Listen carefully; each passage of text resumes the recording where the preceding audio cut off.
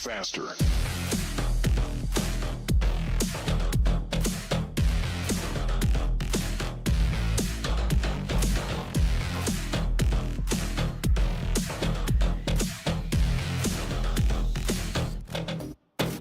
Go.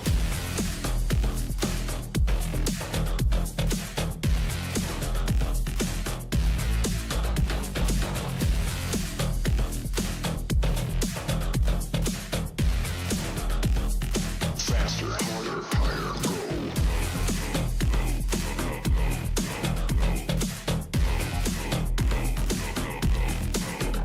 Faster.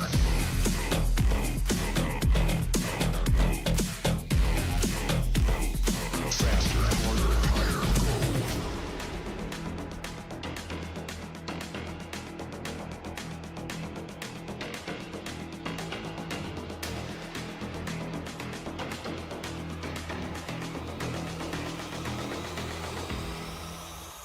Go.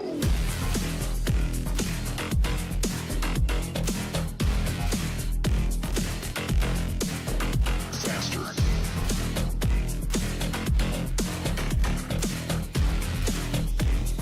Faster, harder, higher, go.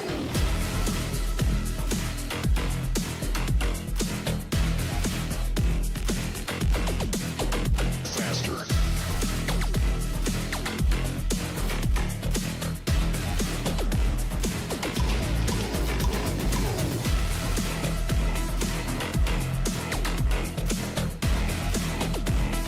Faster, harder, higher, go.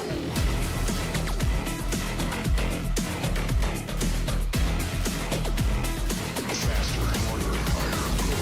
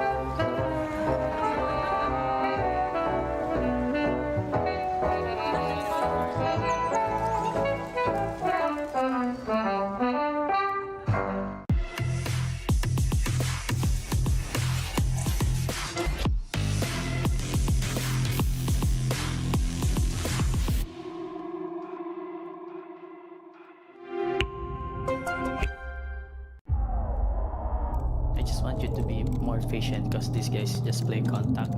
So Okay, Team Secret, we need you guys on the stage now. Come on, let's go. let's go. Tara, let's go. Tara, tara. Let's go.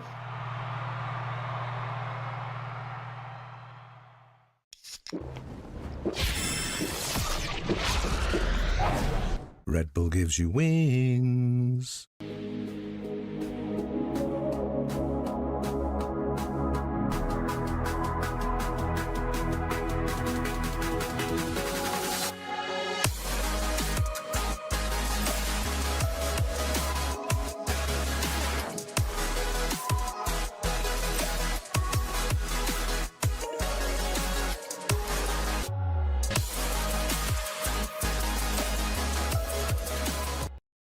立ち日グループ100周年、私たちは愛する立川にかつてないワクワクや感動に出会う場所を作ってきました。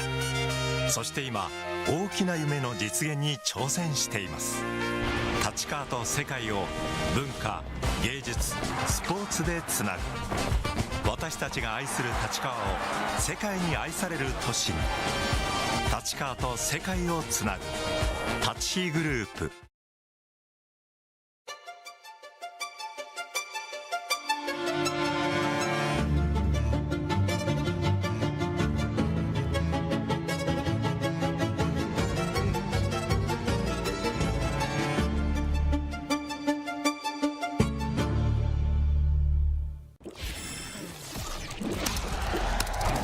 Red Bull gives you wings.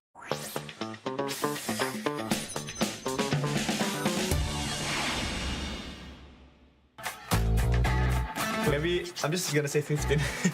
Because if this is not your gear, Yeah, I think at least 10. At least 10. I'm gonna try to get there. I give him 6. I give him 20. Yo, don't practice, man. Yeah, started on top. 3, 2, 1. Okay. Yo! Focus. Focus. Really focus. Much better actually. Actually, Kevin Susanto. Focus. I'm talking. Yeah, no talking. Yeah. Wait, 20. Thank you. Don't miss. Thank you. 3 in a row. Kevin 15. Thank you. Okay, thank you. 17. Okay. 17. Size getting 25, no bull. Size getting 25, no. This is gonna give you a gear. Oh, okay. Ups and down Oh, Google. wow. What is this? Upside down Googles? Goggles. Goggles? They're gonna put glasses on you and it's gonna be upside down, motherfucker. Oh. Yo. Oh, hell no. That is crazy. Actually, I want to try it. What's up, man? Yo, Kevin, who's the sexiest while upside down? Yo, not gonna lie, I only can see your butt like chest, you know. If I like that, I can see your. Oh my god. 3, 2, 1. Ooh. What? You're shooting lag. Ah! Come on, bro. Come on. Ooh. 1, 5, 5, Kevin. Higher bunk size. Higher bunk size. One more. At least one more. One more, Kevin. Oh. Come on, 10. You get 10. Let's go. 4 more. Oh, so close. Take your time, take your time. Bro, you're not using your mouse properly. Aim properly, bro. Nice. Last three, come on. Wait, man! Okay, lucky 7.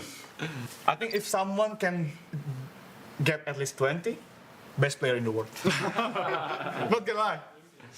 Okay, how much you can get, you think? How much you can Good, get? carpet. I can get 3. But Yeah, Kevin, carpet. Don't think about aiming, or don't look at aiming. Feel the aiming. Feel it. You see what I'm saying? You'll do much better that way. Feel. Based on your feeling. You can do that. Okay, you ready or not? wait, where's the start button? Wait, where is it? Oh, it's not looking good. It's not even Wait, actually. Actually try it. Yo. Okay, let me try. Yo, I actually can't see. I can't lie. Where's the mouse? Where's everything? Oh, 20? Let's go 20. Best player in the world. 8, Best player in the world. 9, Best player. 10, 11, 12, 20. Then, best player in the world. 20, I told you. 20 best player in the world. One more. More? Maybe it's for him, I guess. Best player. Go! I told you, bro. It's easy, bro. I told you. You don't look at it. You just feel it. You feel it, bro. I'm calling it right now. 24 out of 30 for Saya. Damn. Saya is a martial master. Damn. This is hard. No, bro, Saya, you can do it. He don't have his style. Doesn't matter. Saya's a god. 네. 갈게요. Let's go, Saya. Nope. I told you. Stop. Okay, take your time. You're good. You're good. Oh my god, they're so hard actually. No. It's easy. Look how easy that is for you. Yeah, see it? Chill. Let him keep going. Yo, I'm telling you, 18 is easy. It's that, look, first try. He didn't even warm up. Whoa. Right here, Saya. Whose idea? Admit it right now. You need to be fired. He's a genius. He's a genius. Whoever's idea was this, fired. And whoever agreed to it, also fired. Oh my god, yo, I cannot feel my aim. 이거 아까처럼 하드 모드로 하나요? Wait, hard mode? Hard mode? Are you Get closer, guys. Put your arm around me, bro. We need to give him energy. Let's go. Let's go, Sai. Come on. That's one. That's two. That's 2 already. That's 2. That's 3. That's 4. That's 4. Oh, so close. 5. Yeah, 6. 7. 3 more. 3 more, Sai. 2 more. 2 more, Sai. 1 more, come on. Oh, I see now. Nice try. Good job. Come on, actually, yeah. We're so proud of you, regardless. Let's try another one. It's actually possible. I'm happy, babe. Stop. I'm happy, babe. Hey, go. Shit, bro. I happy. Yo, let's go. You can get it. Wait. Stop moving the mouse. Just stop moving the mouse. What?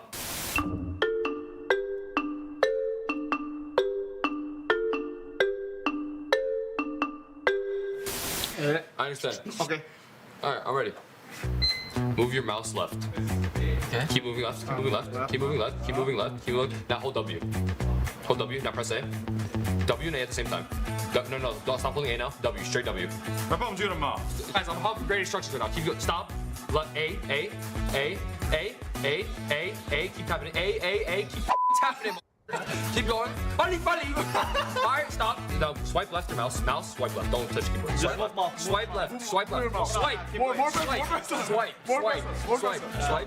Stop moving. Now press E. Now down. Stop. Little up. Press. Oh, bro. You didn't think I succeeded? I don't know what succeeding is. Guys, what do you guys think? Do you think I won? Honest. Crowd vote. This is democracy here. Did I win? No. Alright, you're a hater. You're a hater. Get this guy out right now. Honestly, I had a great time playing the skills challenge. It was a really fun experience, and I will work on being a better person in game and out of game. Thank you to everyone. Thank you to all the sponsors, to my family, and most importantly, the people that matter most to me, the T1 fans. Fighting. T1 fighting.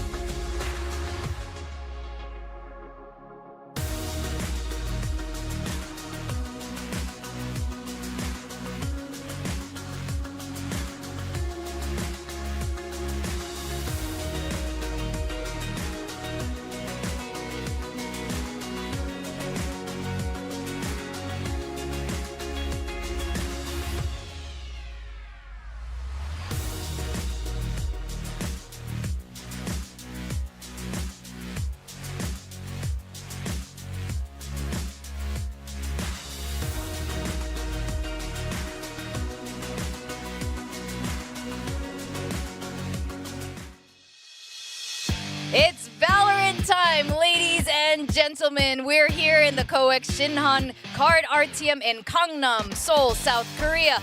Welcome back to Valorant Champions Tour Pacific Stage 1. We are on week 2 right now. I'm your host, Chubby Ninja, and here to go through the last day of week 2 with me are my analysts, Dan the Penguin, William, and Asarai. We've been pushed back. We're about to lose our jobs, man. To Dan the Penguin. You blame him? I mean, granted, he's ready to talk. He is. It's very clear that he's ready to so talk. ready to go. And you can see our ranks up there. Just to remind you guys at home, it's not our in-game rank at all. All of us are like, no, it is the guessing game ranks where we play games. You guys can participate too. You guys are actually playing. You don't know that you're the wingman on the board, but you actually are the same rank as me right now. Anyway, we got to see the new DFM play against Gen G yesterday. What did you think of that? I thought it was okay. I think they kind of regressed into some of their weaknesses, yes, when they got pushed. But I think it went to show that Gen G continues to be a really strong team, that their fundamentals are really hard to break down. It's really hard to make them panic unless you're Paper X. And then on the side of DFM, I thought, starting off the maps, their prep, et cetera, still looked pretty solid. And Asarai, Global Esports yesterday, they put up a really good fight, did amazing on Icebox, but Talon dug their heels in and took away map 3. Yeah, it kind of just, again, spiraled out of control. It felt like it may have been just a stamina issue here for Global Esports. They looked so stellar on those first 2 maps, and then it kind of felt as a complete stop coming into the third game. And by then, Talon was just so prepared. We saw how strong Ban was every single game. He just kept coming and coming, and it really whittled down Global Esports. Yeah, we almost thought Alpha Group was going to get 1 more point yesterday. There was a moment. It was close. There was a moment. It was close. I mean, GE, they came out swinging quite a bit, but like Asarai said, they ran out of steam. And meanwhile, Talon also kind of a desperate win to try to stay in contention because, of course, I guess their now most likely rival in that group to try to make it into playoffs is going to be RRQ. RRQ so far undefeated. Obviously, they'll be playing today. So Talon wanting to make sure they try to match up to that 2-win record. And Omega Group looking solid. And as William was saying, the results of this, though, what this means is that Alpha Group, you don't need to win too many to qualify to playoffs, but you have to win. But that's hard. You do have to win 2. Yeah, but they haven't gotten too many wins on that side, too. So it's more of like, can they do it more than can they reach it? Yeah, and it is actually interesting that Talon somehow is at a 0 map differential and a 0 round differential. That's insane. But hopefully they don't keep that record because obviously that would mean that they kind of falter off at 4th place in the group. So obviously Talon looking to go higher and higher as in the later weeks as well. Now, we are going to see RRQ playing today. You can see them. They're 2nd in the poll standings here. But earlier this week, we also saw Gen G and Paper X starting the very beginning of week 2. We are obviously on the last day of week 2, but we saw the Gen G Paper X game with Paper X. Finally overcoming Gen G with Jing back on the roster. What other games here do you guys think or like truly stand out for those who had missed it? I mean, quite frankly, that was probably the most exciting one. If you're a big fan of DRX, obviously trying to see if DRX continues to grow or not, that was interesting. But honestly, I'm kind of sick of the RX days in Pacific. I'm just going to say that, right? This week is looking like we're back to it's Paper X and DRX. Okay, there's some challengers. So I want more. I want a deeper bowl of my salad, okay? I don't want just 2 ingredients. I want like 4 or 5. You know what? I'll take it, even though Pacific loves the RXs, and so does the host. But you're right. There are a lot of teams here. I want to see them do better. I want, the salad bowl. Really salad, I would have been like, tiramisu or cereal, something like more Well, I thought delicious. of the last thing I didn't eat, which was a salad. Okay. Okay. Well, that's very healthy of you, and it's very good. We're talking about endurance here in Pacific for all the players, and eating healthy is definitely part of that. Now, today's matchup, T1 versus RRQ. This is going to be a very interesting matchup, judging by the growth of RRQ and the shakiness coming from T1, that's right. Yeah, absolutely. Again, RRQ, I think the biggest takeaway from what they've done for those 2 series is the change up on the roles. There was a lot of interviews that came in as to how they were kind of happy with how the outcome has been. T1, on the other hand, it seems like should be working with so many hype things that are coming from this one. Saya player always being that stellar jet, Excurate bringing out his chamber from time to time, but it hasn't really gone into full swing. But maybe that's just because of how explosive the opponents were for T1 last time. Yeah, that's a really good point. And, you know, we can say the same thing about Bleed, which we'll get into later. Now, we're seeing the max kills on a single map here. Elmimore, and I'm sure that's from the Icebox. Yes. When he just helped some of his teammates. Like, well, he took all the over kills all of for Flips' kills, yes. All and more, probably, because Flips couldn't get any. But Elmimore with 30 kills. Jemkin also with 26 kills as well in another Icebox game, a separate one, their earlier one last week with Team Secret. So RRQ coming out strong. And honestly, I think for RRQ fans, you're going to be happy to see Elmimore up there. But let's not forget the others. I mean, May, another superstar people have been looking forward to. Same thing with Japoi, same thing with Izu. And what my eyes are on is these are 4 players that haven't really been in Tier 1 for that long, right? I mean, May just finally making it out of Challenger Japan. Japoi, of course, getting picked up last year. Jemkin, now coming in this year. Izu, now coming in this year. And these guys are now putting up the most kills for their teams on some of these maps. I hope you're really enjoying the Salad Bowl because it's already so different and it's so plain mixed up. colorful. It's great. And what's kind of good about this is the way that they get those top kills isn't really the same. Like, it could be on different roles, on different situations, on how the map was kind of progressing. And the biggest one was the Izu one, where he was just so dominant on the Yoru and Breeze. It felt like he was just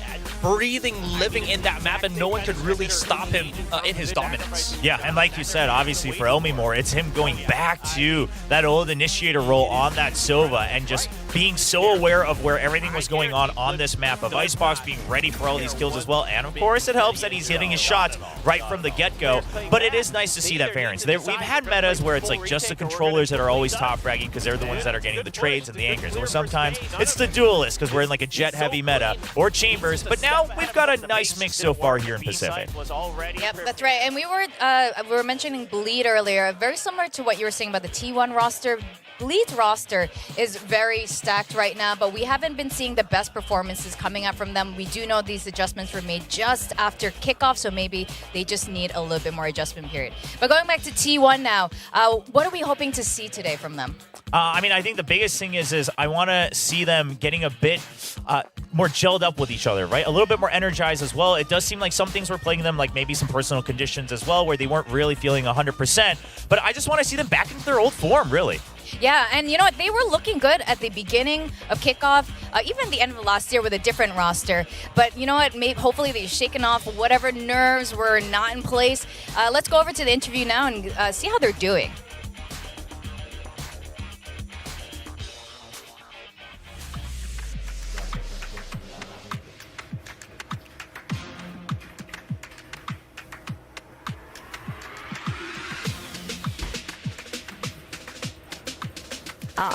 Vibe check 1, 2. No, Carpe, how's the team vibe? I think we're in the good vibes and I think we will do really well today, I think. Okay. Winning vibes only. Good luck. I don't know if you guys saw the content with T1 and with Rossi just, you know, he's definitely one of the hype guys on that team. He's the guy, for sure. Yeah, he's the guy. So Carpe is feeling good. That's great. I know he's like less expressive than Rossi there. And, you know, there's some rumors about Excurate not being in full form. He had a little injury on his hand, but I believe that's better now. Yeah. So hopefully a lot of these things, whatever tension that they were feeling the last two weeks is kind of gone now. Yeah, and I think that's going to be the biggest thing is that when players like Excurate and Rossi can really get back into their form, that should also alleviate some of the pressure from Saya player, because we saw Saya starting to overheat again, just trying to make things happen, and that used to be kind of his downfall in past rosters as well. Now, RRQ, we got to speak to Coach Ewok last week, and he was very modest about their performance, but they ended up winning too. So let's go over to them and see how they're doing. Hey, bro. Bro, calm down. Well, yeah. Elmi, congratulations on that 30 kills, by the way. Thank you so much. And Flip, you on the other side. Congratulations on getting that 0 kill and still winning the match. Yeah, thank you. Thank you, appreciate it. I think, yeah, I don't need to kill, I think. Yeah. You almost broke the record though. Are you bummed out? No, it's just fast actually. I don't break the record. I'm not the first one, so yeah. If I can 0 kill every game and then we win the game, I don't mind. Yeah. That's the new record. All right, that's your new goal. No, not my goal. Okay. Indeed. You just want to win. All right, thank you and good luck. I'm so glad that's not his actual goal. But if it happens to happen, great. And yes, he's referring to that Icebox match when Elmi Moore dropped 30 and Flips got 0. But they won that map quite convincingly. Yes, I mean, it was kind of a matter of Flips didn't need to get any kills, right? And Elmi Moore was just farming the map. It wasn't because, like, Elmi Moore had to clutch every round or anything like that. Elmi Moore was just on fire that day. Yeah, and again, I keep coming back to this part where it is that adjustment that they've done. The player tendencies weren't really working on the roles that they had previously, and now coming into the new ones, as we've, again, heard from Elmi Moore. Oh, I was Initiator main back then when I was still playing in Indonesia. I got this coming into Pacific League, and it is looking so much more cohesive here for RRQ. Yes, we didn't see RRQ win for over 265 days, and they finally won. And ever since then, they've been winning. They've been winning. Only 2 in a row, but, you know. Oh, that's great. That's been 2 going on more than 0. Exactly. And it's been over a week now, right? So we'll see if it gets to continue today. But I think the role swaps have also helped maybe a little bit of the communications as well, right? Whatever's going on with trying to set up Jemkin, things like that, that seems to be a lot better. And also, Xfero actually seems to be much more energized now that he can just do his own thing with the lurks. He doesn't have to worry about really timing everything together and always being part of the comms and things like that. Now, I like this graphic here. We were talking about the change of positions since kickoff. At the beginning of kickoff, coming into this year, we thought T1 for sure. I think a couple of you even voted T1 making it to the top 3, going to Shanghai, but then they lost. They've been not doing so well this stage 1. They haven't been winning. RRQ, on the other hand, going from 0 wins and collecting them to now maybe their 3rd today. You know, it's funny you mentioned that some of us, because I think it might have been just me that included T1 in the top 3 going to Shanghai. But now that I'm looking at it, these 2 teams are 2 teams that are really solely responsible for my absolutely terrible prediction rate here on VCT Pacific. Last year it was RRQ, this year it's T1. Both teams with a lot of potential, and now with very different records. But I have to imagine T1, if Xcurit's feeling better, etc., things might look a little different today. Oh yeah, absolutely. If he can actually bring back that impact that we saw when they came out on kickoff, that's going to be something to be very terrifying here for RRQ. But the problem is, it's not just that, at least specifically for T1. We've seen them have these struggles where I feel like I mentioned a while ago that there is that point where Saya player overheats, the rest of his team just doesn't know how to kind of adjust to his positioning, he gets caught. So it's really going to, I guess, depend on the front line and the back line here for T1. These kind of 2 leaders of the team to really, I guess, just bring it in to help them get that first win in the series. T1 did go against DRX a couple days ago, and that was a really interesting matchup because if that match had happened at the beginning of stage 1, we probably would have been more split on those predictions. Now we're looking at the key players here, Izu and Elmi Moore, and you guys are making a face right now. This is not fair. I mean, this is just not fair. Elmi Moore has one of the games of his own legacy, and then you're just timing that comparison to Izu. Granted, Izu, when he's playing the Yoru and things like that, he's looked great, but also when he has to go over to some of these other roles that he may not be as comfortable in, which namely seem to be initiators, that's where he falters a bit, and I think that's something that RRQ can target in the map draft, right? If they can force either Izu or Rossi to have to play flashes, that's where T1 looks weakest. If it's not Carpe setting up Saya, something in that comm, something in that sync starts to break apart. Same could be said for RRQ, though. Elmi Moore, sure, he looked great on the Sova, but the Sky, I think a lot of us could do away with that for a couple more weeks as well. And now we're going to look at the data, the map data for both of these teams for 2024 so far.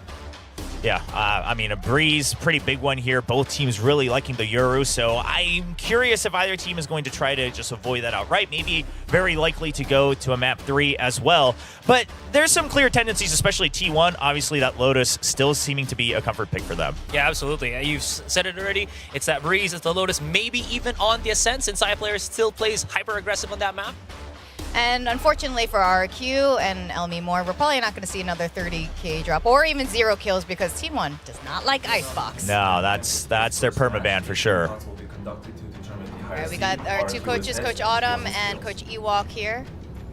So I'm imagining that the permabans will just kind of come through, right? Icebox, obviously, T1 avoiding it like the plague, absolutely. And RRQ avoiding that sunset as much as they can help it. So once that's out, I mean, RRQ has already played the Lotus earlier this weekend, and it looked like they were prepared to play against a lot of opping as well. So I think this was actually specifically in preparation to T1. I wouldn't be surprised if that just gets let through, so the sunset ban there. The real question becomes, what's RRQ's first pick?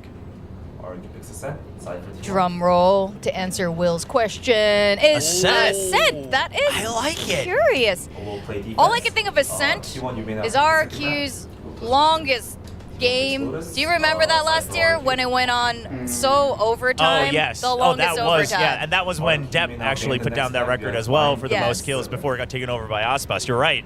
Yeah, that is crazy. But the Ascent pick is nice from RRQ, I think, because T1, they just went back to the meta comp. Of course, that means that they're going to have Rossi playing the KO and things like that. And it didn't seem that good. DFM also just showed some very clear tendencies and weaknesses that T1 holds on to when they're playing on that Ascent. Yeah, especially, again, as I mentioned, how Saya player has been super aggressive at kind of going for those by himself peaks, and it does, once he gets picked off, it does lose a lot of map control here for T1, so RRQ may be banking on the fact that that could be a tendency that he hasn't really fixed coming into this first map, so probably why we're seeing Ascent here from RRQ.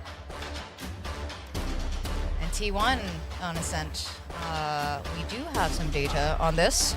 Yeah, just on T1 side though, right? So RRQ also going with a map that T1 doesn't have any VODs to ante on, especially since the role changes have happened. I gotta imagine that that stays here for RRQ, so Elmi Moore probably playing the Sova, probably going with a meta comp, just a question of Killjoy or a Cypher there for Xfero on the side of RRQ. I mean, I wouldn't be remiss if they try to do something different coming into this one. Maybe an agent comp difference. We have seen that from some of the teams. I know it's the Rays maybe a little bit too late, but not out there. Personally, I'm a bigger fan of the Rays these days on Ascent. So, Fair. I mean, off of DFM showing how successful it can be, if RRQ's cooked that up, I think that's huge news. But on the side of T1, listen, they saw the weaknesses of the Viper comp, so they went back to the meta composition, but their tendencies remain the same. They really love to hang on to that A short, and DFM just punished them so hard on their defaults with those setups. So I'm curious, like, how much of RRQ's map pick here is influenced by DFM's victory and their compositions? The question I have is about our predictions. And William, you know, you're saying you're so disappointed with your predictions last year with RRQ, and this year you're on a T1 run. Did you predict T1 or RRQ today? I mean, quite frankly, it just seems like I can't win either way. Okay. Listen, but I said this before coming into week 2. This was the last line for me, like this week for T1. And it's not even about win or loss. It's just, do you show the same form that we saw during the offseason and during kickoff? If you can't show it, first of all, I don't think they quite showed it against DRX. So if they don't show it today, like that's when all hope kind of seems lost. And I don't know the reason, but I can't hold on to it any longer. What do you have to say to that, Asterai? I mean, I just figured out that Will's the one that has the most faith in a team, so once that kind of face shatters, then you know that you've done something wrong. Well, when you put it like that, it sounds kind of mean. I don't mean it that way for T1. I mean, look, T1 is by means not at all. If we were doing like power ranks right now, T1 is not near the bottom. No, they shouldn't be. They shouldn't be. This is a very difficult match to predict. But I will say, if they don't look good in this match, I'm knocking them down on my own power rankings. Like, that's just how much I've waited, right? You're like a disappointed Asian parent. Exactly. Like you've disappointed I will me with be the these grades. T1 Tiger Mob, right? Okay, William is that. Asarai, you picked RRQ, we picked RRQ. Why are you predicting RRQ today? I mean, for me, it's just very simple. I've seen how Jemkin has done during Ascension Pacific, and I'm happy that he's, you know, coming in to this one from Gem Keen to Gem King, you know, RRQ King of Kings. It kind of fits the moniker pretty well. So I'm liking this, and that's why I'm predicting RRQ. Okay. I mean, look, I think we didn't get to see a lot of RRQ near the end of last year, the beginning of this year at kickoff. You can say it's the way, you know, the groups have been seeded or what have you, but what they've shown so far, I like it. But like I said just now, I think this is a very difficult match to predict. And if it goes in, against my prediction, I'm not going to be surprised. And in fact, I'll be quite happy for them too, because I think they need this win.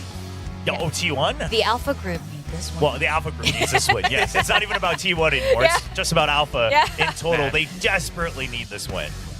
With that, I would like to invite the coach of RRQ back with us. We don't have Tacti Bear to compare to the Ewok. This time we got Dan the Penguin. Ooh. Welcome back, coach. And Welcome, I see welcome. you've added a new pin to your pin collection. Is the number of pins correlate to the number of wins for RRQ? Hopefully I have a third one. You're gonna be like a Boy Scout? Yeah. I don't mind as long as we're winning. I'll be wearing all the pins. Oh, well, that will look really great on stage. Okay, the last time you were with us, you were very modest about your team's performance. You didn't want to set expectations too high.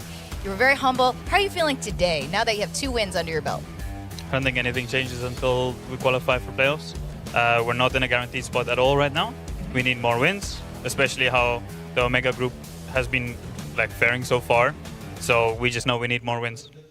All right. Well, there are 3 teams that a lot of Pacific, a lot of VCT is looking at right now: Gen G, T1, and Paper Rex. What do you make of these 3 teams and how RRQ will fare amongst them?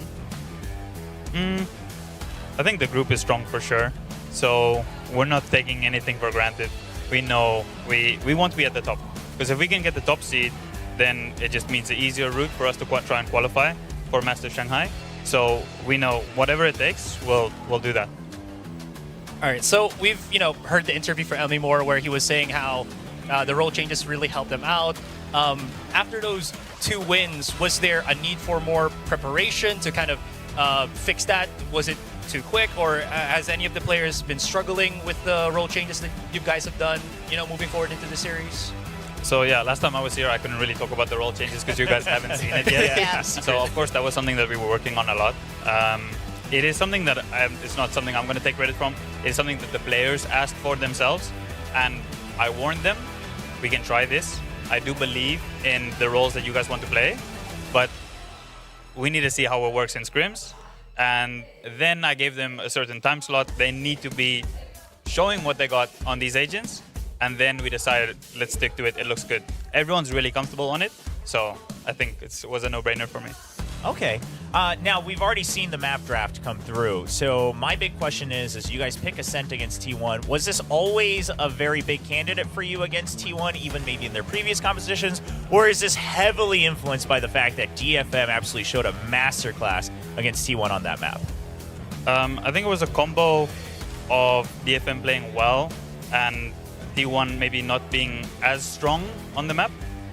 But it's not. We're definitely not just picking it because we think, DFM won, we can win. That is not the thought process. Sure. For us, people think we don't play the map. So I hope that we can show a performance today to show that we do like this map. Now, for the remaining matches RRQ has, who will be the toughest opponent for you? Well, obvious answer, we have Gen G at the end. We're going to end it off with Gen G. We hope to be in a strong position by then. So we, in the best case scenario, we want to be competing with Gen G right at the end to try and get that top slot. That's where we want to be, and that's hopefully where we will be. Sorry, go ahead. Okay. No. Oh, okay. So kind. Thank you. I was reacting to his answer. That's why. Yeah. Now T1, we've observed they haven't been playing as well as they were in kickoff. What do you make of T1 at the moment as an opponent? I think they're still a really scary team. I think on paper the roster is really good. I don't think they played poorly in any of their games. They had a lot of close matches, had the 2-1s. So I don't think we're going to overlook them at all. I think today it's going to be a tough match, I think. Yeah, we think so too. And I have to ask about your icebox just the other day. What are your thoughts on that and your team's performance? You obviously won, but what do you make of it as a coach? Well, the elephant in the room was the 0, right? 0 and the win. Yep. For me, I don't mind. As long as he does his job as the IGL and we win, I don't care. The scoreboard, doesn't do anything if we're winning. then I think the follow-up question has to be, were you very satisfied with the calls that you were hearing, or is it simply that, oh, we won, so it's fine? I think the calling was good throughout both maps. We kind of avoided a lot of their traps. We knew that's the kind of style that they like to play. They're not really going to fight us too deep in aggro stuff. I'm not going to try and not give anything away. But yeah, that's the read that we have, and I thought that Talon did a really good job at doing that against Bleed. So we tried to learn some things from how Talon did it, and for them it worked out really well. What was like the reaction when you saw Flipsider? You just wanted to hear it after the match because everyone was kind of talking about it. What was your reaction? Yeah, we all just memeing in the team about it. He took it like a good sport. Okay. Okay, so that's good. of course he wants to put up bigger numbers. But if the team's winning, once again, we don't really care about the scoreboard too much. Oh, that's fantastic. Well, I do know you have to go on stage to meet the rest of your team. I don't want to take up more of your time. Thank you so much, Coach Ewok. All the best. You're so kind to our Such a cute fella. Yes, he is. This is Dan. Yeah. Is Dan? Dan the Penguin. Dan the Penguin? Dan the Penguin. All right, I'll come back for you, Dan. Well, thank you so much. Thank you. Take care. Thanks, guys. We'll see you Thank down you. at the stage. Thank you. I feel like all the coaches should get one of these. We just tempt them with these super adorable VALORANT plushies. That's how Riot gets it. Yeah. And now all the teams will have to buy them for their coaching staff. It's all part of the marketing plan. You'll just see like Dan next time when Ewok's doing his coaching thing on the monitor. Yeah. He just has like Oh, the there you huge go. Dan. There you go. Yeah. Where he pins Dan to his, That's his it. jacket. Yeah, so what do you guys make of that?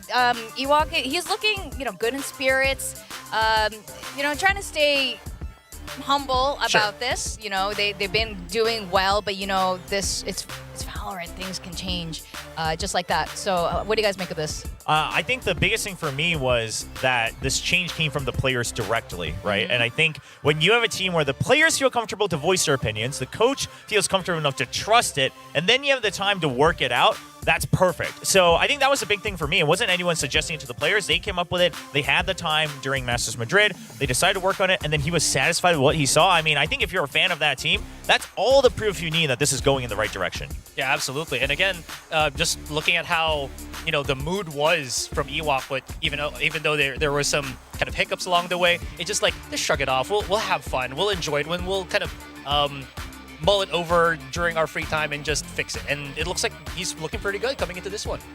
Yeah, I would say that's sort of the, we talk about how stylistically different each of the regions are. Even within Pacific itself, it seems a lot of the Southeast Asian teams seem to have a very different approach, at least in terms of like energy and vibe and how they tackle a loss or just fixing a problem to help make sure they keep going through and making it to the end. Yeah, and I think that's something that RRQ and T1 actually both struggled with within their teams, right? Because both of them have mixed rosters when it comes to these regions and where they were originally playing back in Challengers. And I know both coaching staff kind of talked about it as well, whether it's culturally, whether it's play style, right? And you see it in their play. Like some players really want to get in there and fight. And other players are like, no, we got to like play default, we got to wait for the timing, we got to wait for utility, etc. But now, again, I mean, for T1, we saw it a little bit during the offseason. Missing out on it right now, but hopefully it comes back. But for RRQ, it seems like they're more and more in sync. No one's really getting too far ahead, but when they do, it's for good reason. It's because they have full faith that the information they have allows them to make a big play. Yeah, and speaking of like making these big plays, they were talking about how, sometimes communication is an issue, and that was something that they actually fixed, with this kind of role adjustment, because some of the players that are going to be on that first contact can now do those communications a lot more smoothly. So you're seeing that cohesion really come into play right now for RRQ. Now, Jen came by to inform us the IGL for T1 is now X-Curate. Yeah. Speaking of communication. I mean, I don't know like how much we want to weigh on this because like, I mean, it also depends on IGLing style, right? Like, is it like that person making all the calls? Are they just kind of the sum of all the ideas? However, I will say X-Curate always seemed very vocal, whether it's in the team comms or whether they're in their waiting room during the offseason, things like that. So I think he's got the energy and obviously the experience and history to do it. Whether he has the right reads or not, that we're going to have to wait and see. Yeah, I think one of the biggest things here is if he's the one that's doing the mid-round calls, that's going to be very important because the mid-round plays was the one that was lacking for T1. Now we are going to welcome the players onto stage, and we are definitely going to talk more about Execure and his IGLing style. He is a very seasoned vet in the esports scene. Let's go to the stage and welcome T1 and RRQ.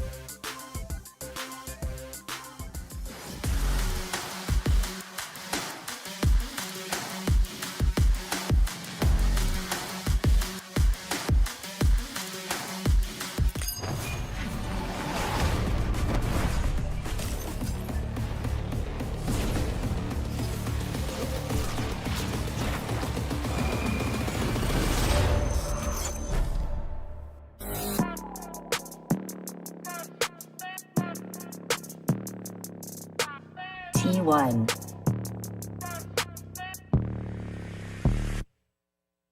Undefeated. That's why they call me undisputed. I'm breaking up another season. I've been up on my stats. Now would you look at that? Undefeated, locked and loaded. We about to blow. Caught him with that left, I leave him tapped out on the floor. Sounding itchy, sticky, swishy, watch me bank a score. Up in the boat, I'm in the zone, yeah. Go to the fire, the breath. King of the jungle and beat my chest. They say I'm posing a threat. Just like a pebble, I'm cutting the net. Bring on my finger, but yes. Like playing chess and I don't even sweat. That's what I call it for. And welcoming our two teams, RRQ and T1. You can see their team capsules up on the stage there. The bass is turned up high for the new song, Undefeated by XG. It's our VALORANT Pacific theme this year. Now we have our two teams lined up, looking all right. Yeah, well, we've got one team that is, in fact, undefeated, and the other team defeated. Yeah. So, obviously, T1 trying to change their fates here, but just to go off of what we were talking about right before the player walkouts, the IGLing for Execure, I will say one thing I think this could really benefit from is we're seeing a trend across the entire world in VCT where IGLs who are able to get their own information by digging deep into the map, by going into lurks, by either being very big part of that entry, they're making huge calls. So Execure on that op, on that sentry, on those lurks, he could be the one that brings us all together for T1. Same could be said for RRQ here. I mean, more going on an initiator role is, again, as I mentioned, able to get more information as well and just kind of relay it to the rest of the team, allowing them to just work off of it so well from what we saw in those previous matches. Now, of course, on the side of RRQ, I mean, again, that similar trend is Elmimore giving that information and then Flips oftentimes playing these agents that allows him to be in the front lines, like the Euro or sometimes the Gecko, where he's always in the thick of things. Now, it's going to be very contrasting styles at that point. And then, like you mentioned, Asteroid, the teammates, how much information are they relaying? That's going to be a huge one. For RRQ, my eyes continue to be on Xpharaoh, even more so than Elmimore, on how much information does he get on those lurks. And then on the side of T1, now if Carpe's not the one making the decisions, how often is he feeding that information as the initiator over to Execure?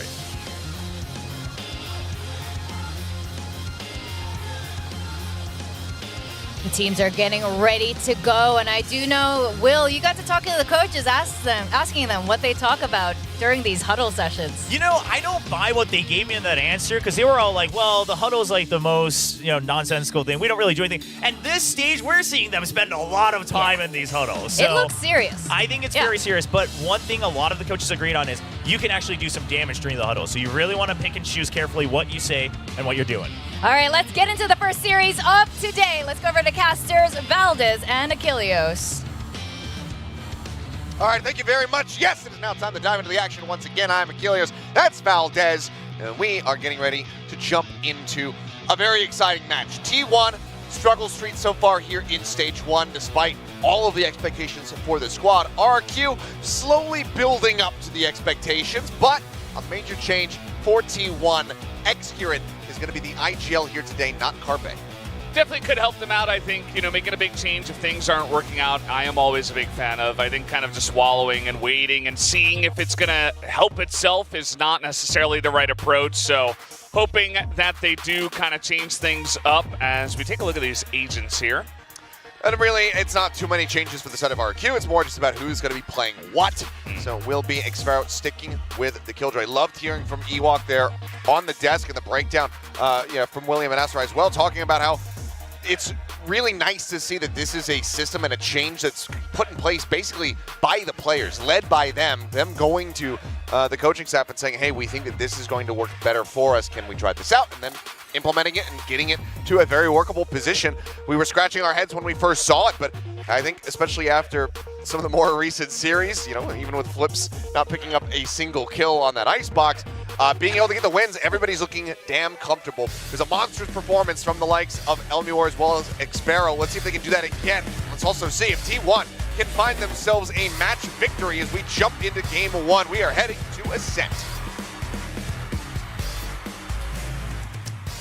Ascent, a pretty fun one to start us off on. Definitely one of the older maps in the pool. A classic. And, you know, I think all these players been around for quite a long time, and I think they'll be able to handle it. Of course, I'm just curious to see mainly if T1 is going to show us what we kind of expected from them, and if RRQ can keep up this great form.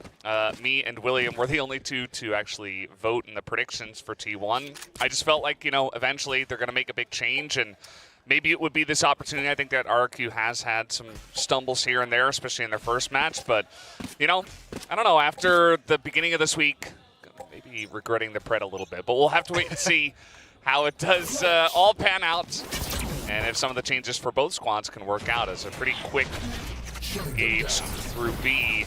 Looking to get on top of the site already. Rossi fully flashed, can't do anything. Yeah, ends up getting taken down. Nice clean entry there from Jemkin. First blood found plant coming through. Just 20 seconds into the round. Let's see what the setup looks like here. For now, it's just going to be Flipshider sat back. Does have that fragment, but waiting for his moment to strike is Carpe as well, assessing. Dart, Shock's ready to go, sends one to try to clear a little bit on close angle. Recon up over the top to see what he can spot, but Elmuor quick to clear it, not going to get pinged out. Flipshider here on the left. He could be really key to see when the timing is. There's the paranoia. He's going to swing in.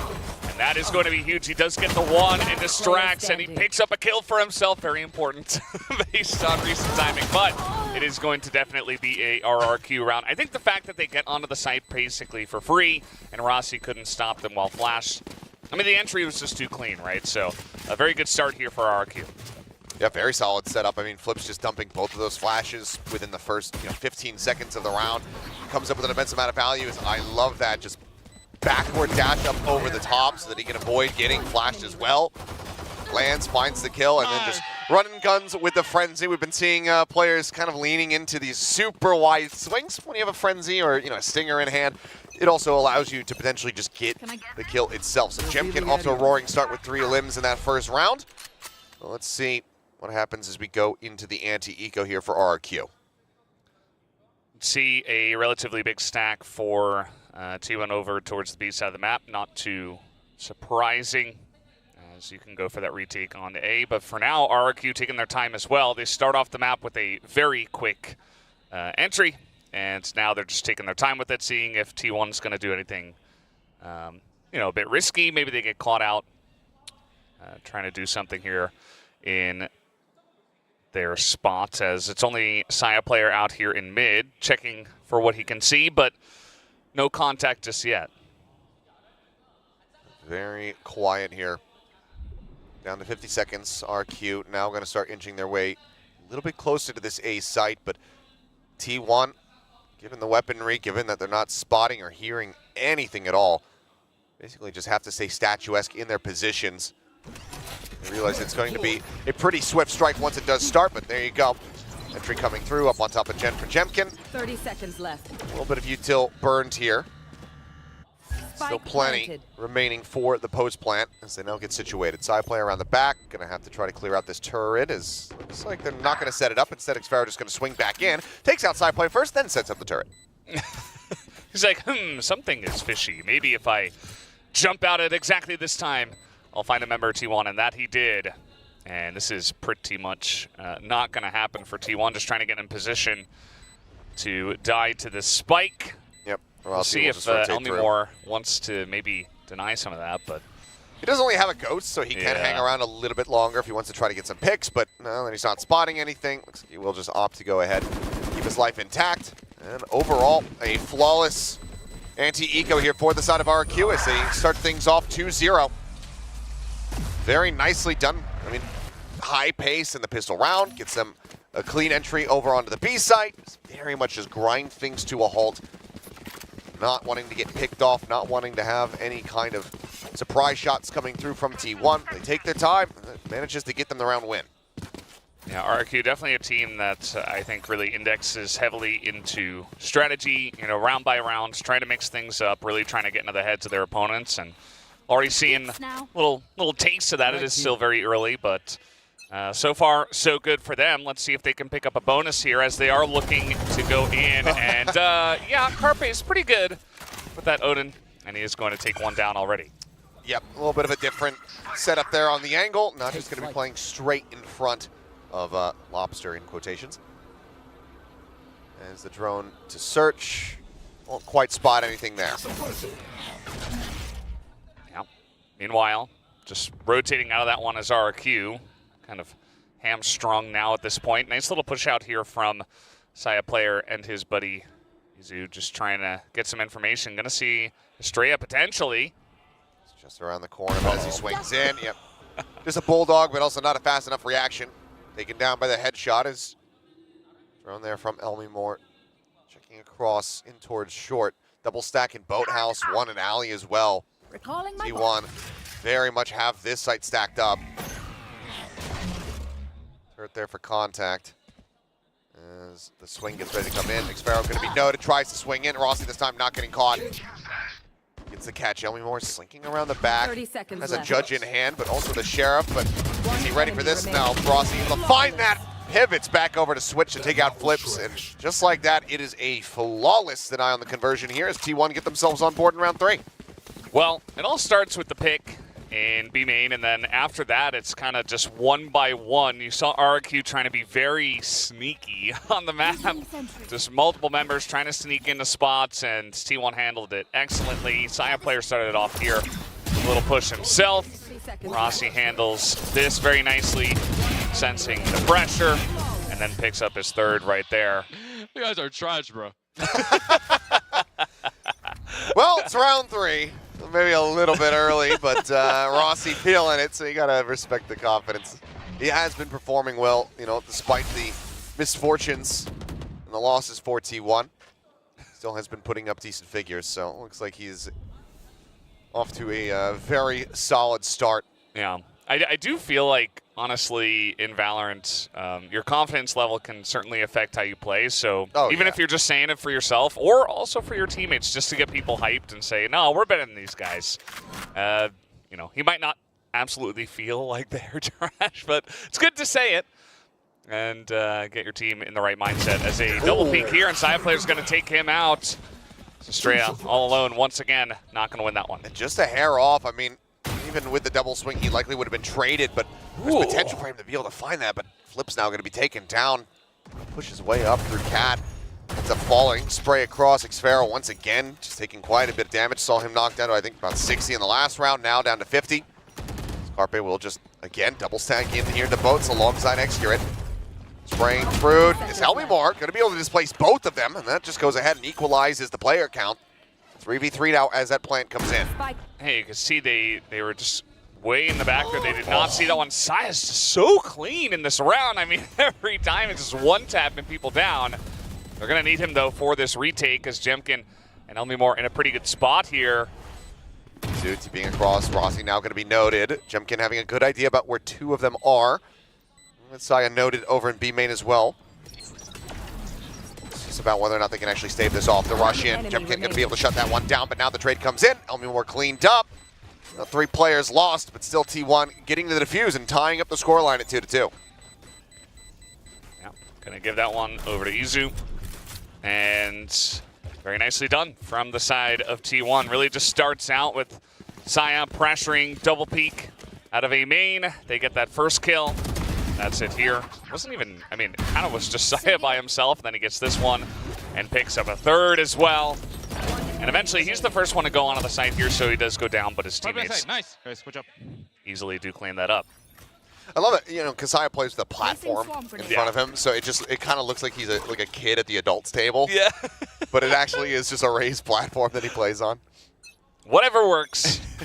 And looks like the operator's going to work for him this time.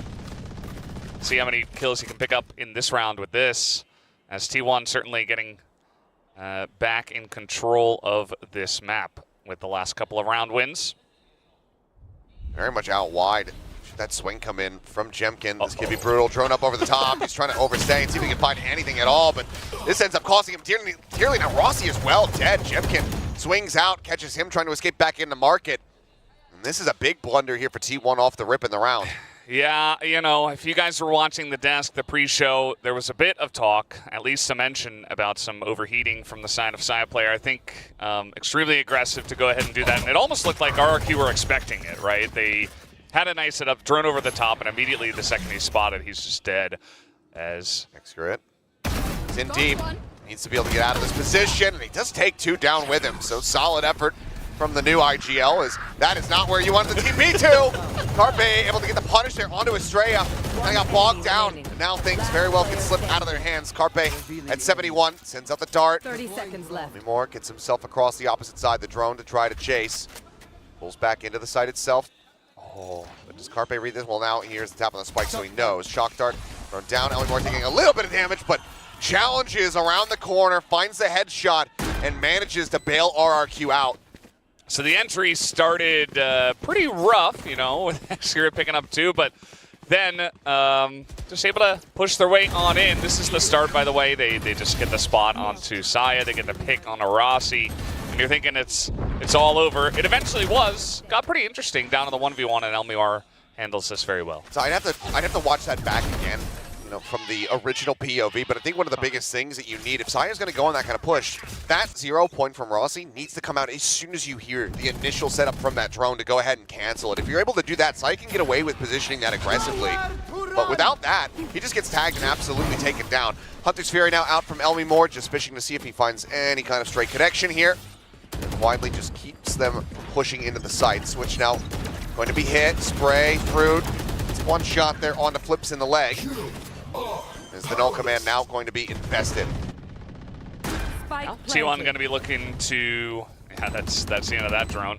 Going to be looking to get on in here in the retake. You see Rossi trying to look behind him at tree. This lurk from Xfero. I mean, they already managed to find one. Carpe just getting taken out by that wall bang through. Off shot from Saya, not going to be able to get the connection. Now Xfero strikes, looking for 3. He's able to find it. Rotate around the back to jump onto the corner, and Saya player cannot line up the shot fast enough. A 4K4 Xfero as RRQ get 4 rounds. Yeah, and keep in mind, T1 heavily investing in that round as well. Another operator for Saya, and they get flawless on just a clean entry, and look at that. I mean, that's pretty rough for Carpe, and then not checking this angle. Xfero, perfect timing to just get them down, and Saya's like, well, I'm trapped. I might as well just go for it. Yeah, he's got a lot to say about that one, and I would be hyped after that play myself as well. Well, significantly weaker buy, but they do have the Blade Storm behind this, and we know it's Saya, what kind of magic he can work with that. It's already a bit of damage across. Xfero and Moore getting tagged up. Lockdown is available should they want to go ahead and invest this. You should run. This looks like that is going to be the call. So let's see how aggressive he decides to get. He is certainly... He's going to try to give his life for the cause here. Up over the top, does manage to find one. Carpe at the same time, finishing off Moore, so the detain comes in. He's the only one caught by it. Looks recovering fire, able to find Excurate. Carpe now dead, and Sion player will be finished off in that detain, leaving now just Rossi and Izu. 2v2, weapon recovered for Izu though. Yeah. All things considered, not too bad for the side of T1. Oh, and might be able to get this pick as Izu gonna get the jump on Estrella, and the spike is down. Still a lot of time, but Demkin not gonna be able to win that one. Izu pretty crisp on a couple to give T1 the win, and keep in mind, that was an eco for them. I think they had one stinger. An effective thrifty for the side of T1, and that is a round that you are gonna be frustrated by if you're RRQ. Had the detain, some early damage. I mean, Zaya saying, you know what, I will sacrifice myself to at least try to get a trade.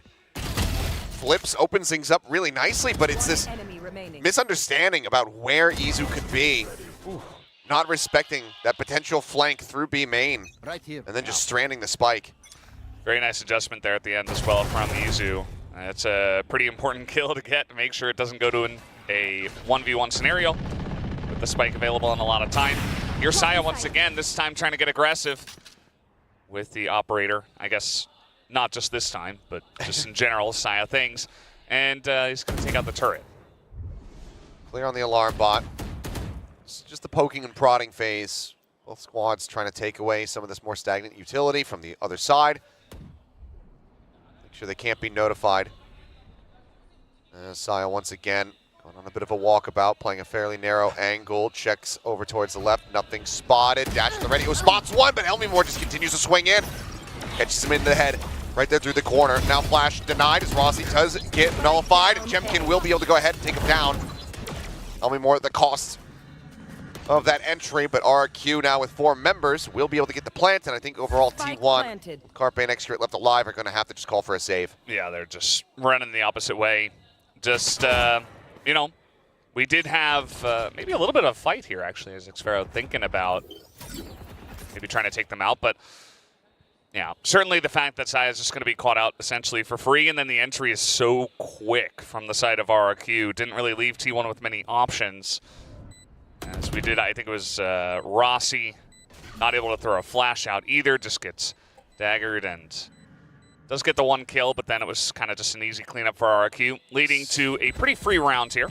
Yeah, I mean, Xfero's still hunting, and he will get taken down, and this is about the worst case scenario. I was going to say, I honestly wouldn't mind them just sitting back and allowing these 2 players to stay alive, crucially because Excurate was just 1 charge away from having the lockdown. Now he has that online going into the next round. Would have gotten it, you know, if he had been killed. That would have cost him his weapon, but he would still gain that very crucial ultimate. But now he has the Vandal and the lockdown going into this one as a timeout, I believe, is getting called. And you see how this one goes down. Oh, they just kind of line up for it, and slight adjustment for Jemkin to finish off that 3rd member. And it is a timeout from the side of T1. All things considered, I mean, still kind of close in terms of 5v3 and round score, but for me, outside of that one kind of mix-up with the near thrifty from T1, I think RRQ is mostly in control of this map so far. Yeah, it's been overall, you know, at times a little bit scrappy. There is certainly some bite behind the bark here from T1 today. But starting off on the defender side, you want to be able to rack up several more rounds. See how they fare. We get ready to go back into this one, but for now, quick interjection from Coach Autumn. Pump the brakes. What would you say, Kilios, if you were the coach in that moment? I mean, given his success rate after timeouts and just the overall performances of the team, I would probably take a leaf out of Alex's book and just say, turn your brains off and shoot a little bit better. Yeah. I mean, sometimes I don't want you to think, I just want you to play. Yeah. I do think that the shots have been fine. I think that they have kind of been caught with their pants down a couple too many times. Although sometimes the aggressive plays from guys like Saya have kind of given them the advantage as well, especially out of that A main we have seen a couple of times. But outside of that, it's been mostly just him getting punished. And he's going to pick up a Vandal this time around. Might still look to get aggressive, but RQ all here going down the catwalk. Saya again wanting to go for this peek, but they're inside the smoke now here on Cat. Double stack on the opposite side. Side player able to find one. Now the smoke dissipates. They both strike. A 2 for 2 overall. Elmimore down to 60. Dash forward, trying to get themselves into the site, and Carpe just not ready for it. Jemkin just dashes in and instantly taps him. Yeah, you could tell that Carpe was like, wait, what? What? Like, it just seemed like the communication failing, or they didn't quite spot them getting in onto the site, and now it's going to be up to Saya next gear to try to retake this one. Spots him. Jemkin just pivoting back, not allowing him to get the re-peek lineup. Swing in. They're both lined up now, though. Saya takes him down. Doesn't even take any damage for his troubles, and Execute will find Estrella. What a turnaround here. From a surefire win for T1 to, or for RRQ into a T1 victory here with this diffuse. Saya player breaks it down. I mean, Coach Achilles, you were kind of right. They turned their brains off, but they hit their shots at the end of the day. Very nice angle from Saya, and then he picks up 3. Excurate does finish it off at the end. Yeah, and that's a relieving sight there for Autumn. Yeah, they're happy, but They don't look too satisfied just yet. Still a close map. Still a lot of pressure. I didn't realize Estrella was IGLing today. 0-5 and 3. Well, sometimes that's the way it goes. We've all been there. He's done some side calling. But yeah. Now, fairly heavy stack outside of the A site here for RRQ. Still money, so still can get the purchase, but not able to get that dash off in time. Jemkin's entry getting disrupted. Very nice 0 point there from Rossi as Hunter's Fury now coming through from Carpe. But he tucked back over towards Wine, and Mag's not quite going to be found, but Rossi just reading a timing, feeling like, okay, Hunter's Fury probably pushed them back. They're going to try to get themselves back over in towards A main and away from this archway. It just reads it to absolute perfection. Yeah, I mean, the timing of that was almost as if he had vision. I mean, it was incredible how he does line that one up. Saya does get punished in mid, though. And now RRQ may be looking to regroup this direction. Carpe's got a set up here towards tree, but it does look like they could be heading towards B at this point in time, as it is only Xcurate, of course, on the Killjoy over on this site. Maybe going to look into Pizza, see what they can see. And they're not going to see anything, as T1 at the moment are just playing the sites. And we do have set up here. Carpe's just lining him up, picks up 2 for the 1. Elmimore finally does take him down. They need to try to get in here quickly, but as they make the attempt, Izu and Rossi, one more apiece to go ahead and close things out, and that is now T1 tying it up at 5-5. Timeout working wonders here for the squad. Still a bit of cash, though, to work through, but winning this round, that'll break things down even further for the side of RRQ. As, I mean, this is what really just dumped up the works. All 3 players getting caught by that 0 point. Jemkin can't go for the entry. He can't try to create space, and then they just end up losing flips to that very nicely timed spray from Rossi. I wonder what Rossi had to say after that one. I mean, he's feeling pretty good, I'm sure. He's got the most kills on the team is now.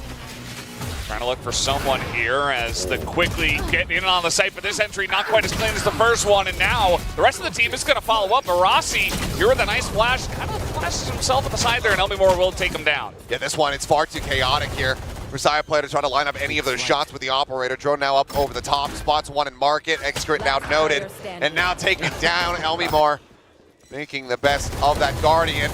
Carpe with a reveal of his own is able to find one, swings on the corner, can't quite line up the other. So RRQ, they lose a couple rounds in a row. They say, right, let's just up the pressure. They storm their way into the A site. Is it clean? Absolutely not. Is it entertaining? You're damn right. They get themselves a round win and now up to 6.5. It's clean as long as you get the round win. That's what I always say.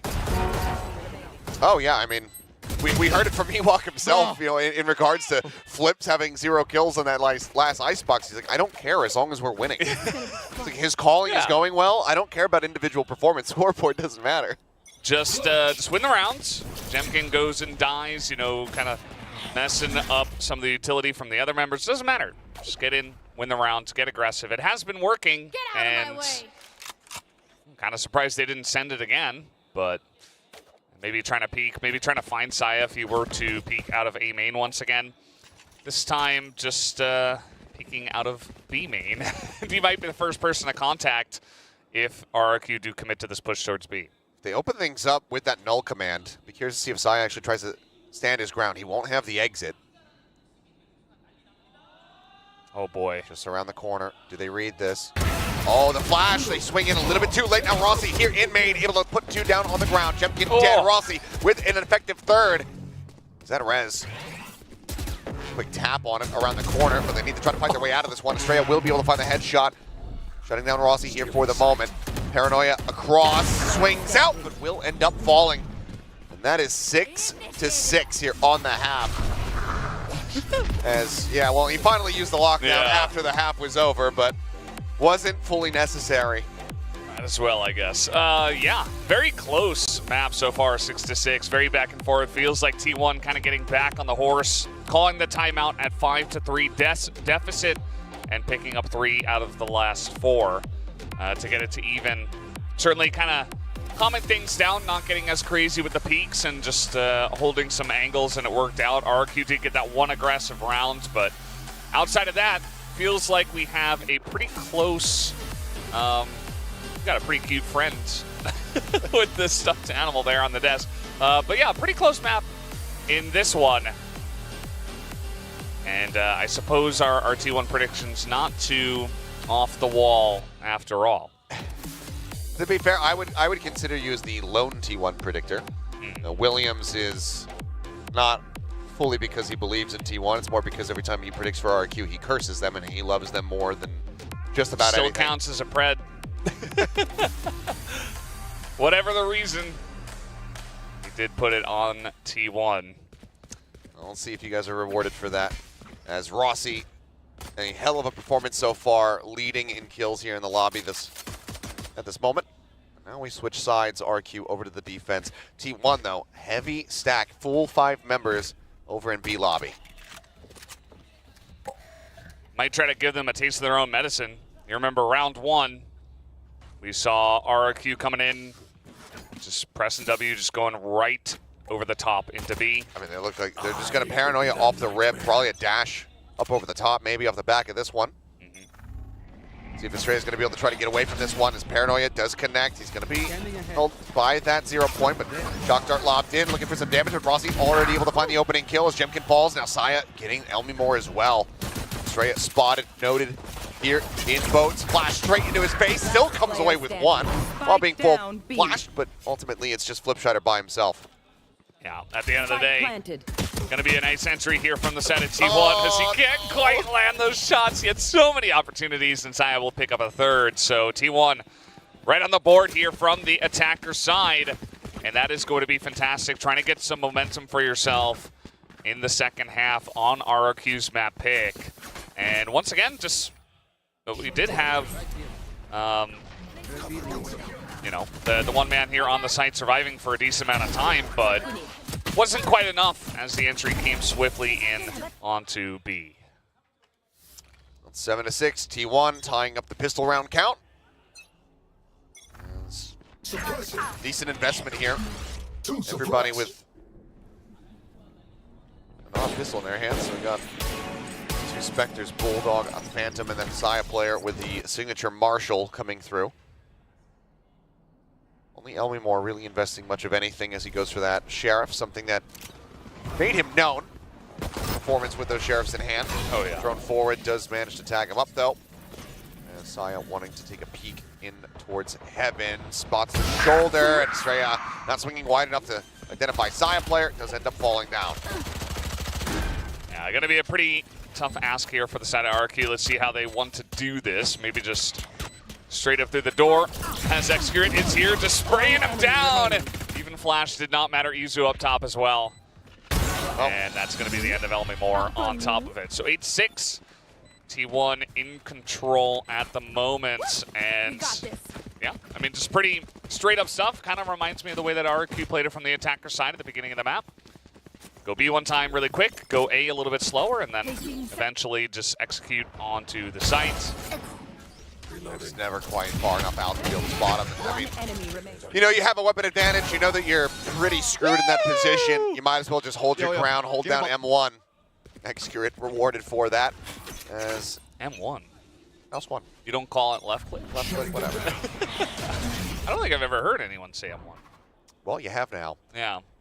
Execurant not opting to spend too much, wants to have his economy relatively in sync here with the rest of the squad. Thought maybe we would see the Harpe or Izu buy up the share for him, but Flips and Estrella trying to make something happen here outside of A, and they just end up getting gunned down. Izu coming up huge. Yeah, that's pretty rough, and it's going to be a couple of upgrades as well for T1. So they just get onto the site for free, and RRQ are just running away.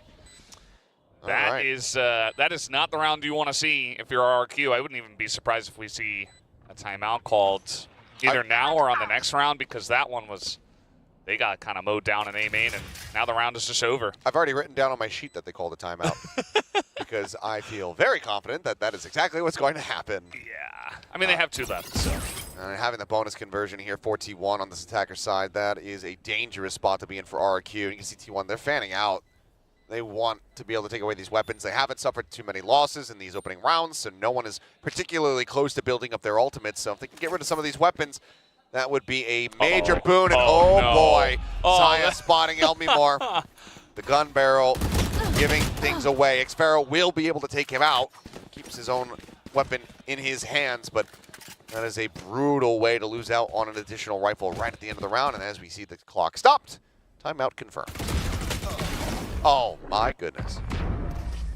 Nice. Yeah, it almost was like T1 got in there before RRQ realized. Even though there was the one guy in wine, they just didn't see them walking in. And then, obviously, they were a bit caught off guard. And then Izu's just able to spray them down. I think he's the one that confirmed the kills, but he had a couple of his teammates shooting as well. And it was almost like they just got caught off guard. And it was a free entry into A with that overcommittal from RRQ. And then it was just over, as we saw. So easy time to call a timeout. And I'm not a coach. I'm not sure what I would say in this one. Need to be able to clear the heads of the players and focus back in on this. Identify where things are going wrong, what the misreads are, what the tendencies are of T1, at least the ones that they've been showing thus far on this attack side. Try to shore up those weaknesses and close whatever gaps you might be having here in the first three.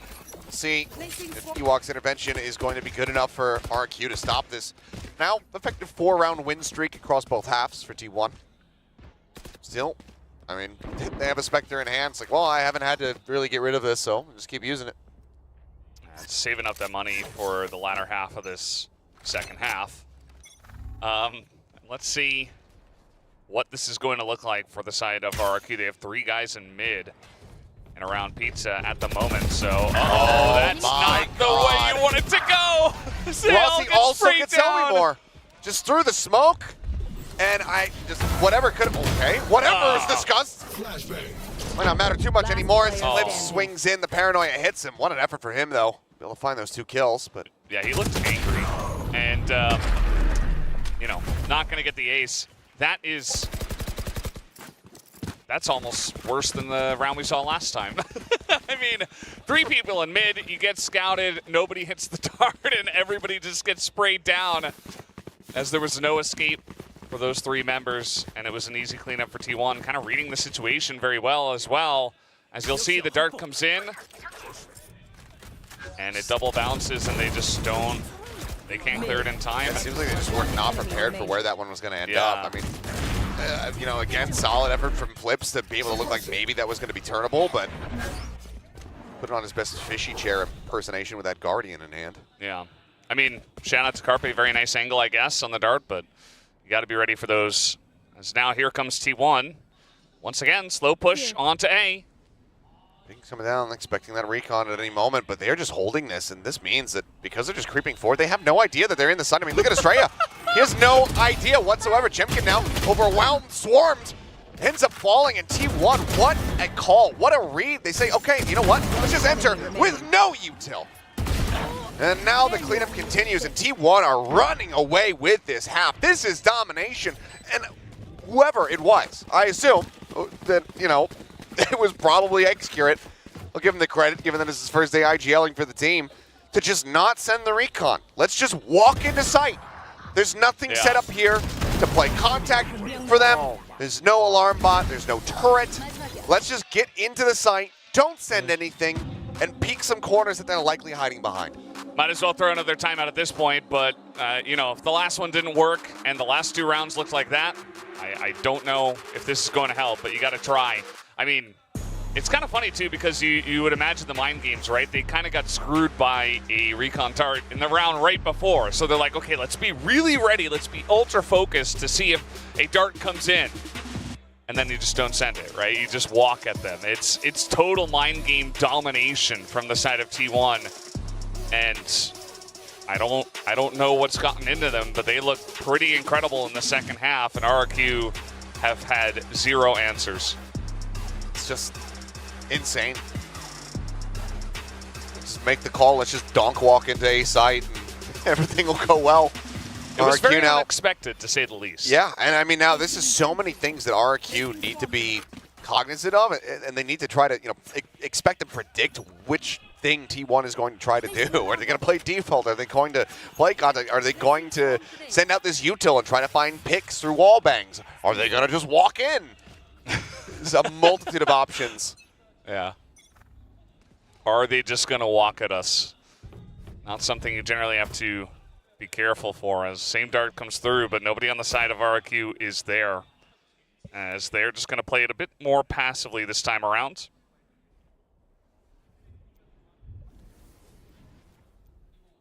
Yep, very quietly done here from T1. Right here. 0 point, not noting anything there. So they're making a little bit of noise. A couple pings will come down into mid. Yeah, really it's just Jemkin who is watching this angle, if anyone is going to go through market. We've seen Saya just try to lurk forward, bit by bit, trying to creep forward before. But for now, just keeping it very quiet. 0 point, scouting one up close. Sparrow still, okay, standing his ground for the moment. Continues to want to try to fight this one. Instead, we'll just be backing away here to Lumber. But looks like they're decently aware of that. Execute was considering sending the Nano over to that position for the brief little moment. Flash out full, blind as Sparrow swing out. Oh my god. Just full whiffs across the board as 4 players disappear. T1 just Nano snapping them out of existence, as suddenly it is only Estrella left. Zaya pushing, prodding, taking him down. A team ace as T1 get themselves up to map point. T1 kind of just dunking on him now. They play it quietly, and then they go for a very clean push. And RRQ was ready. They had 4 people there. They were ready for the push, and it didn't matter as the ult came forward from Rossi, and they were just not able to stop it. One flash through, and this is where it all went wrong. Just, spotting one by one the members. Really nice flash to come through on the entry from T1. Oh my. Kind of saying the same thing that I was. There's not really much else to say about it. It's just domination at this point. Yeah, they are absolutely feeling it here.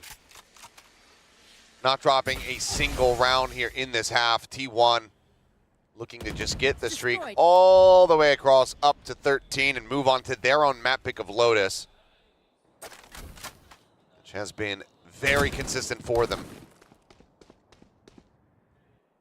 Just some shots exchanged there. Chemkin taking one on the shoulder.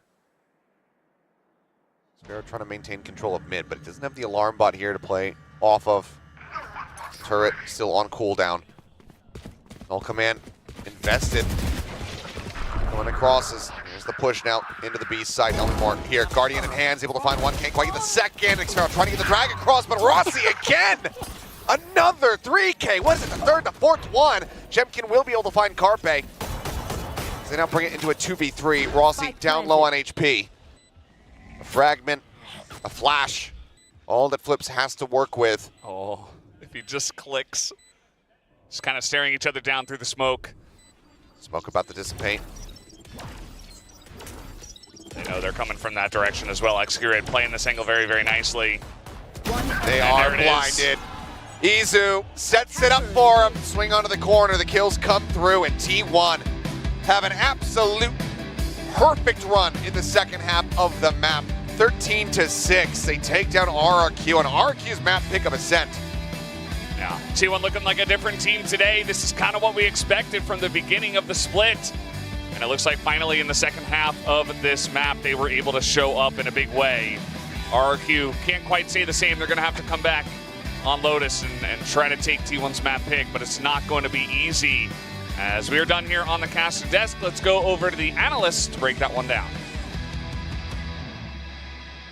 Thank you so much, gentlemen. If there were any T1 doubters for a second, T1 is here to prove you wrong. They take RRQ's map pick Ascent away from them after a string of losses previously. I mean, you say, were there any, but I'm like surrounded by T1 doubters out here, right on here on the desk, over on the casting desk. Like, okay. It's crazy. How could you lose faith? No, are you serious? Did you just see what happened?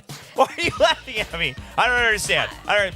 Okay. But here's the thing: is that whether you had faith or not, you did not expect them to get all the rounds in the second half, right? Like 7 in a row in the second half, 8 if you count the last round of the first half. I mean, Valdez said it. They look like an absolutely different team today. Yeah, and maybe we could akin it to, it's going to be Excurate now that's holding all the calls. It feels like there's a lot more proactiveness as an entire team.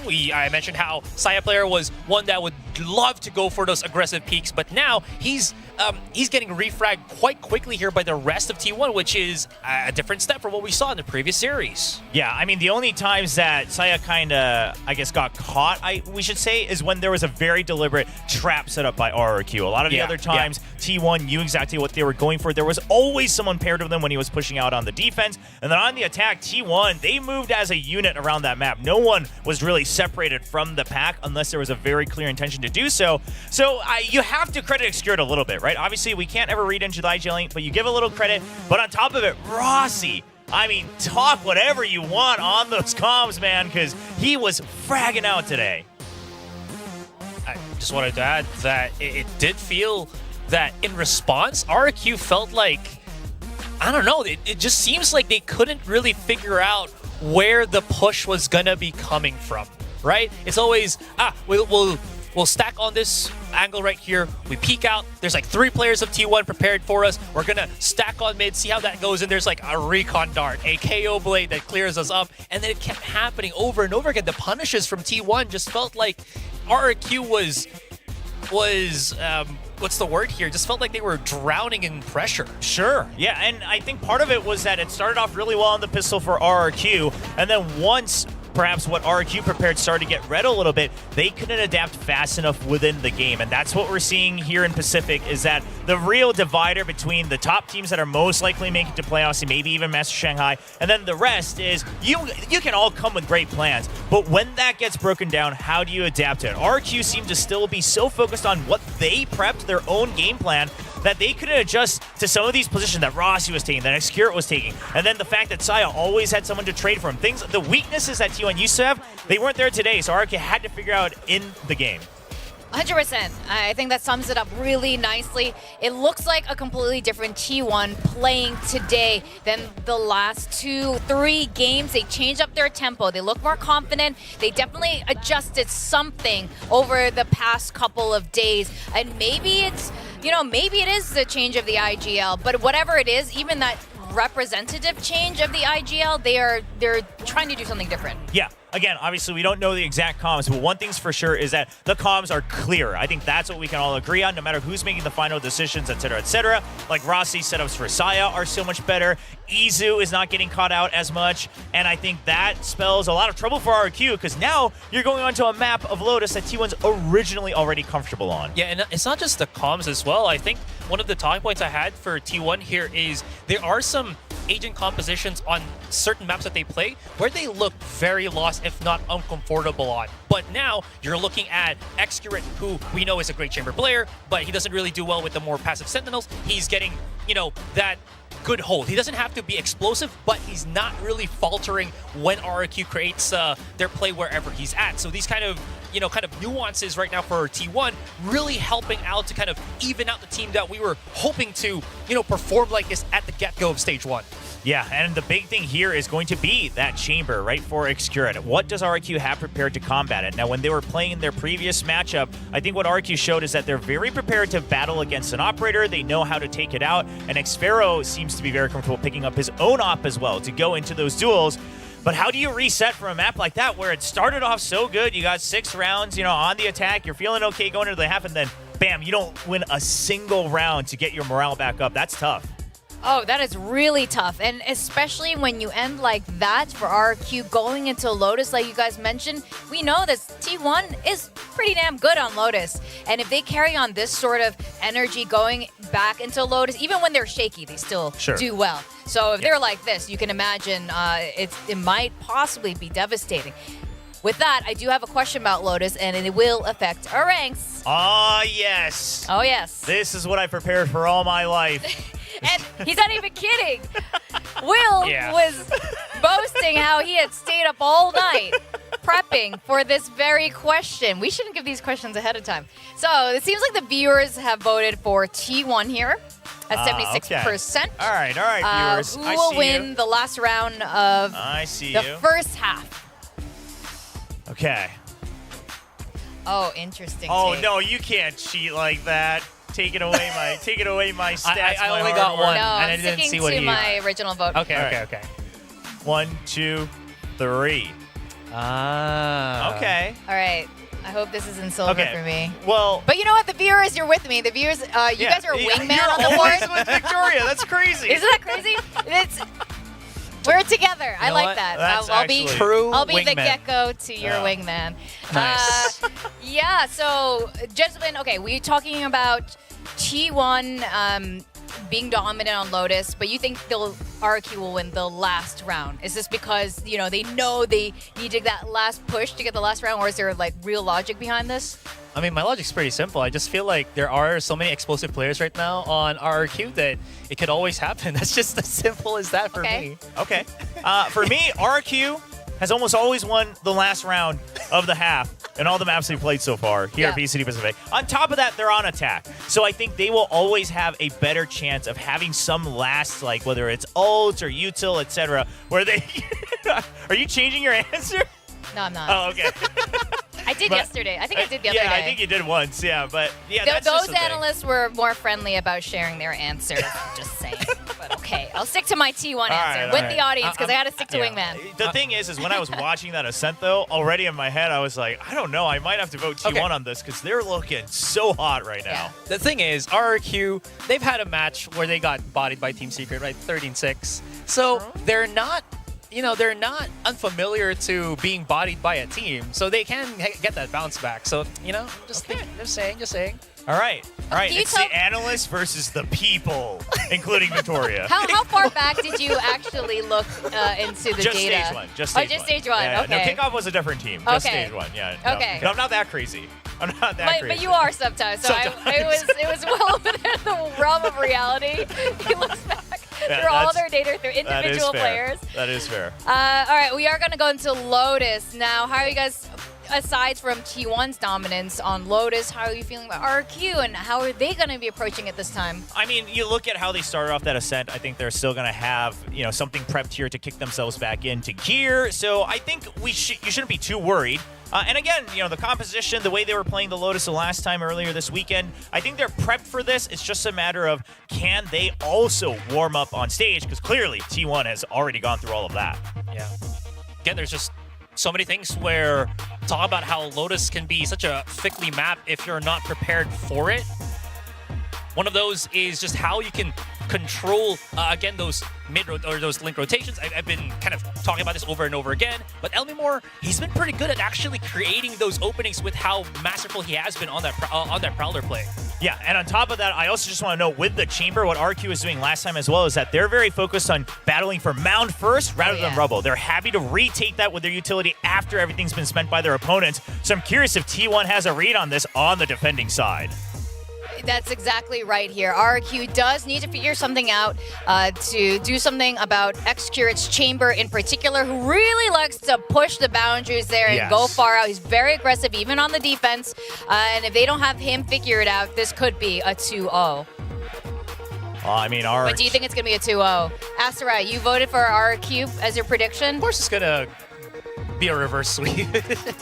Yeah. Look at you laugh nervously. Come on, give us. He's like, Give us the argument for RRQ. What is it? Well, my argument is, again, I just trust in Jemkin. So, Jemkin, crown yourself king here. The Jemkin god. All right, Gem King. Let's go over to our casters, Achilleos and Valdez. Thank you very much. Yes, let's get into the action once more. Lotus, T1's map pick, and one that has been, it's pretty much all reliable for them. This has been the most comfortable map for them across the board. I believe just a singular loss so far on this map. So let's see. RQ, they have plenty of tape to study for this, knowing the tendencies of T1, but can they counteract it? It's going to be the big question, because they thought they had a pretty good read about Ascent, and obviously that did not go their way. Yeah, I do wonder and worry a little bit for RRQ, right, coming into map number 2, because sometimes if it's very one-sided, you can kind of just brush it off and say, okay, let's reset. But things were going really well, at least decently well, half and half for the first half, and then it was like they just kind of fell apart. So it's going to take a lot, I think, mentally to just kind of forget that that happened and try to pull off the reverse sweep. So the beginning of this map especially, I think, is going to be very important mentally for the side of RRQ. They do get to start here on the attacker side, and already Sphero going to get them on the board. Solid opener there, putting that Sheriff to good use. Jump peek there from Rossi, spotting quite a bit. Takes a tag, but is able to back away over towards the A side. But for now, he is going to be operating all on his lonesome. And with the information gained, X-Ray will be able to find one. Xfero trying to re-lurk back in towards B, but I think statuesque there is Excurate, able to find that kill, but now creeping up into the smoke. Rossi pops the poison or the poison orb gets popped. He tucks away back in towards stairs. Yeah, he gets a lot of information. Excurate not quite able to land that one, and Schneider does get out of there. So spike planted, and they should have known this was coming for a bit. We do see the rotation already coming in from the side of T1. Saya and Izu coming in from the back, but still not going to be an easy retake here. Time going to be ticking. So we look for an entryway into this one. Paranoia getting a decent catch, but they can't quite swing the corners fast enough before that blind does expire. Excurate and Rossi able to find one apiece here as they get themselves over towards the spike. Jemkin on the drop down, looking for the spray through, has to push forward. That's going to be the diffuser. Now taking down Izu right back over onto it. It's held to half, and Rossi staves off Estrella. Somehow, some way, T1 turn this round on its head and get themselves another pistol win. Yeah, extremely confident retake there, just all running in through tree, throw down a bunch of smokes and a bunch of paranoias. The Omen obviously having a really good effect on this one. Starts off with Execute, able to tie up in terms of the member, but then this push on in and just making it really hectic. They get the half defuse, and then Rossi able to defend. Of course, that's just a big nice coming out. And T1, you know, they continue their streak. Technically, they had, what was it, 8 in a row at the end of the last map, and now that's going to be 9. As let's see how this is going to go. Quick back away there from Izu, double TP out. Put a smattering of damage down on the Jemkin. Took a hell of a lot more in reply. So 13 health remaining here for the Omen as he's currently occupying B by himself. Quick rendezvous back over into Waterfall. Excurate moves over to try to reinforce his position. Paint shells, well, Jemkin's able to find it with the classic. The paint shells would have done the job all the same. So elimination found, sight broken open, but a triple push now coming through from Mound is, well, yeah, Xfaro now spotting this one out. Everyone needs to get tucked away. So he's not going to be able to find anything here. Estrella out wide, does get taken down, flips dead moments before. As the turret there, but attention pulled. One enemy remaining. As this is falling apart. Elmore now the last man standing. Can't quite line up the headshot there. So a bit of damage dealt. Spike planted overall, not too bad of an eco attempt here for RRQ, but T1 will be moving up 2-0. Yeah, at the end of the day, they get on over pretty relatively easy retake to get on in there against, you see they weren't quite able to pick up the Spectre from the dead Izu. So that kind of made things more difficult on the defense of the retake. Carpe starts it off very nicely with that long-range Bulldog shot. They know exactly where the Killjoy is. They take out Xfaro, and then pretty easy follow-up there. Okay, don't hesitate. Let's. Okay, don't hesitate. That's, you know, that's the Alex mentality right there coming through. Maybe Autumn telling them, you know, let's you know, play confidently. Just send it. Run in, just gonna send it. Yeah. Sometimes that's the mentality you need. Don't overthink it. And so far, it's 10 rounds in a row. Of course, including last map. RRQ gonna come in here pretty quickly, but Excurate already has an operator. Yeah, I don't think this is gonna come as a surprise to anybody at all. He will buy in for this no matter what. As Haunt will get the mark there onto Xfaro. He's able to back away towards A main. Smoke now going to be thrown down to try to peel some of that pressure off. Alarm bot slapped in as well as Rossi. He's going to be waiting for the rest of the team to start arriving, not wanting to reveal his position. Swing out, and Elmore actually does take him down top rope. Skrid still hunting. Izu going to be noted behind, only has a Sheriff, and oh, Saya player had to have been looking at the minimap. completely distracted, not reacting fast enough, ends up getting taken down, and that should be the call to save what weapons they possibly can. Izu, though, in a bad spot with just the Sheriff. Well, he's likely going to have to try to push in and take somebody down. Yeah, he's the one guy. The other two already gone. Let's see if he gets the jump onto Xpera or Flipshider. And they seem to have a good idea that he is here as well. And swing and a death here in a brief little moment as, yeah, needs to face out. Needs to get that death bonus and eventually will, but it's going to be a flawless here for RRQ to deny a bonus conversion. So overall, solid anti-bonus round for them. Still going to be half shields across the board, so they're going to be slightly vulnerable, but I think a nice reply and a little bit of luck as well with Saya player not quite glancing at his crosshair in that moment. Had he been able to get that kill, things are opened up a lot more for a potential retake. Yeah, pretty quick to go up the rope, I guess. If we can give him the benefit of the doubt. Pick up that kill. Is now looking to challenge outside of Rubble. As already Estrella is going to be taken down, and Saya is not going to delay at all. Knows that Jemkin is there as well. It will be Carpe to take him down. That's 3 for 0 in favor of T1. I mean, the call was don't hesitate. They absolutely do not. They absolutely run them down here in this round, not allowing for RRQ to string two together. A monstrous and quite dominant performance there. Side player clearly unhappy with getting picked off by Elmimore in that previous round. Just goes absolutely crazy on them. There's on swing before and just snappy second shot onto Elmimore to get some revenge. Nice, guys. Nice, guys. Nice, guys. That's a good movie. It is, and so far their play has been quite nice. RRQ, they got the one round, but as you mentioned, it really stifled any hope of... Oh, boy.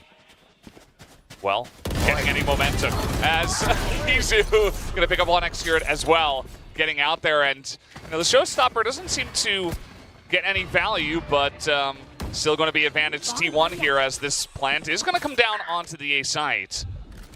Sometimes you don't need that showstopper to find the kill. It's all about just ushering the players into a position that you want them to be and where they don't want to be. Just a player, the sheepdog running at him. They scramble back into the pen. Bork, bork. More pushing the smoke. Does get a timing. Looks for a little bit more, but the spray's just a bit off. He puts Izu down to 30. Cannot confirm the kill. The time ticking. T1 need to get themselves into the site here very soon. As there's the slide down Estrella. He lands in onto the snake bite. Execute is able to collect that kill as swing around the back. Execute finishing him off with the classic. It's going to be just enough time to be able to get that defused through here by Rossi. T1 now 4-1. The timing for Estrella is so unfortunate, and that just allows Execute to get way too much value in this round. It's getting pretty hectic there.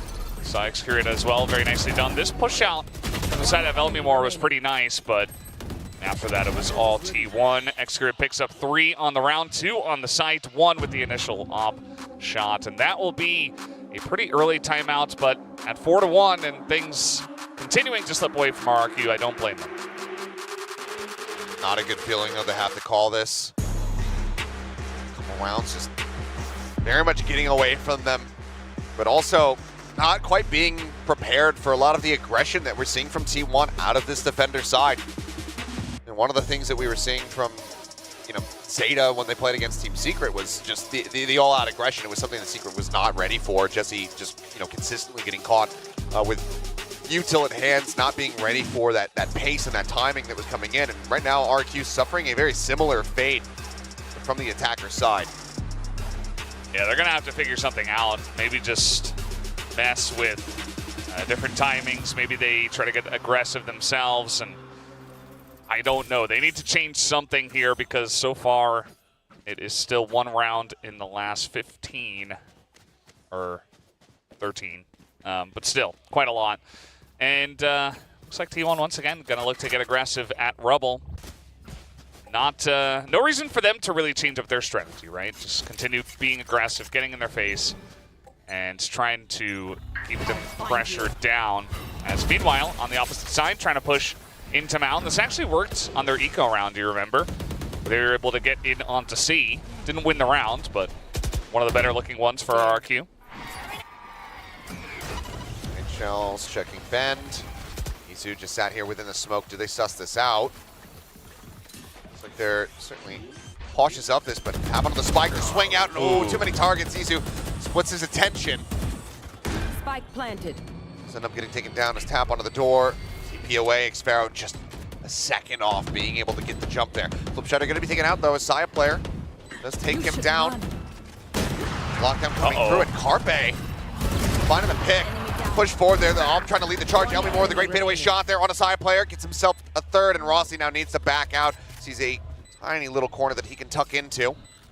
Right back into the site quickly, but with the time ticking as low as it is, have to kill both of them here.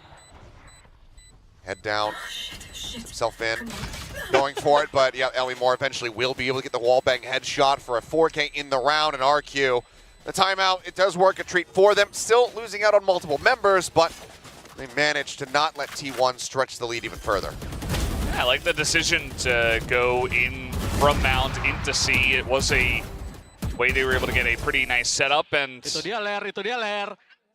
they're getting excited now. From the side of Elmi Moore, picks up the 4, as you mentioned. He really did a great job of holding down the site from outside from the mound. And even with Saya player, and I think Carpe trying to get out there and clean that out, was not able to do so against Elmi Moore. And no surprise, I think they're just going to send it once again into this area of the map. The Prowler to check. Flipshot now in a very rough position. Kind of just has to hold his ground as the Prowlers continue to check, and Sai finds one. Izu, in the meantime, just pushing out alongside Xcurit. Picks off Xpharaoh. 3 players now left alive for RRQ as they will be able to get themselves onto the C site, but they're going to use the Nightfall off the rip before the Planters even come in. They spot absolutely nothing, so they can take some forward space up through Waterfall across to this C link. Can they deal with this massive approach that's getting ready to come through from Mound? Boombot cleared. No audio here for Elmi Moore. Just pulls back over towards the bend.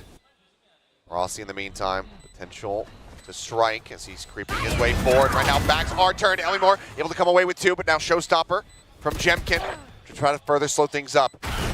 Gets the spot, gets the blow up there, but now Rossi coming through, but can't quite get it done with the Odin. Takes them low, but RRQ, they managed to hold on.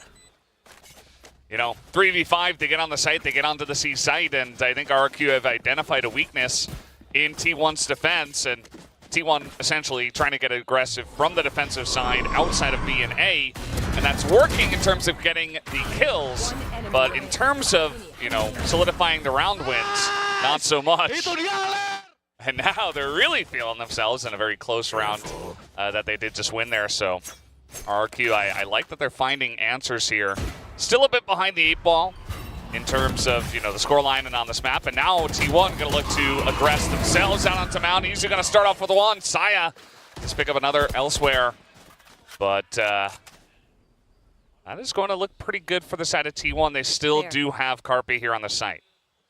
Yeah, now reinforced the side player, rotates his way through Waterfall. 3v4. Carpe thinking about sending the Haunt. Oh, takes quite a bit of damage, down to 5. Going to be caught with Util in hand. Elmi Moore able to come away with a second elimination, but Sion player finds flips. That's now the spike down, the Viper out of the equation. Elmi Moore a bit stranded here.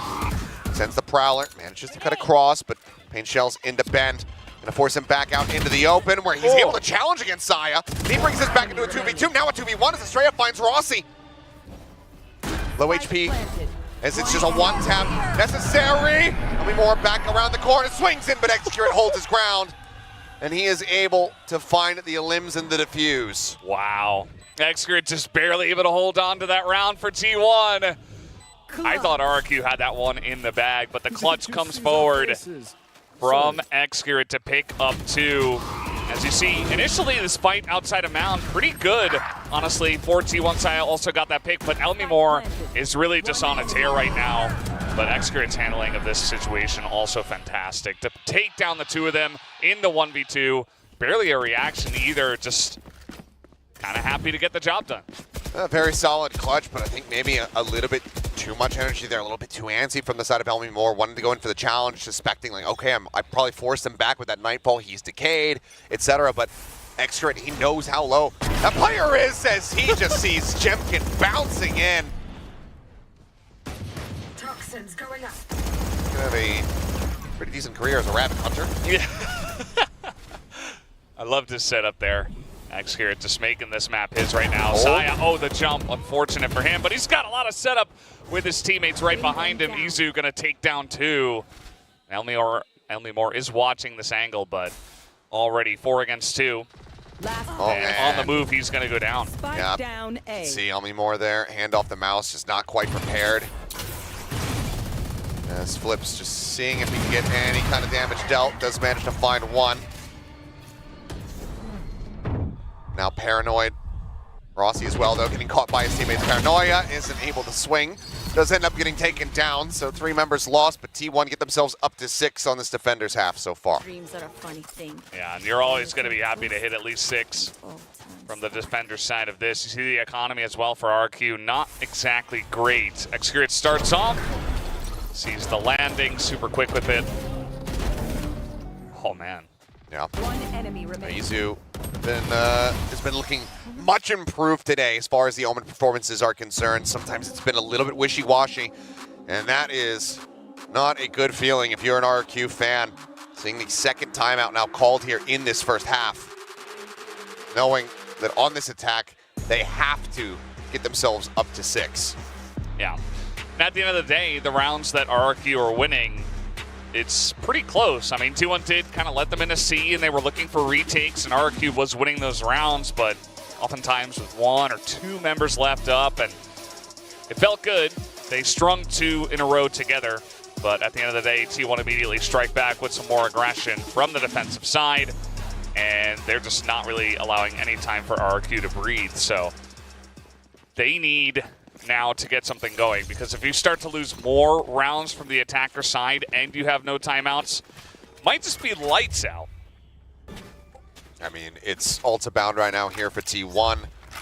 Estrella, I mean, he could try for a TP play. They have a pit if they can get into a decent post-plant situation. But Showstopper to try to flush him out. A counter pit available, if not just one off the rip to just make one part of the map unassailable. Given Rossi's position over at A, I don't think that we're going to be seeing that quite just yet. Given that T1 has been overall handily winning these rounds, I think you can be a little bit more reactionary with your ult usage. Back here on C. Prowler's out. Information given over Izu, and he's not ready for it once again. Jemkin quick on that shot, and they will be able to pick up the C site. Not seeing anything. Spike Also planted. not going for the wallbang attempt. Smoking out down, but there's the Showstopper. Pulled in from Saya. Jumps out, spots 1, splits the difference, gets some damage in, but Elmimore swinging in. Able to find 2, despite getting knocked down to 28. Jemkin with a second, takes out Carpe, now Xcurate. Not enough money, no tour de force available. We'll just look to back away with AWP in hand, but you can already see Flipshutter. He wants to intercept, he wants to be able to take this weapon out of his hands because this AWP has been causing them issues. Let's see if he can go all the way around on time. At the moment, even the Prowler to help distract. Elmimore just trying to jump around, and there it is. Flipshutter from the left side will take him down. So RRQ, they get the timeout. They get a nearly flawless round and a fantastic entry on the C. They got to string more than just the one together, though, as we'll take a look at how this all began. No, just solid timing in from Elmimore. Continues to look excellent, but it's the rest of the team that just hasn't really been able to step up here alongside him. Still in a recoverable position. You can see the buy right now for T1. Very weak. Xcurate, of course, full headhunter bullet, so can deal a significant amount of damage. There's a double stack on Mound. No one really peeking to give them the time of day at the moment. Estrella in a forward position, but can TP back across. Here. It looks like Saya's going to continue inching up. Looking to take a little bit more space, and he does have that Vandal in hand. Boy. They're going to cross over in towards Tree and wait for this pressure to be coming on in. As the Prowler's also taking out Jemkin. Is he going to send it? Prowler not spying much. Vulnerable's there. They are able to take out Jemkin, but Not before Rossi falls. Carpet down on the back end. Excurate, however, now arriving on the site. Hit going to be invested. And oh, had the lineup, but just doesn't pull the trigger fast enough. Elmimore swings in, finds him. Spike planted. And now work cut out for them here for Saya and Izu. Weapon can be picked up. It's an operator. It's not looking very likely, but let's see what work they can get done. Face your fear! Okay, again, just looking for information there. Paranoia sent, but no way to push in off the back of that one. There's attention being pulled over towards the door. Side player gets himself over towards this spike. Creeping forward, spots one, but it's just not quite snappy enough. Estrella takes him down. Paranoia sent. Get onto the door. Estrella potentially going to fall here as, yep, off shot will be good. Nizu can just pass this over to execute it now. But RRQ, to get within touching distance. Yeah, again, a pretty clean one. Just a couple of picks over towards the east side. When they do go through these doors into tree, Elmimore, very nice shot down onto Execute. Otherwise, you know, we could have seen him maybe link a couple of more kills and have Execute be the hero of that round, but that was not the case. They get on in, they use the Viper's Pit. Still a lot of ults available here for the side of T1 for the last round of the half. And I think it's good for RRQ. You know, they used a bunch, but they're getting value. They're trying to tie things up before this half. There's the pit on the C. As Execute looking like he wants to try to push out of this. Does so, tries to go for the flick shot. Take a little bit of damage, but doesn't put any out in return. Just be backing away, suspecting that RRQ is likely not to try to play into this pit, but it seems like that might not be the case. Especially now that Jemkin has a showstopper available. Question is, can they get a read on where Rossi would be positioned if they actually decide to try to push into this? Saya with his own off, though. A bit of damage, but finds the kill. Oh, he's just in the corner. They don't know. I mean, he's not in it right now. Tucks back inside. Through the poison orb, and oh, Rossi not quite ready. Showstopper does get burnt, but kill is found. Pit now dropped. Izu here. King within the smoke. Estrella on the left-hand side. The 4v4s, they try to hold this, but Carpe now sending that Nightfall. Will catch on the two. Two players disconnected back over towards Matt, however, not going to get caught as Isu starts working his way forward. Elmimore, decayed low. Starting to get his HP back, clears out on these Prowlers. The push out, headshot found. Carpe going to be taken down, Execute dead as well. Now it's all on Izu and Saya player, who still has an op in hand. Saya now gone. Izu in the 1v2, the defuse coming through. They're in a very disconnected position, but there you go. The final headshot will ring true, as RRQ managed to run it back all the way up to 6-6. Yeah, I mean, 3 rounds in a row. That last one looking pretty clean as well. They go through the Viper's Pit, and Rossi just not quite able to hold on to that area of the map. They thought, okay, surely they're not going to push on in through here, but RRQ bravely get the job done. And they get that spike down on C, and there wasn't much hope for the side of T1 on the retake. And so now it's pretty much anybody's map at this point in time, with this one all tied up, but still going to be a bit curious to see how insane this T1 attacker side is going to look. Yeah, I mean, that's the thing. This map has been very attacker-sided favored, but in the past it was defenders for Pacific. We'll see if that rears its head here, or if T1 are going to be able to get back into the driver's seat from the attack like they did there on Ascent. It does feel like some of the wind taken out of their sails with the last 3 rounds, though. RRQ, especially guys like Elmimore, just showing up in a big way. That is a League of Legends caster, does the LCK. So shout out to him. He's like, oh, Valorant's really fun. I heard them talking. I think he's like, he's at least Diamond. Okay. In Valorant as well. They were talking about their Valorant ranks, the LCK casters. So certainly has put in a decent amount of time. He's not, exceptional or anything, but that's obviously pretty difficult. Diamond, difficult for some of us as well. Especially Achilles in the minigame. Well, in the minigame, sure. In real life, in the real Valorant, game, not difficult. That's no problem. Yeah. Get there in a heartbeat. But for a LoL caster to get there, that's a stretch. Hey, I used to be a LoL caster, so it is possible. Jemkin, though, going to be taking a shot into the shoulder. Jumped down to 45, but Still cannot be found. A side player trying to push the pace. Is going to be paranoid, but still sees enough to take out Estrella. Pain Shells now to cut off Link. Swing onto the corner, but Jemkin with the Ghost will be able to strike him down, but it's a good amount of damage across on all of these members of RRQ, and Elmi Moore is only going to be good for one as they push into the smoke. Just kind of running at them, like through the smoke, and yeah, he got the jump on the one, but everybody else was behind him, and now Jemkin a bit low on health, and they're going to get Rossi. They were thinking about it. Yeah, Rossi on the backside of that one, going to read the rotation, takes out Flipshider. Very low on health. These last two members should be an easy finish for the side of T1, but Xfaro doesn't look right. He actually would have been able to see Xgrid up on top, but because they missed each other, that means that he's going to be able to get the jump here. Spots them both. Can he transfer this? Goes for the one. Oh, tuck into the corner. Can't quite find that second kill. Sees him drop down. Rossi still on the flank, now getting the read of it, but as he looks away, Xgrid pushes through the wall. It's a matter of timings that T1 are able to win out. 3-1 in pistols now as they regain a lead. Yeah, it's got to feel pretty good. And again, T1 just came at them so quickly. I mean, Saya is obvious, and also the fact that he was able to get this one through the paranoia, as you mentioned, sees just the tip of the Omen, and that is enough. But then just the quick rotation to go from B straight into A, I think caught RRQ off guard, and it was a done deal from there. Nearly a chance at the end for Xfaro, but not quite enough. Solid effort, but needed to get those initial two and bring it down to the 1v1. It's going to be a quick take on the orb. And a hell of a lot of space here for RRQ at A, but T1 starting to work their way towards C.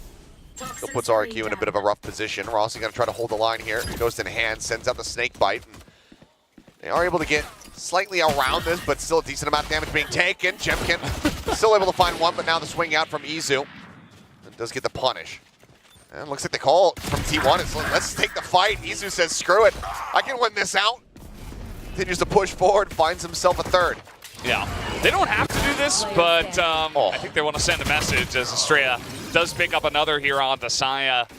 But of course on the Eco, RRQ still able to get a couple of kills. It's kind of interesting though, the biggest thing for me is that T1, they're like, let's just run at them. They could have just ran to C and planted for free, but nah, let's just go kill them. Yeah, I mean, again, don't hesitate. Izu certainly did not. Nicely done by him as he was able to collect the 4K here on the back end. Not necessarily, I should say, the most meaningful one. Obviously, you can do plenty of cheeky plays, but a lot of times we have been seeing those get red once the Omen's are trying to go for some aggressive backside TPs. Yeah. And you remember on Ascent, T1, they went over to the attacker side as trying to hold it, not able to. Rossi at least able to trade it back, but some damage done to him. Again, blast back and forth, trying to take some space, but Estrella here on up are able to find one.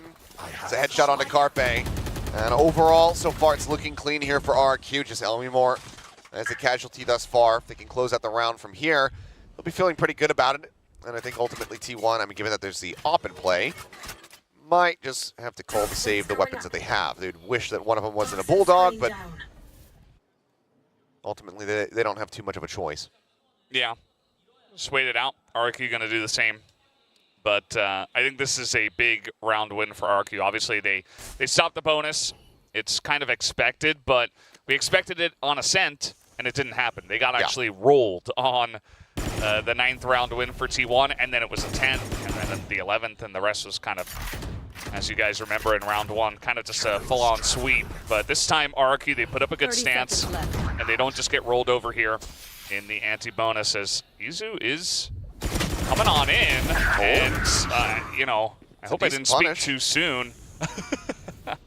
Could cost them. I mean, can at least try to grab the weapon or get the plant down for some added money, but eventually will fall. So Rossi, his mission is just to protect that operator. I mean, now that Xgrid's the IGL, it's just like, oh, you have the op, your mission is to stay alive. What did the mission used to be? Save the operator. But they cannot. He's not able to. Oh, no. Could have stayed tucked back behind the rubble, but decides to try to get the catch at the end and ends up losing it. And now it's mad. But yeah, I mean, Xgrid, he was playing greedily. He was trying to say, okay, I know someone's going to push off the back of this Prowler. but they timed it so perfectly well. Nice one. Wait until the very last moment, right as that fight's about to come through, and only more swing in the corner gets that kill. So a bit of egg on the face of Execute there.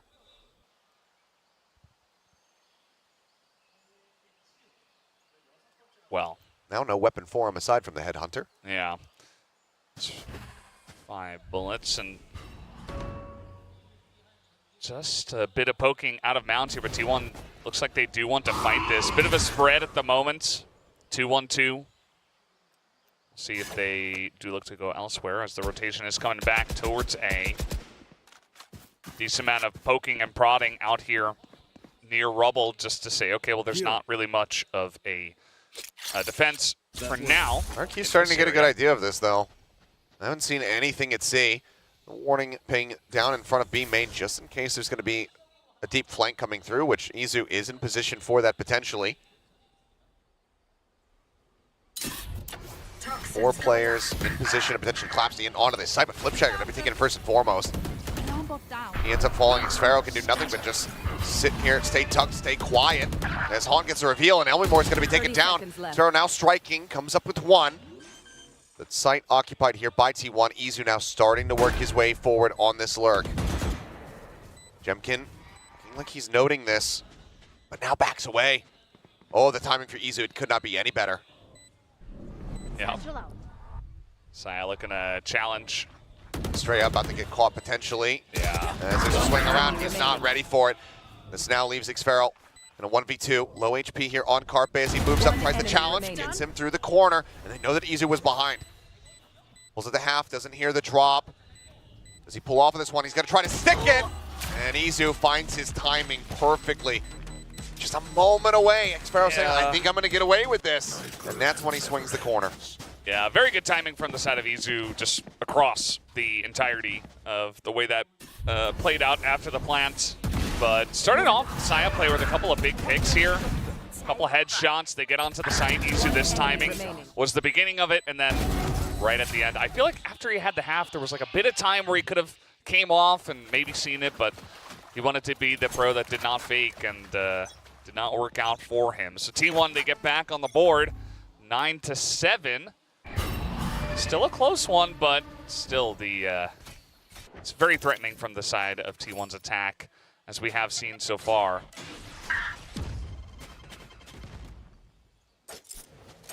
Well, looks like, yeah, pick up on the orb. That's going to be the Nightfall available for Carpe. Door tap. Saya will play into this. Backs away as Carpe trading positions. Just have to keep that door revolving. Cover going out. So it looks like they are going to make the call to start pivoting into B. Prowler to check. Nothing noted. Jemkin nearby. So just to clear out on the turret. Wanting to add to the ambiguity here. If the door tapped again, they might just end up shifting this all the way over to A. Yeah, still a decent amount of time. They have their own talk screen over at A. And it looks like, I don't know, well, that's where the spike is going, but we do have still Saya player looking over at Mound, maybe seeing what he can see. Look at where RRQ is positioned, though. 4 people on C. Is this just going to be an info bait? They send out the Prowler, and yeah, look at the rotations beginning here for RRQ. Oh, the shift back over. Showstopper out from Saya. Flipshider playing quietly, not revealing his position, but it doesn't matter. Izu just moves up through the smoke, finds the kill, but Showstopper going to be shorted. Side player unable to find that elimination. Now has to back away. Nightfall coming through. Carpe shoves them back, buys some space. The plant comes in for T1. Yeah, all things considered, a pretty nice entry with Flipshider down, and now a good setup, but Execute is going to fall down right as they are potentially going to come in through the smoke. Waterfall being spotted here by Execute, but not able to hit it, and Jemkin gets value with his Showstopper, but they don't check the corner as Izu going to be able to pick up 1, and Carpe gets 2. And now it is all just Xferal on his lonesome for the drop down. Gets the shot onto Izu, but it's just too many targets. Takes Carpe to 3. Just cannot confirm that kill. T1 now move up to double digits. Yeah, that's got to feel good. I mean, this entire info play was fantastic. Izu also just creeping through the smoke, able to get that one, and Carpe so crisp. Gets the waterfall, looks back, feels the pressure, gets another headshot. They don't check the corner either, and that sets up a nice crossfire as RRQ were trying to engage on that site. Reevaluate tactics. And at this point, I mean, 3 rounds stretch, half armor across the board at Guardian in the hands of Elmimore. It's worth reminding everybody, you know, both timeouts for RRQ have been burned in that first half. T1, Autumn, he's not going to call one unless this gets, you know, maybe a round apart. Yeah, at this point, I think he's probably said enough times, you know, just don't think. Send it. You guys are playing really well. Just keep doing what you're doing. You know, it's the easiest position, I guess, as a coach. As your players are playing it really well. Yeah, just get him into that flow state where everything just feels natural.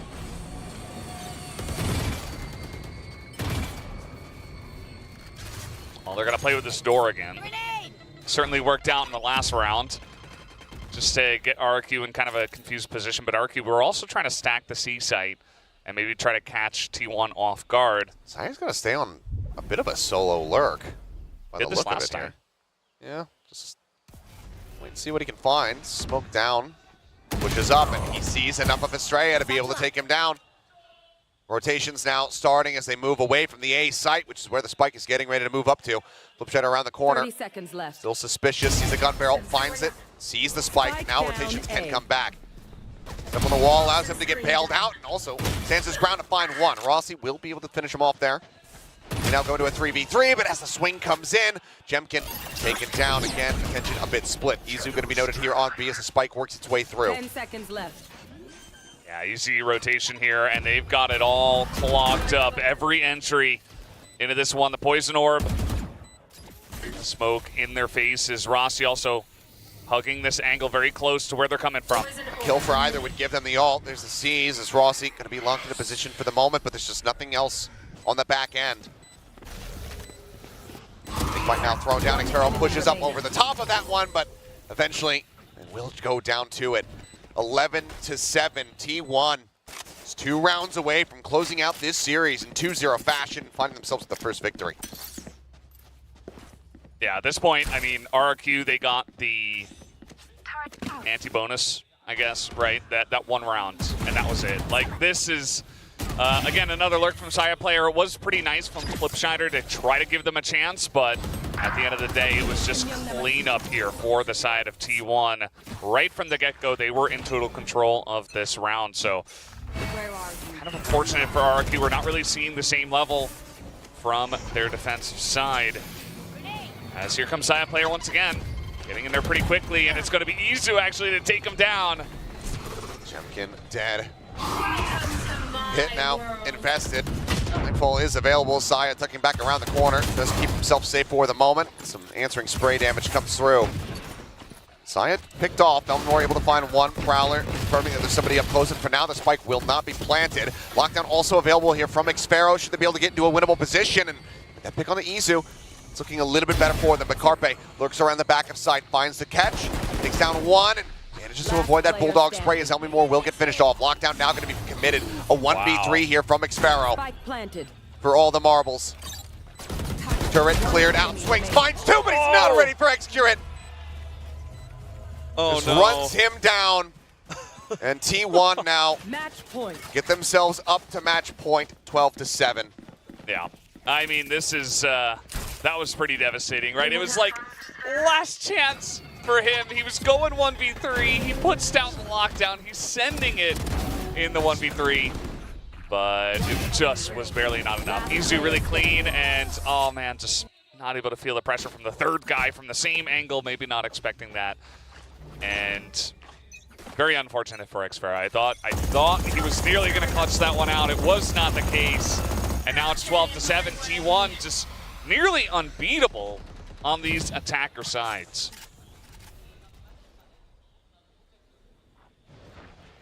Well, scout around, but nothing noted. Rossi, he's not looking to play quietly. No real reason to.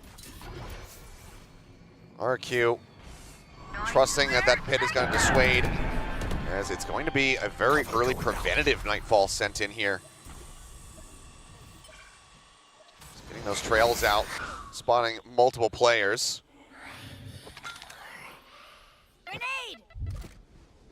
Yeah, and eventually that just goes down, and now Estrella is right there. Elmimore picked off. Excurrent able to find that kill. That's solid start, but Rossi will get traded out. Turret cleared, Xpero finding one. Looks like we might not be done quite just yet. As Xcrit now finds himself in a 3v1. Over the ready, spots one for a moment, lines up the shot, but can't draw down against Estrella fast enough. RRQ hold on by a thread, but they need 4 more rounds consecutively to force this into overtime. Yeah, I mean, well, you got to get started with one. And maybe you get enough momentum to make this a bit interesting. You see that T1 not necessarily going to full buy on this next one. Losing a lot of money in the rounds previously, and then of course losing this one. So it's really nice hold here, especially from Xpero. Feels like he's feeling himself towards the end of this map. I suppose better late than never. And he does show up in a big way in the last couple of rounds. You want to play? Let's play. And let's see now, big control over here on Rubble as both sides trying to get in their faces. Saya's already through the door in a tree though. He's got that showstopper, and looks like widely RRQ aware of this. Can they avoid it? Couple seconds, just quick corner check as he rushes up the top. Stinger in hand. There's a jump out. Saya blinded up. Jemkin able to find Carpe. Quick hops back up over the top. Xcrit will be able to find one with that tour de force. Rossi finds the second kill here for the squad. Jemkin get the elimination, but Izu now lurking. Takes out Elmimore. Xcrit finds Xpero, and suddenly this is all falling apart. Jemkin, the last one alive. Last man standing. Drops down off the rope. The plant being held. Izu with that in his hands. And he's pushing forward, not pulling back towards tree. He's not stacking up.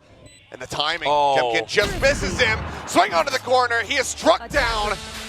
And Xcrit, the new IGL, will be the finisher. A 3K as T1 will be able to find a match victory here in stage 1. Yeah, I mean, what can you say? Make some changes. Things aren't working for T1 for 3 maps, and then all of a sudden, for 3 matches rather, all of a sudden you make one change, and they just look like a totally new team. Fantastically done here in this match against RRQ. RRQ definitely not showing their best colors, I would say, but still, all credit to T1 on a big victory here, 2-0 in this match against RRQ, against most expectation. Yeah, I mean, just given what we had been seeing as of late, there was concerns and qualms about whether or not T1 was just going to get this stuff together in time for this matchup. RRQ had been looking improved, you know, match over match, but this was a night and day difference here from T1. From the outset, the vibes were there. You can see hugs exchanged, of course. As, you know, even with some of the smack talk we heard earlier, these guys are all friendly. But this was a much more improved T1, a T1 that we were expecting from the outset of stage 1. A T1 that inspires hope in the fans and belief in this team that they may just be able to make their way, you know, well, now at this point, into the playoffs, but also potentially over to Shanghai. Yeah, you got to keep that hope alive, and I'm just glad that, like I said during the match, it's better late than never. And this time on the side of T1. So very nicely done for them. They pick up the 2-0 tonight. Let's go over to the analyst desk to break down this match. And just like that, it is a 2-0 for T1. This is the T1 we wanted to see. This is the T1 we expected to see at the start of this stage 1. I have no words how clean they took this from RRQ. Everything that they were doing, it was just working over and over again. And again, everything that we were mentioning on Ascent have really kind of come full circle into this Lotus map. And by then, RRQ just could not really deal with how well T1 was just, again, able to win out this second map.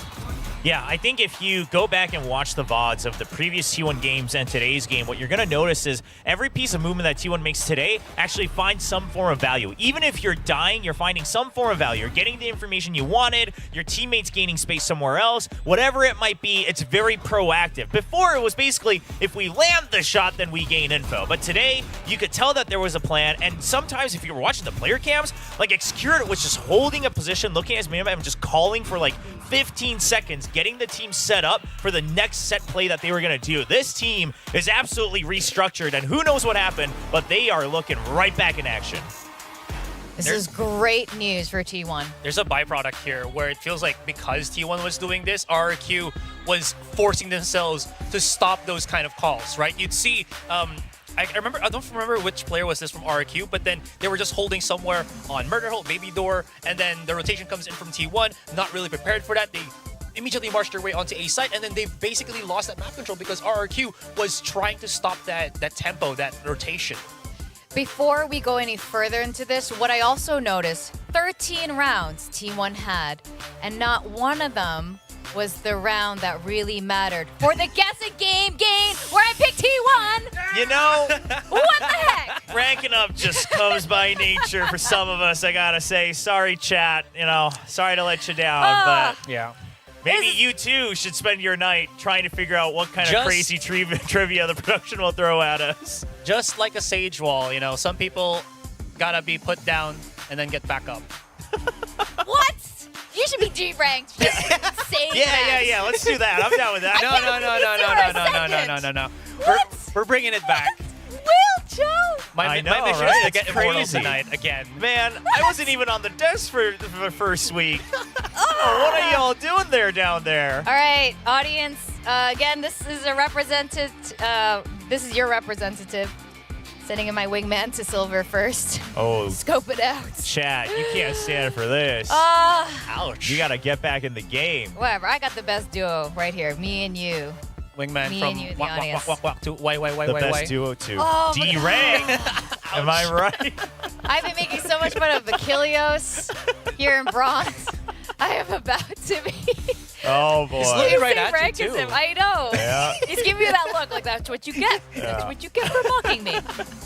I'm sorry, Achilleos. I shouldn't. Okay. Whatever. Like he says, this is not a real game. I don't know. My stats tell me otherwise. Oh my god. Well, you get to double enjoy the glory here. Your prediction was also correct for T1.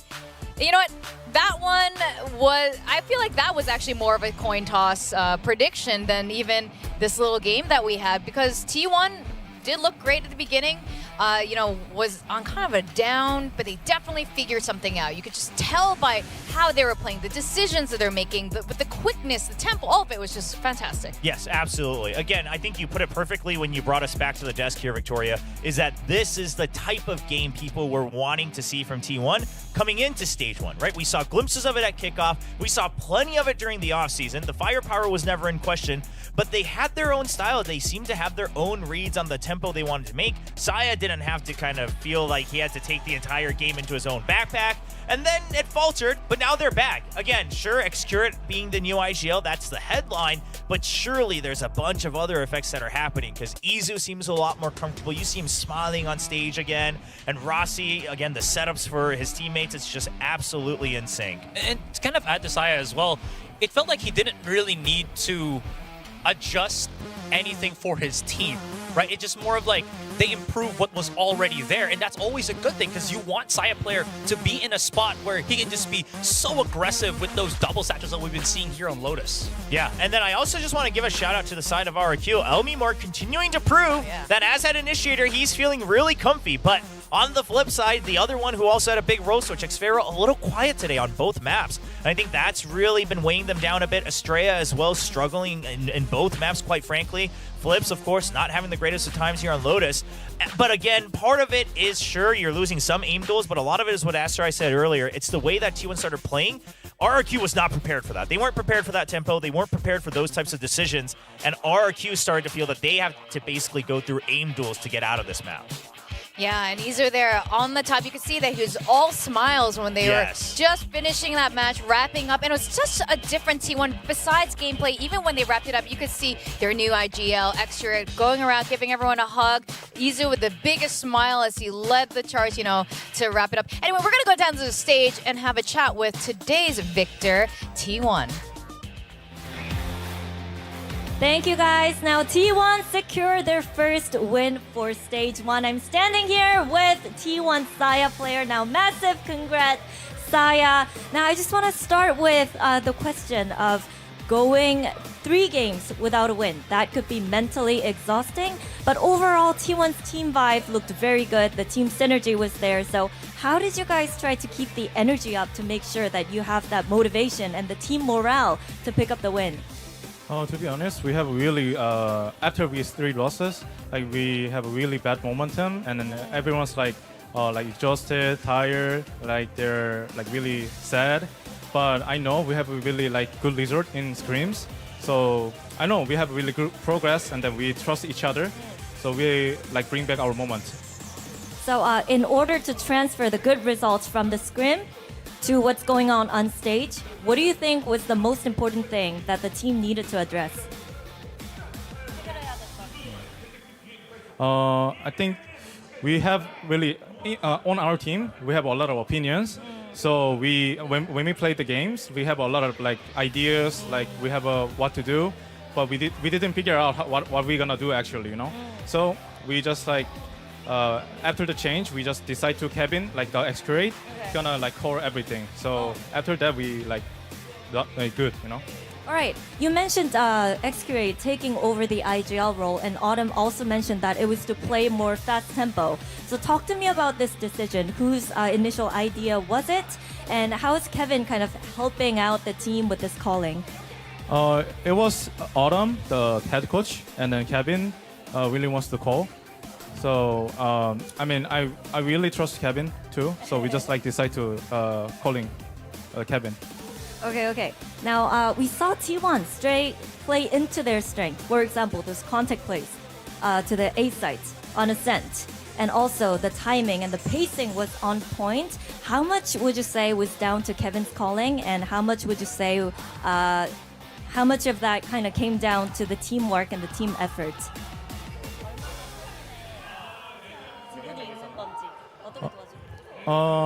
Honestly, we have already structure. And everything, fundamentals, but we like really hesitate before. But Kevin's calling is really like clear, and he just like have a really good direction. So to be honest, today matches he has a lot of like effects for our team. Okay, it's a group effort, and everyone's doing well, doing their part. Now coming up on Monday, Talon. Ben is waiting there for you. My boy Ben. I'm gonna kill you. What? Okay, Ben, be ready, because Saya's coming for you. Well, congratulations once again, Saya, and well-deserved win. Go get some rest. Now, thank you for the interview as well. Now, with that, we are going to head after a short break, but don't go anywhere, because when we come back, it's going to be Bleed taking on Zeta Division.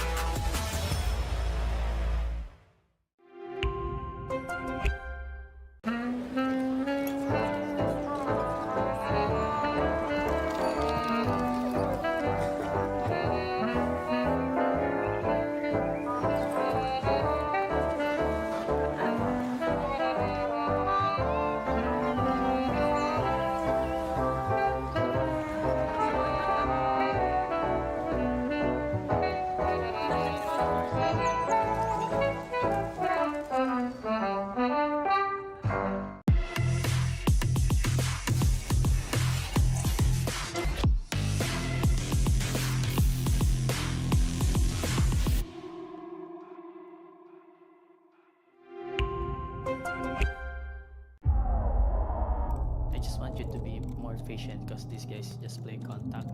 So okay, Team Secret, we need you guys on the stage now. Come on, let's go. Let's go. Let's go. Let's go. Let's go.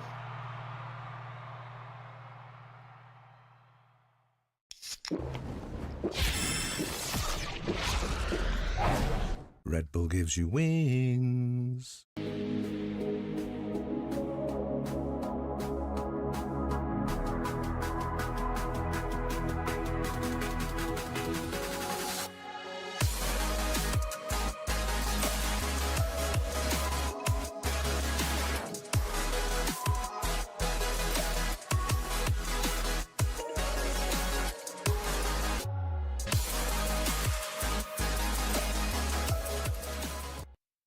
立ちグループ100周年私たちは愛する立川にかつてないワクワクや感動に出会う場所を作ってきました。そして今大きな夢の実現に挑戦しています。立川と世界を文化、芸術、スポーツでつなぐ。私たちが愛する立川を世界に愛される都市に。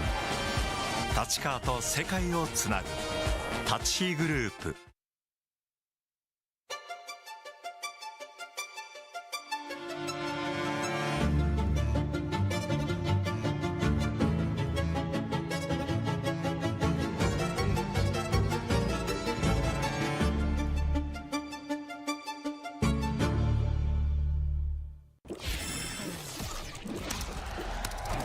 Red Bull gives you wings.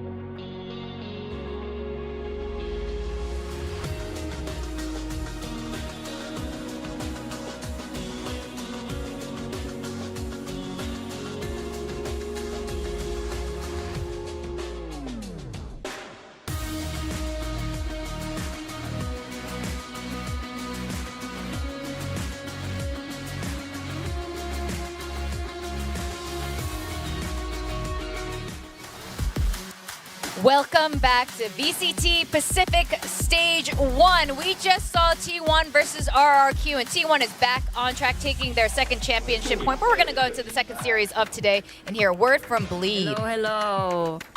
Here's a little massage for you. Yeah. Does that feel nice? Yeah. Yeah. You ready to go today? Yes, I'm ready to win. Oh, you're ready to win. Okay. You feel good? Yep. Yeah. Make them bleed, man. I really hope Jen keeps that thing outside of the talent room. Well, we are analyzing the match later. Oh, I hope Darian's okay there. I don't think he's making too much of the calls, so it's all right. Scary is the ideal, and he'll be the one making those calls. Now we have Bleed Esports with a star lineup of a roster, but they've been struggling to find their foothold and kind of find their cohesion this stage 1. Yeah, absolutely. Again, whether it's comms, whether it's the calls, no matter what it is. Obviously, yes, they had to go through some circumstances where they had to make huge roster changes, but it has to come together today because it's already a little bit too late. Yes, they're cutting it really close here. Zest just joined, Retlet just joined this roster, but we're going to go over to Zeta, who, they've found their wins, but they really need today as well.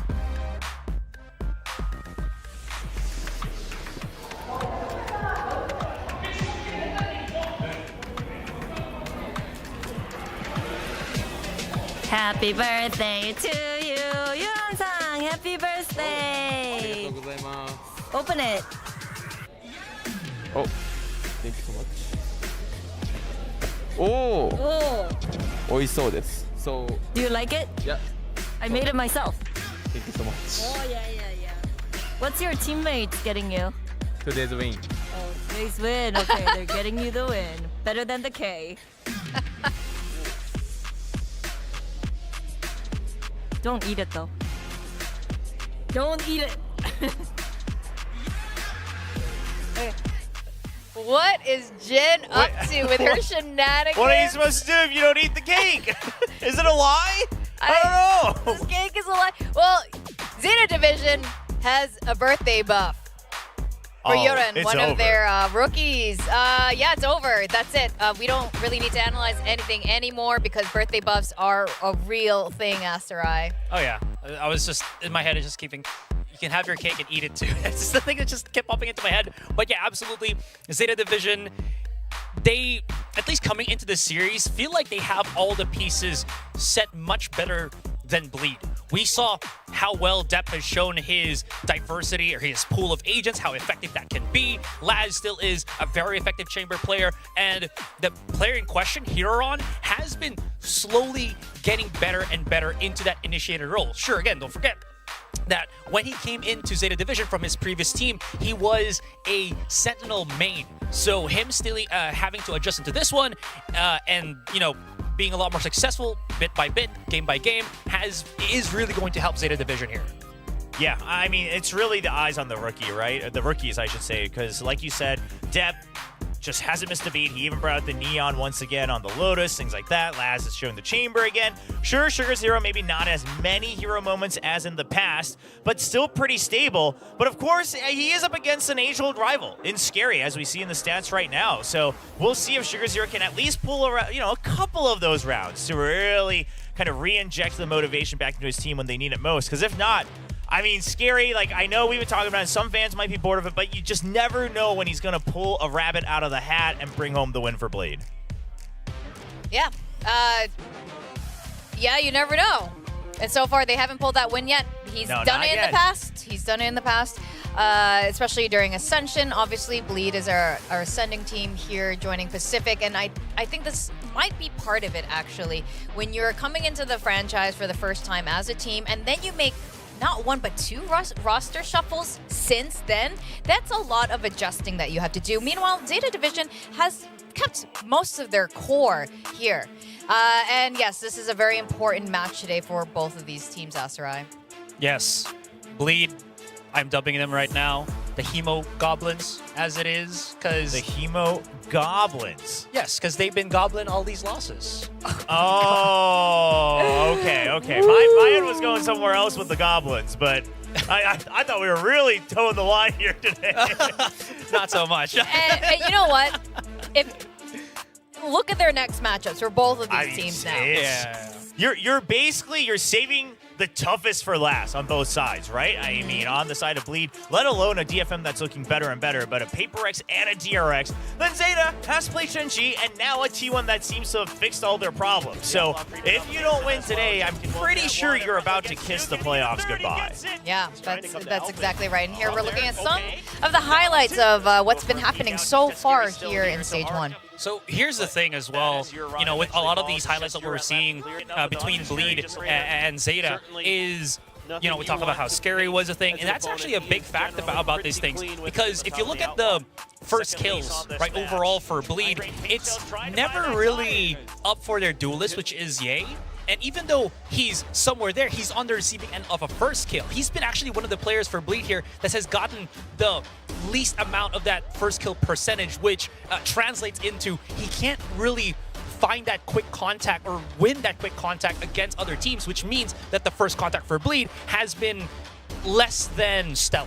Yes, yeah, and a big part of that is also they seem to be kind of playing around Ye back in the duelist as a member where you can just kind of leave him on his own and he'll do his thing and he'll hold an angle. And yes, that is generally what Ye's good at, but you still need to set him up for success by taking over parts of the map elsewhere or, you know, pushing him further out, you know, in a better angle, things like that. And that's something that Zeta has been doing very well for the likes of Depp and Laz. So curious to see how that pans out. Now, looking at the maps, I mean, again, very clear permabans. Bleed not really liking the Ascent, which is one of Zeta's favorites. And then Breeze being banned out by Zeta as well. So the real question here for Bleed that I have is, do you pick what you think Zeta is weak at, or do you still have some maps where you feel comfortable? Because the Lotus looked okay against Talon, and then suddenly not so much against RRQ.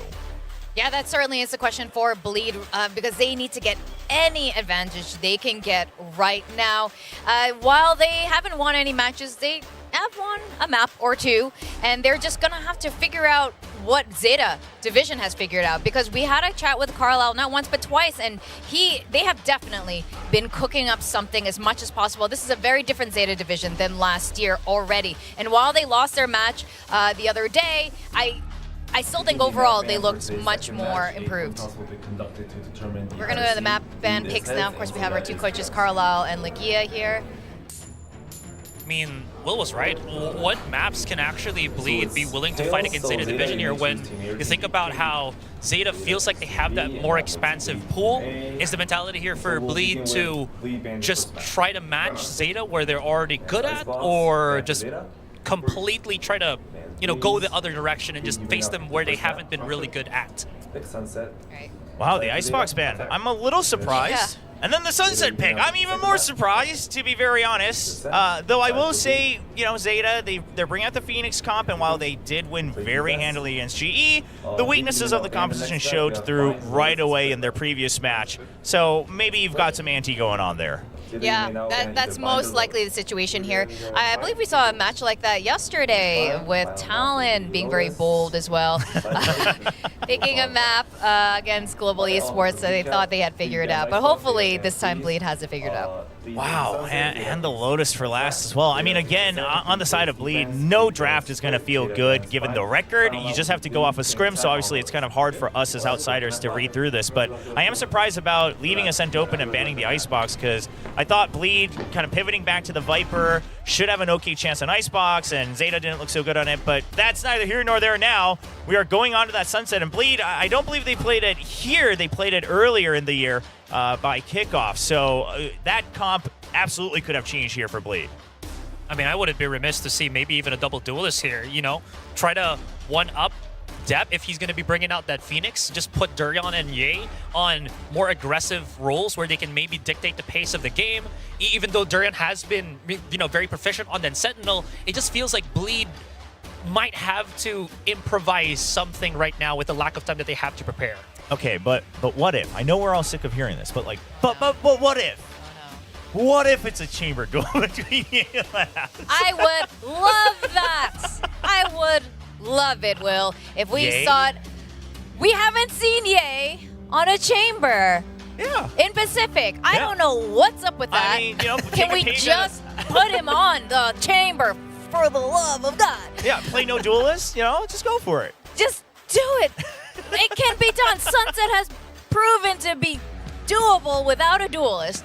But whatever it is, or you can have a duelist and the chamber anyway, like Sure. Zeta Division does. But I'm sure they've cooked something up. One thing I want to see from Bleed is less hesitation. They are very cautious when they play. The tempo is a bit too slow, and we're here in Pacific where everyone is all about going, just going. And Bleed needs to catch up with that. It's funny because Zeta used to be that team, right? Of like, oh, let's wait for all the information and then we're out of time. And Bleed does the same thing. I mean, we heard Ewok kind of hint at it as well earlier when we had the coach interview of, well, Bleed always waits for the opponents to make a mistake. And that's something we noticed at Ascension last year as well. So hopefully they're now picking up like, okay, that doesn't work here at VCT Pacific anymore. We have to change our style a little bit. Yeah, and that's the beauty of having, again, a new coach here for Zeta Division, right? That's the reason why they picked him up, is immediately right after that, you're seeing Depp go a lot more aggressive. Everybody is following that speed, that pace at which he sets. For Bleed at this point, it may be just because, you know, Ye hasn't been that leader, not IGL, but like leader that kind of charges forward, so they're not really comfortable in taking those risks because it seems like there might not be options to take those risks. But, you know, it's very difficult to kind of gauge how to approach that. Yeah, I mean, it's a team thing, right? You need the setup for it if you want to go in aggressively. So I think this falls on everyone, right? And Scary as an IGL as well. Yeah, and I think that is definitely part of it too. To go in that aggressively, to move that quickly, you kind of need to be one mind, or you need a very confident IGL. We saw it just now with T1. Once they put Excurate on there, making decisive calls, the team follows, and that's when it works, because everyone is on the same page. This is what Bleed is sort of lacking right now. And again, they have all the players. They have amazing players on this roster, and they just need to come together. At Zeta Division as well, we saw some hesitation from them kind of going back to that old Zeta, where they're waiting till the last second to go plant that spike, and that really cost them. So hopefully Carlisle has fixed some of those old habits, and you know, we're going to see some top-tier gameplay from both of these teams. Yeah, I mean, I think Zeta's going in the right direction. It's just a question of how fast do they improve, whereas Bleed, they got to still figure out the direction and kind of tune in the navigation from the start. That's right. Now we are going to go to the stage, welcome these two teams, Bleed Esports and Zeta Division. Give us a good game. Give us a good game. No. They're not going to give us a good game. No? They're going to keep us here. Is that what you heard? The yeah. voices have told Victoria that The we're not. voices have told no. me that we are going to Have they listen also to Will's told you that predictions. you're going to go down to bronze in the next guessing game? No. Ouch. That is the second game here. It's terrible. It's been really Kayla's just painful. waiting You for you know, there. we're just going to go to the stage. We're going to go back to the stage for Zeta Division and Bleed. Let's welcome the players.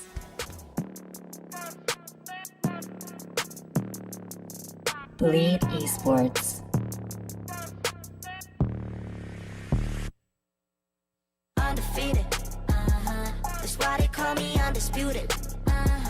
I'm breaking up another Zeta season. Division. I've been up on my stats. Now would you look at that? Undefeated, locked and loaded. We about to go. Caught him with that left, I leave him tapped out on the floor. Sounding itchy, sticky, swishy. Watch me bank a score. Up in the boat, I'm in the zone. Yeah, yeah. Culture to fire the breath. King of the jungle and beat my chest. They say I'm posing a threat. Just like a pebble, I'm cutting the net. Ring on my finger, but yes. All right, and entering the stage now, Zeta Division facing off Bleed Esports. Both of these teams need that championship point so desperately to even consider the possibility of entering champions as one of our final four teams.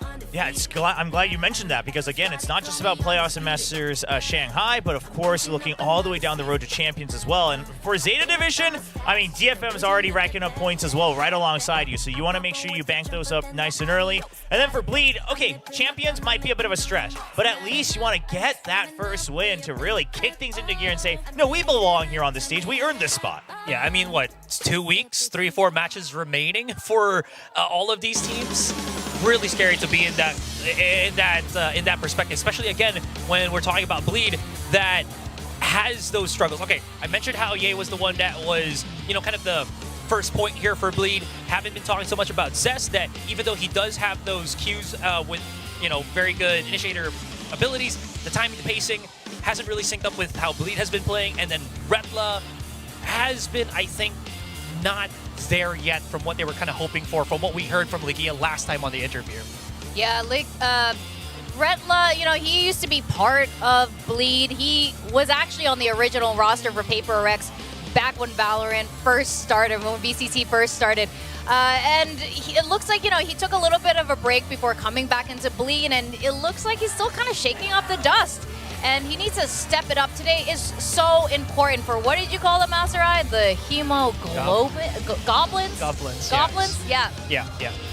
Yeah, hemoglobins is the actual thing. Yeah. But hemogoblins is what we're looking at this team as. Yeah. So hopefully they can kind of overcome that, overthrow that title, and get right back into Bleed Esports form that we saw at Ascension last year. And my eyes are on the comps right now. What are they bringing out? Because it can't just be here. Oh, and it looks like, What is this? two friends have put their credit cards on the line for a little bet on dinner. Whichever team wins, the other friend has to buy them dinner. Okay, well, I hope they cover that credit card number. I don't know if you should put that on broadcast. It's on the back. It's on the We're back. going to go over to our casters now, Achilleos and Valdez. Yes, it is now time to go into the action. It has been nearly 2 years since Ye took on the core of Zeta Division back at Masters Reykjavik in 2022. That was April 24th. Find ourselves here at April 16th, 2024. So it's been a damn long while. Obviously, a very different core around Ye, but we'll see how he fares as we go into this match because both teams have had their struggles for sure. They've had their struggles, and as was pointed out on the desk, we have this match, and then they're going up against really strong opponents, pretty much only. Even DFM for the side of Bleed, you know, who they have to face next. That team looked better last time we saw them out here just yesterday, so it's going to be rough. I think both teams really need to pick this one up and then try to string some victories together, or at least look a little bit better if they want to have any chance of actually, reaching the upper echelons here at Pacific. Because so far, it's been a bit back and forth for Zeta. They're in a little bit of a better spot, but still, as well, have those tough opponents on the way.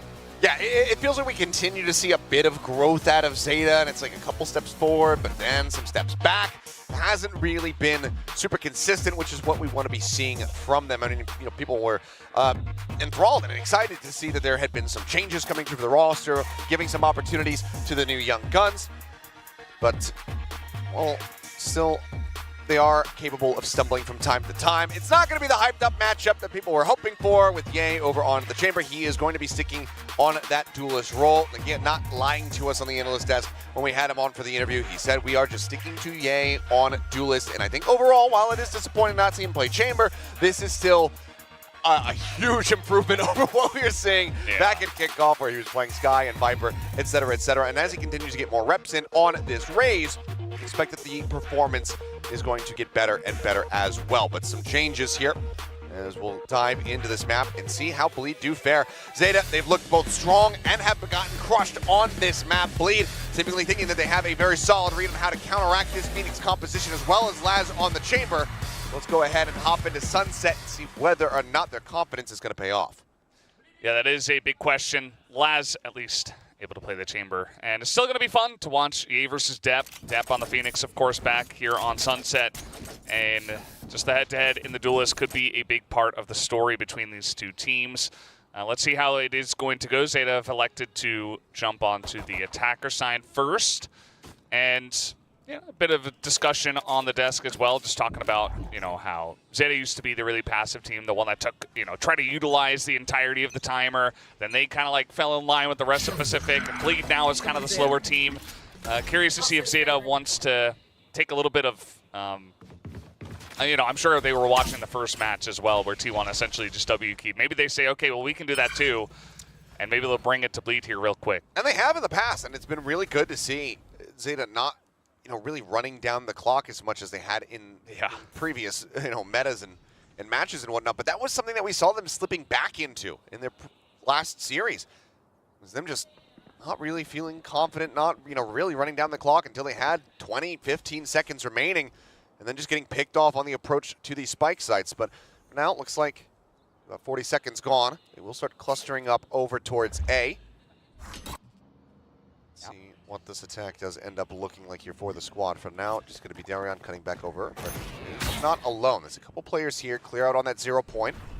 Not going to confirm much of anything as far as the forces are concerned. Yeah, still a bit of a rotation on over from the side of Bleed to get in position on this A site. But there's the curveball, and around the back comes Depp. They didn't 30 seconds quite lock him down, but the Paranoid comes through. Spotted one, sends on the hot hands, will get a bit of damage across there. Zero able to find one. Zest trading it back. It's just a bloodbath here on the point, and suddenly Laz is all on his lonesome in a 1v2. He's carried down to a one-tap. He has gotten quite many headhunter bullets, but takes quite a bit of damage from that paint shell. Swing around the corner, has to take the TP out. Sweeps that one up, and that's going to be Ye getting ready to hold on this defuse. Laz taking his time, but there's two players. He's got to try to go for it. Well, he does force Ye off the defuse. He cannot get the kill. And that will be Bleed picking up the pistol round win. Yeah, good start for them. It was absolute chaos, as you mentioned, on the site. It was just trades back and forth, 1-for-1, and eventually Chamber left alone, and Laz not quite able to get it done. Nearly did, though. It was kind of close. I feel like if he had time for one more bullet at the end, one more headhunter, might have been enough. Retla really had a great angle there. Last player standing. As Ye uses half, comes off. Nice luck, guys. All right, well, solid start here for the side of Bleed.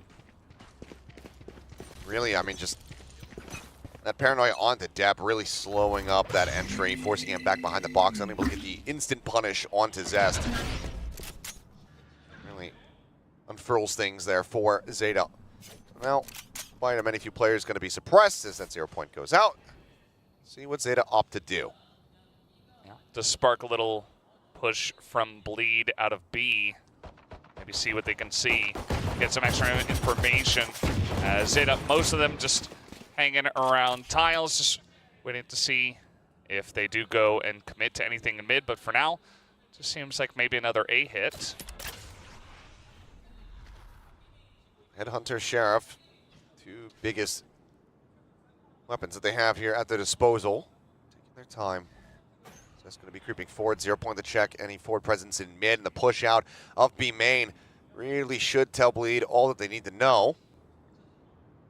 As they just wait for them come pushing in. Lambs to the slaughter. Or picked up there. Steps just going to be trying to build up these run it back as quickly as he possibly can. Swing over the corner. Yoda going to be taking an immense amount of damage as that mosh pit comes through in EA. Okay, well, Scary. He'll go ahead and claim the kill. Thought for a second that they were actually going to try to get a knife. Laz, headshot onto one. Retla onto the corner. Able to just go ahead and mow down 3 players. That will be damn near flawless round here for Bleed to pick up the anti-eco. Yeah, just Laz, the one guy, does get the headhunter kill. And that was about that. Retla already building up to his own ultimate. So we'll see when he'll get a chance to use that one. Maybe here to try to secure a bonus. As Scary, he didn't want to wait. Retla just had kind of the off angle to stop them. And elbow. And once again, let's go. Just positive vibes so far for Bleak. That's something that has been lacking for the most part. Retla had some polarizing performances as well in his own right, so good to see him off to a roaring start, having that ult online already here going into the bonus round. Could turn the tides and allow them to get a conversion here perhaps, but for now it's just going to be market door broken down. Dep getting tucked all the way up here at top mid. Smoke coming through here from Scary as well to try and dissuade any push into market. Poison's off. Yeah, just holding the line is Yudon over there on the right side. But will they go for this push through market is really the question. A lot of the time you got to just follow where Dep is going to go, especially when he's on this Phoenix.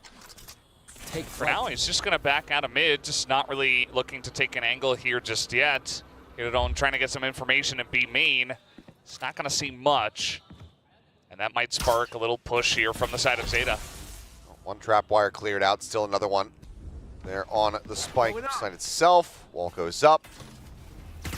Retla going to be noted there as that recon comes through. A little bit of spray through. Just a couple shots there on the Lazes. That's going to be... Okay, Retla actually getting taken down. Dep able to go ahead and find him despite the fact that he's the one walking into that trap wire. Darian now looking for the target. Flash comes through, but he's already been taken down. Darian with the elimination. Dep now on the ground. Sugar Zero on that right-hand side. And just Zest and Hirodon seeing enough of Darian to be able to find the kill before the flash does bloom. Spike on the ground. 10 seconds remaining. Laz picking it up. Yudon trying to reinforce this position.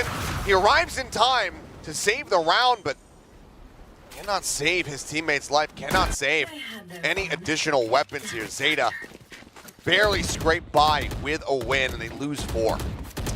Yeah, so they're on the board.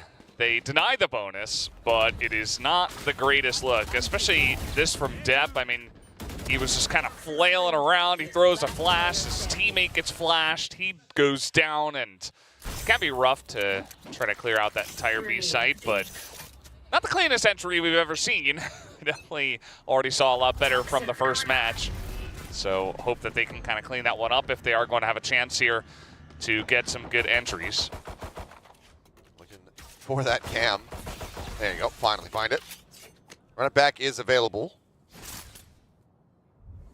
Looks like Zeta widely just wanting to poke around over at B, get rid of some of this Cypher util. Let's make him a little bit more uneasy with this defensive setup. 3-man stack here over towards A site, but now we see that Zest is going to start rotating back around as Zeta work their way up through mid. Let's see what this drone can get in terms of info. Believe it spotted the A there. He's just going to back off as now. Right, Laz didn't even try to turn around, but Paranoia thrown through. Looking for the wallbang here is Scary. They just sided double face. Oh, well, okay, it's a nasty shot from Laz, but Scary able to find him in the end. Redlet now waiting in market, finds Dep. We're getting traded out by Sugar Zero, but Darian finds Hirodon at the same time. So it's a 2v3. Scary at 8 HP, but Sugar Zero 30 seconds 33 left. himself, so Planted. a rough position to be in here for Zeta as they look for the One second round enemy win. Bite remaining. goes in, but Sugar Zero now going to be taken down, and it all falls to Yudon, one of the rookies here for Zeta to try to clutch up. It's his birthday. Quite the present. Let's see. Battle Help him push forward. 1v3. He's got one snake bite to try and delay. Swing out. Uh-oh. Getting spotted, has swapped off. Over to that Vandal. Does he continue to push up? Finds the first one. That was scary. He was low, but now Darian is well tagged up. Spray across, but has to go for the reload. It already is held to half. Gets the spray onto one, but he cannot find it onto the other. Ye will actually get the defuse, swing out, and even take the weapon away from him. Bleed. Move up now 3-1. Not the birthday present he was looking for at all. Nice try, though. I mean, that first kill was good. He nearly gets the second onto Darian, but yeah, scary, pretty insane shot there as well. Retla holding his own, does a bit of extra damage. Target down. And then eventually, we see him just hold the defuse, and the spray is just off. You know, he just assumes that he's a bit closer to it, I suppose, and that's going to be an early timeout here from the side of Zeta. It's only 3-1, and 2 of those rounds were, you know, one was the pistol, one was the anti-eco, so pretty early on here, but maybe the coach not liking what he sees so far. Yeah, I mean, it can be a slippery slope, so I don't necessarily mind the early intervention here. You're down by 2. You're getting ready to come in. You didn't carry over any weapons, so want to be able to just get in there, say, okay, we're going to come in. It's going to be a bit of a lighter buy for us. This is what we can try to do to make things work here, and then this is what we're going to do when the full buy comes through in the next round. Because otherwise, if you don't get that intervention. Maybe Carlisle is also noticing something. You know, maybe it could be anything. It could be the comms, the way that a certain player is playing one position that is, you know, in his mind costing them dearly, that he wants to make an adjustment on immediately. So we'll see exactly what Zeta have up their sleeve as they come into this one, but it's just going to be a Sheriff for Hirodon. Some classics head on. They do have a tour de force available here for Laz. That goes there. But otherwise, just Yuran with a Guardian. If you want to play, let's play. That will be the ult pop. Yeah.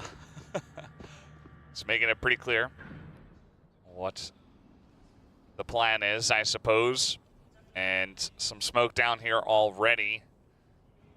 Generally, I mean, with the Cypher, he's going to try to hold this down by himself. You see Sugar Zero, or rather not Sugar Zero, Scary is on the back of B, and Boba just holding it down if this push does come in. But so far, not a lot of utility, just Laz looking for a pick, but you'll see that on the side of Bleed so far, very defensive. Scary is thinking about getting a Paranoia down at least, or at least just the smoke for now, just to delay any further push onto this B site. Laz just skirting around the sides of this one, seeing if there's any gaps that he could try to abuse. Then noted is, oh, Yang. Almost caught with util, or rather knife in hand. Swiftly exits back around. As now everybody from Zeta starting to encroach upon this A site. Darian thinking about swinging the corner potentially. See if anyone's going to come pushing into him, and Yuran 30 has seconds. had a sight, but right as he was drawing the weapon back down, ends up getting popped. Swing onto the corner, Darian knowing that none of the rest of them really have any kind of weapons. Works his way forward and finds himself a second elimination. Now the 0 point gets to catch on to 3, or at least 2. Looks like Hirodon maybe getting a little bit further ahead of that one, but Darian comes up with a third. Player standing. And that should just about do it. Laz with the ult. He'll have to kill all of them in the next 8 seconds, but he's only going to be able to find the one. Ye will go ahead, finish it off. That is now 4-1. Yeah, I mean, not obviously the round you're going to be looking for Zeta. Maybe hoping that Laz could get a little bit more value with that tour de force, but it really all starts off Darian, and he gets aggressive too, knowing that, you know, he's not going to be dealing with much firepower. Takes out 2, gets 3 eventually, and then Zess and the A cleaned it up. Not too much else to talk about on that one from the players. But 4-1 is a fantastic start here from the side of Bleed. They have been pretty much in control of every round. And now Ye has that operator up online. Just go for a timing shot. Thought maybe he would actually just fish for it. Pop flash at the ready. Swing out from Darian. Not able to find anything there, but Ye will get hit on. So a 1-for-1 in the end. Ye whittled away down to 45 health. Okay, so Darian was a little bit confused about who to shoot at. And eventually just went down. That's fine. You need to spare the blushes. And now a bit of a split. We do see that Depp and his buddy Sugar Zero over towards B main, where we do have a slight push coming in through elbow at the moment. Toxin screen down. Not on the trap wire. Cam's still set up, so Retla can keep an eye on the side itself. They'll hear that being toggled on and off. A little bit more on the left. There you go. Turn on the trap wire, trying to sell this as an eventual A hit. Overall, Bleed still in a decent position as they have 3 players towards this B site. 30 seconds left. Yeah, seems like they're pretty well set up for this one. Smoke comes down. Dep, yeah, because they just will pop, run it back. It's at the curveball. Back killer though, and Scary just swinging out onto that left-hand side. Able to find one in the smoke. Now Izzet swings out. Dep able to find one. Snaps back right as Retla comes pushing through. Laz will be able to collect the kill. Spike planted. I thought Bleed had nearly cleaned that one up. The paranoia timing was fantastic, but Depp just leading the charge and creating space for the rest of the team to push in. And Depp even getting a kill of his own during that ultimate. So Ye is very much away from this. He wasn't able to be there to help stop that push, and he's just going to hold on to his operator. Watching here. Will they push out and try to get it? I mean, it's going to only be their second round, so probably just going to hold on to the win, and be happy with that. It would be, high value for them to be able to take that operator out of his hands, but trying to go on too big of an excursion to get rid of it. Also a bit risky for themselves, given that the cache is still a bit unstable here for Zeta Division. Yeah. So, widely, we'll just pull back over towards the attacker spawn, stay grouped together. Yay. Just tucked there in elbow. So, 4-2. Bleed still with a lead, but Zeta seemingly, the discussion during the timeout, paying off to get themselves a second round win, but can they string another together? Well, we got all ults available here for the side of Bleed. It's no doubt that we look into at least showstopper to stop the push from coming in. But yeah, this was Depp just kind of getting in their face, throwing double curveball, getting value out of the run it back, and creating space for his team to make it onto the site. Cleared out. Over the top, spotted. Now they go bouncing forward. Yay, having swapped the operator over into Retla's hands himself. Here on site, waiting to see. Catch anything as there's the swing in. Depp's going to be taken down. Solid opening kill, but Laz able to find Ye at the same time. So the duel is now eliminated on both sides. As that is going to be the null command invested from Darion, just looking to hold them at bay. Just continuing to creep forward, gets timing through the wall. Catch onto Hirodon. TP across now over onto the B side of the map though, as the plant will come through, but Neural Theft will reveal their positions. Yeah, I mean, cleaning up the site was Laz, and they're even going to commit here to the pit. It is a pretty nice spot to go for a 3v4, and with the plant down and Bleed having to rotate all the way over, see if this does work out for them, as they'll be able to hold on a B main and just essentially have Laz to clear out the backside of that. So here comes the Thrash trying to clear out inside this pit, and now they're going to charge on into this one. Okay, well, Sugar Zero detained, taken down by the fragment. Work cut out for them here in the 2v4. They will obviously take them low, wingman in. They need to try to clear this one off. It's going to get up to halfway. Now it's just holding for it. Does get interrupted eventually, but hold in just enough time. No, they bought enough. 151 seconds. The difference maker is, I mean, again, it's not clean, but it's Zeta clawing this one back. Yeah, I mean, these rounds that they are getting are like, it's like pulling teeth almost. They're just barely able to scratch their way by.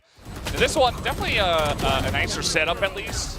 Bleed with the man advantage. They're nearly able to get in there, and yeah, Wingman gets it a half, and then they have to try to finish it off, but it's just barely not enough time. So they hold on. They get another round win, but it still does feel like Bleed are mostly in control of this map so far. So let's see if Zeta can continue with some more aggression. That time around, though, it was kind of like a big push on A and then a big rotate over to B, obviously with the Omen ult and Laz clearing it up. So a bit of trickery that time around. Zeta certainly taking their time with some of the pushes so far.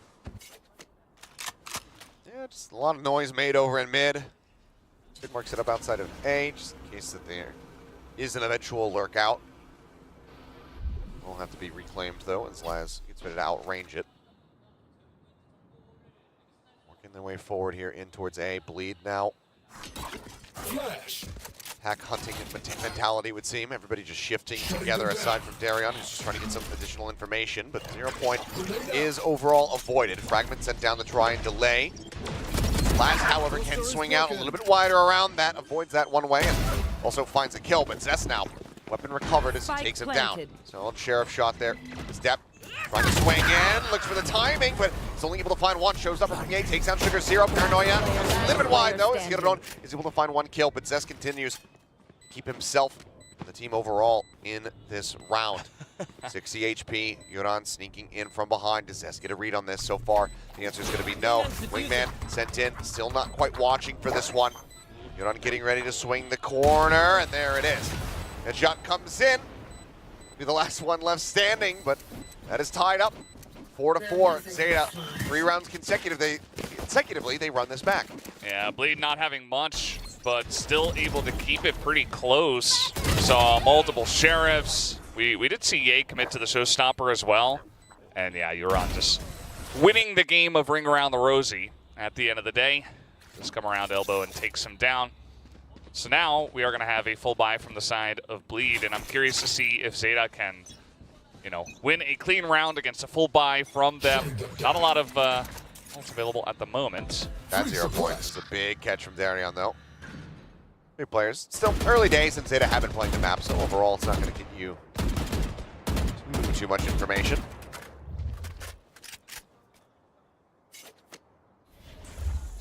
Now Ye playing forward once again, op in hand. Peeking into B main. Zeta, and they have dealt with this before, but do they have the read that he's got it once again? They do. Likely to see a curveball here on this corner, but as he continues to push up, Ye gets rid of Sugar Zero and he gets out scot-free. Paint Shell's the further delay. They cannot push in to try to find him. Quite costly here for the side of Zeta Division. Yeah, that was a pretty slick, close operator shot there from the side of VA. Gets out alive, as you mentioned, and it's going to kind of force the hand of Zeta now, maybe to move over towards this A site, which is heavily defended by the side of Bleed. Keep in mind, I mean, the A is really the only one on B, so they've got a lot of their forces, tripwires, utility over on A. Push looking to come in from the side of Depth. 30 seconds left. Ball not getting a lot of value here. They get sent. They need to try to get themselves onto this site. Laz is in a decent backstab position as he hear the footsteps coming through. Gets the catch there on the Scary, but right now, the rest of Bleed have their attention paid here on the site itself. Zest watching around the back. He'll be able to take out Laz. Pivots instantly to get rid of Hirodon. And that'll be it. Zest, absolutely monstrous round from him. Picking up 3 and getting Bleed back into a brief little lead. Yeah, had a great last round, even though it was a loss, you know, hitting a couple of Sheriff headshots. This is the first hit from Ye. And then boom, immediate readjustment. Once again, lines it up 3 in a row from Zest. And it was kind of rough too because he was watching that angle, but his teammate actually died first to Laz, and so maybe felt a bit unfortunate, but he was playing it very sharp. Eventually he does get the kill, and they don't expect him there in that corner, so he gets so much value. Important that he hit those shots, though, otherwise might have been a cleanup from Zeta. 4-4, surrounded by Sheriffs here. Depth one off of a run it back, but that with a Sheriff not exactly going to be the best value that you could get out of the ultimate, so likely we'll see that one held unless they can get a weapon recovered. Here. Very forward trap wire will get cleared out. Are we going A? Laz has been pretty successful, I feel like, on the chamber, all things considered. Positive KD. I mean, it hasn't been, you know, a huge dominating performance on that chamber like we have seen from him in the past, but he's still very consistent in his shots. Revealing it. Okay, Recon to start things off. He's finding a few. And Retla Flame landing right at his feet, and oh, the timing on that curveball is absolutely gorgeous. Last, whipping the shot, says able to find one, but does take a nasty bit of damage. 23 HP remaining for him. The Thrash available for the retake as they look to get clustered up. Dep in the meantime, pushing forward with that run it back, looking to see if he can find anything else. Yeah, at the very least, he will be able to delay the push from coming on in, and it's going to be up to this picked up Thrash. Oh. Depp in a little bit of a rough spot there behind, and he will be taken out. Paranoia also coming up, but Sugar Zero up top here. Oh, Look, TP's the got TP into the smoke there with straight into Darian. He's pushed right into it. And he hit it on dead. Darian with a huge round 3 for himself. Minimal damage taken, op recovered, spike diffused. Bleed now moving up to 6 in the half. It was a decent idea. I like the start of that. The util dump just flush out. Redla at the very beginning was gorgeous. The timing was on point, but Zest spotting, Laz whipping that shot. Does start to unravel the whole thing. And I mean, Darian happened to be in the right place at the right time, it would seem. That has been the only comms we have heard from this team so far. Nice, good job. That's all you got to say. Just keep your head above water. That's what works. That's what works. Here's the question, though. Hit it on. I feel like he's had this Hunter's Fury pretty much all game. Is he going to use it? It's been a bit quiet. Hasn't really found good timing for it, I guess. Definitely a bit unfortunate. But now maybe a push here from Zeta towards B. Certainly mixing up the strategies and the push timings. As much as they can. Drone not going to get the spot onto anyone. Cyber Cage now coming up. Carry-on with that wide left swing. Finds Yudan. It's going to be Viper down. He's at 3 HP himself. Ult pop, so would be Resable. Yudan trying to take some space here. An off shot from Laz. Will be able to find one. Retla now swinging out. Gets a dink on the Laz. Swing onto the corner. Sugar Zero puts him down. Spares his teammate. The plant can now come through. Out there from Laz and Zest arriving, spotting one, spotting the other, is able to get the kill. This guy. And HP bars, they are dangerously low. They're able to finally bleed out. Depp getting dizzied. Tries to stave them off even further here as the Mosh going to be coming through, but it's a little bit shallow. McMahon sprinting forward, won't be able to get the daze. Scary's going to have to wrap around the backside of sight. Last 5 health. As they're just going to try to hold it with the smoke up. But the He's sprays going to hold it. haven't really been great for them so far. He's holding for the defuse, but Depp, okay. He can push out of the smoke to be able to confirm the kill. 6 of 5. Chance for yet another 6-6 half. As we've had 2 so far today. See if Zeta are going to be able to continue to bring this one back. Well, players here on the side of Bleed low on cash, so we see a Spectre thrown into the mix here. Be able to have an operator, so see what damage they're able to do coming into this one. Yeah, this has been a, kind of funnily enough, pretty back and forth match so far. Like, Bleed started off really strong, but then eventually, you know, one timeout called, and that's kind of all Zeta needed to get right back into the game. And we'll be curious to see if they do actually tie this one up, make it 6-6, and actually pick up this victory. As put it on here, just trying to clear everything up that he can, but Poison's off. just the one trap wire back on the site right now for the side of Retla, who has been holding down the speed site very nicely by himself. Bit of push out here from the side of Yang, gonna be able to spot him, and then they just back away. Not gonna overstay their welcome so far. Holds onto that util. Pain Shells was like he was gonna send it there for a brief little moment. Get it on, tag down to 83, now armorless. As Depp gets ready to try to go for the entry. Back pillar though for Retla. Avoiding that flash, avoiding that snake bite. Drop down Scary, sending that paranoia, crashes across 2 players. One with line of sight though, so can't find a full punch. Depp, attention being turned either which way. He's managing to find one. Sugar Zero on the opposite side. Takes out Retla. Now a 3v3 with HP bars. Been shattered here on the side of Zeta. TP from Sugar Zero. Just gets himself back into B main. Laz on the peak. Towards market, sees nothing. Smoke comes down. Ops the TP up on top, so you can try to see over as a smoke. Let's see if it's going to be rewarded here. Tap on the spike. Hunter's Fury now finally being used. Hit it on, trying to save them off. Another smoke now. Forcing Laz to eventually have to drop off of this, you would suspect. Yeah, you're going for the hold. There's the drop down. Laz good for the shot. Zest dead at the same time. Now all on Scary. It's been a clutch shot in the past, but just does not have the time for this one here. Sugar Zero will pick up 3 here in the round as Zeta ties things up 6-6. Yeah, pretty solid round there at the end from Zeta. They get in onto the B site, get the plant down, and then essentially Laz and the Hunter's Fury that you mentioned finally gets used there, and it is to a pretty successful effect as they do get that last round, essentially just holding on to the spike. So Bleed, they started off strong, but eventually just kind of fell to the wayside. I do wonder if they got into their heads a little bit there with Zeta coming back, because it didn't quite look the same at the end of the half as they did at the beginning. A big question for Zeta is going to be, how does this comp continue to look as they move over onto that defender side? As last time out, it was certainly quite rough. Yeah, work cut out for them here. That was a solid amount of research and prep done from the side of Team Secret to be able to really dismantle that defensive side. A lot of fans here, obviously, for Zeta, hoping for their victory tonight. And I believe all of our predictions did go towards Zeta division. Yeah, it was pretty unanimous. I think, I think understandably. It makes sense, yeah. Zeta did go down to Team Secret, but still, just Bleed not quite able to show as much as we have seen out of Zeta, especially from their first win that we did see. They looked quite strong there. So let's see how Bleed looks here on the attack.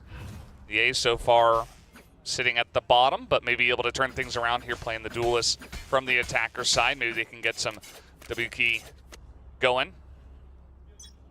Well, weren't able to find that opening pistol round. Let's see if they can do so here now. Bleed will go 2-0 in that regard. Quick push forward, and Laz, he says sit down.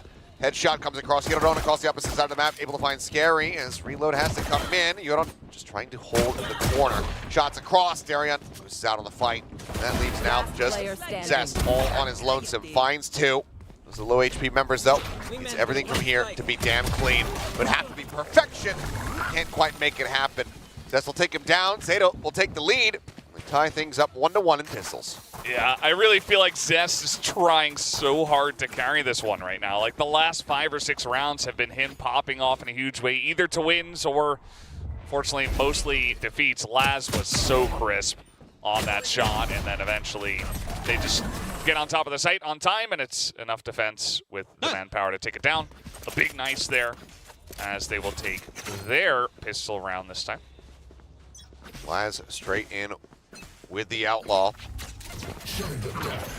Solo here on B. 0 point checks close. No one going to be noted.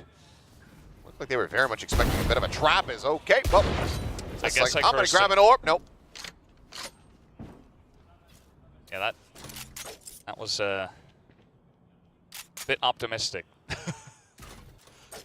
Maybe feeling himself a little bit. He is having a good map so far. Trying to regain some little util there. Get punished. Solid opening kill, and that does force Bleed now back across to the opposite side of the map.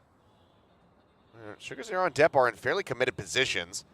They have a Bulldog, and it goes between them, so should be okay, but should Bleed be able to overwhelm them? It's going to be quite costly. And okay, going to be taken down. Sugar Zero finds 3, the full flash. Gary can't push in off the back of that one. A 4K for Sugar Zero, as Zeta will get a flawless anti-eco. Yeah, good stuff there. Just lining it up, feeling the pressure, hitting the shots from Sugar Zero. Picks up a 4K for himself. Is now on top, and should be feeling pretty good. As we'll take another look here once again. Just running straight into the crosshair of Laz, and then trying to make an entry happen was EA, but was optimistic as well. Unluckily, he saw that last player right before that curveball came in, because it was a team flash. But 3K looks nice, but okay, Yuran playing forward, taken down, Yay up over the top. Didn't quite see exactly how this one transpired in the setup, but either way, that is a very solid beginning to this round here for Bleed, as they very much would not like for Zeta to convert the bonus. Stacked up. Now just Laz on this side of the map. He's got that rendezvous to bring him back over into the site proper, but could be quickly, somewhat easily overwhelmed. Tries to go for a bit of a timing shot as Dizzy does connect.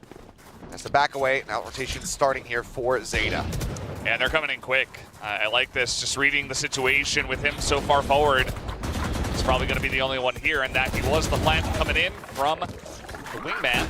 And it's just going to have to be a straight-up retake here from the side of Zeta, but they're already down Euron. And this is going to be pretty difficult. I mean, they have a Stinger, a couple of Bulldogs.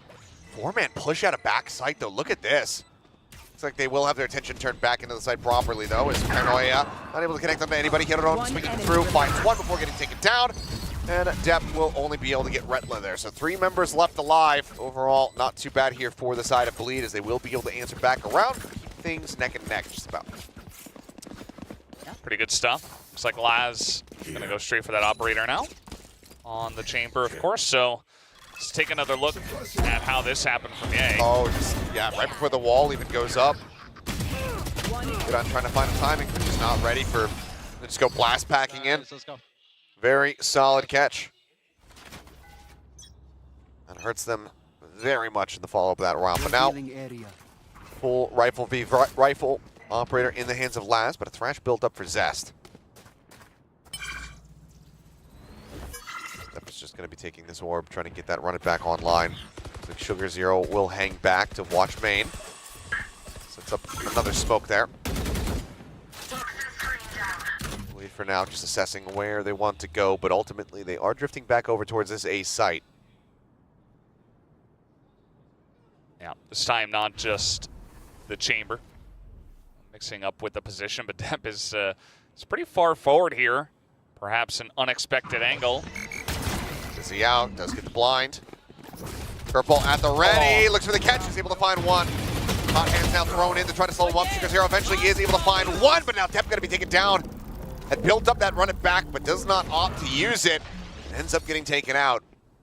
Interrupt on the Thrash, as it will be recoverable. Now a 3v3. Laz getting ready to make his way around towards backside. 30 seconds left. 30 seconds left in this round. 10 seconds, or about 8 now, until that Thrash is back available here for Zest. Yeah. Just waiting for them to actually push into the site, it looks like. There it is. There's the Thrash cleared out. It's around, Laz. Himself situated up on top of the box. The plant now getting ready to come through, but Zest going to be taken down. Swing on the corner, Redla able to find Spike 2 planted. kills, 3 overall in the round. And suddenly Laz is on his lonesome. 0 point does not connect. Knows roughly where one of them is going to be at. He's swinging on the corner, spots the shoulder, finds a shot, but now around the backside is Darion. Does Laz read this at all so far? It looks like the answer is going to be no. Darion will be able to put him down. We are tied up, 8-8, Bleed, keeping it close. Yeah, I really don't know who's going to win this one at this point. I mean, that's a couple of really solid rounds from the side of Bleed. You know, some trickery from Ye, the previous one, and this one just kind of straight up. It looked good initially for the side of Zeta, but then eventually they just kind of got cleaned up here, not really hitting their shots to deny this push, and then the double Thrash coming through and an eventual wraparound from Darion. And that is going to spark Zeta's second timeout. I'd say not too surprisingly. A couple of rounds going the way of Bleed. Yep, pulled the first one. They were down 1-3.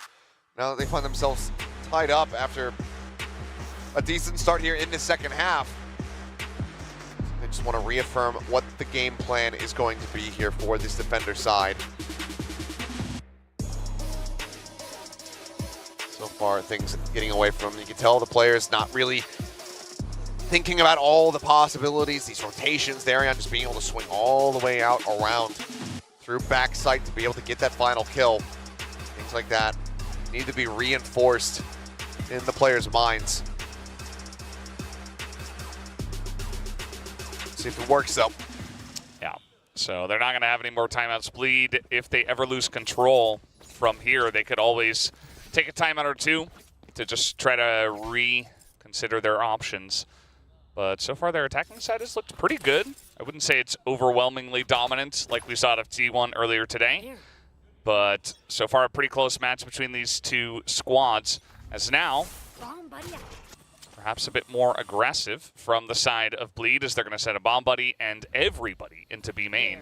Working their way through B, but Zeta getting a decent amount of information. Granted, the one-way smoke is set up there, so they can't push too much further outside of A. 0 point in, Lance just going to be rotating around the back. 8 headhunter bullets to try to make use of, as for now it's up on top of the box. Ooh, that quick little peek. Did Ye not notice? Didn't see that crosshair move up, so either didn't notice or wasn't too bothered by what he had seen there from Laz. As the push in, full flash, out, shots coming through. That's going to be scary finding him. As Hirodon and Yoran also fall to the wayside. Depp now trying to rotate around in towards mid, but market door has been shut. So as far as ambiguity about their positioning is considered, this is just going to be more time bought as they have to rotate around to Boba. And look at the stack. Just trying to get in position to potentially die to this one, but I don't know if they will. Looks like they will, as everybody on the side of Bleed. Yeah, it's going to be back away. Yeah. Still cautious about a potential flank from behind. Will ultimately just be Depp and Sugar Zero getting ready to go down to the spike. So similar scenes to what we had witnessed in the first half. Timeout called, going into a bit more of a a thrifty attempt. Now with the weapons coming in, this is where we should see the real game strategy. Yeah, I like how Bleed, they had to go against pretty much no firepower, but they still went in really quickly, just trying to say, okay, we're maintaining control. We want to be dominant. We don't want to waste any time with this one. We want to string more wins together and maintain a mental advantage. So, just pretty clean, straight up push on a B. And they make quick work of it. Now, Zeta, let's see if they have some preparation here for this one. Ult popped from Laz, creeping forward. Taking some space, and with the Dizzy going out, it's going to be Bleed backing away. Minor spray here from Yoran, but not going to be able to see anything. No connections made either.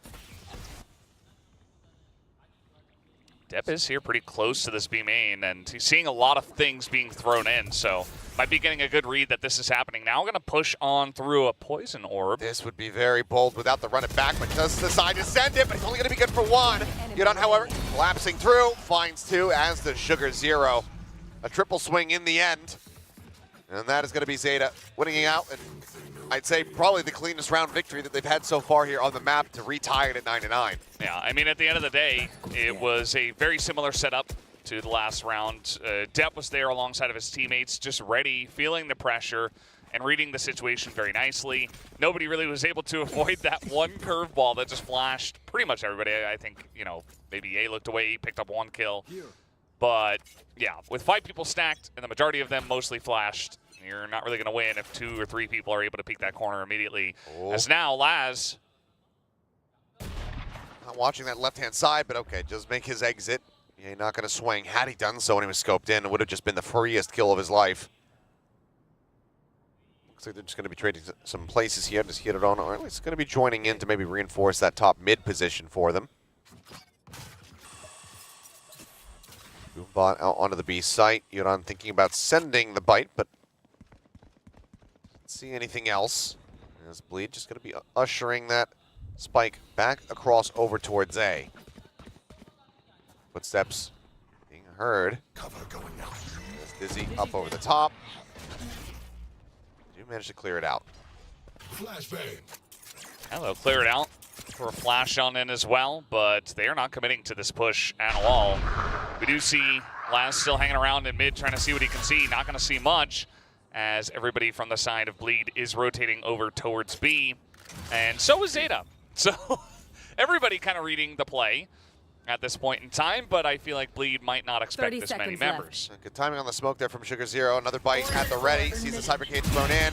Bite goes down. Good on, able to collect the kill. Does get dizzy though. The reveal coming in. Yay. For a little bit more. Pivot there from Depp, but when he snap back, he finds one. Hirodon cleans up 2 on the back end. And that is going to be another very solid round here from Zeta Division. Only losing out on 1 player once again. They maintained the op. And all he really had to use for that one was Omen TP as well as a run it back. Yeah, you're on great read as well, and Sugar Zero's shooting over the top. Everybody's just lining them up, and really it just comes down to the fantastic read that Zeta had. Rotation came in perfectly on time, and Bleed kind of just ran straight at them. And yeah, and if you were going to win every single firefight and outgun them, then sure, but... Look at the read here as well from Zeta. 4-man stack up on this side. Paranoia off the rip. Does connect onto a few different players here as No Command now going to be pulsing out. Showstopper at the ready from Ye. Pops it, get it on in the meantime. Going to be taking down Sugar Zero. Able to find out what is going on! Last kills yay, but Sugar Hero has arrived! Replay, please. Yeah, well, Sugar Zero has entered the lobby. Sugar Hero, I should say. This guy, 22 and 11. This is the best performance he's had in a very long time right now. 1, 2.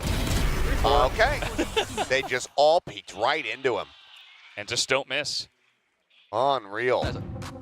Okay, well, that is going to be enough to force out the first time out here from Bleed.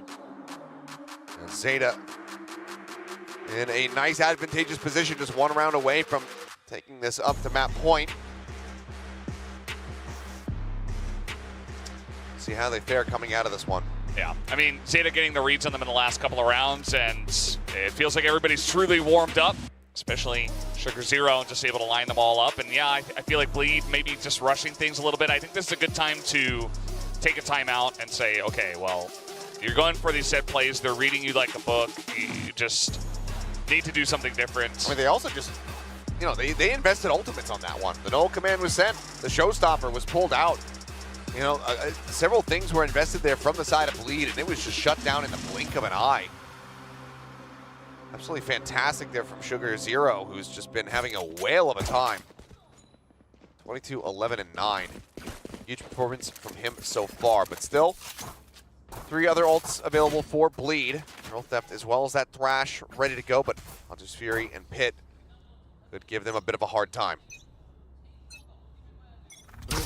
What is Bleed going to send into this one? They do all have, well, most of them have Vandals, and the majority of their utilities set up and bought, at least.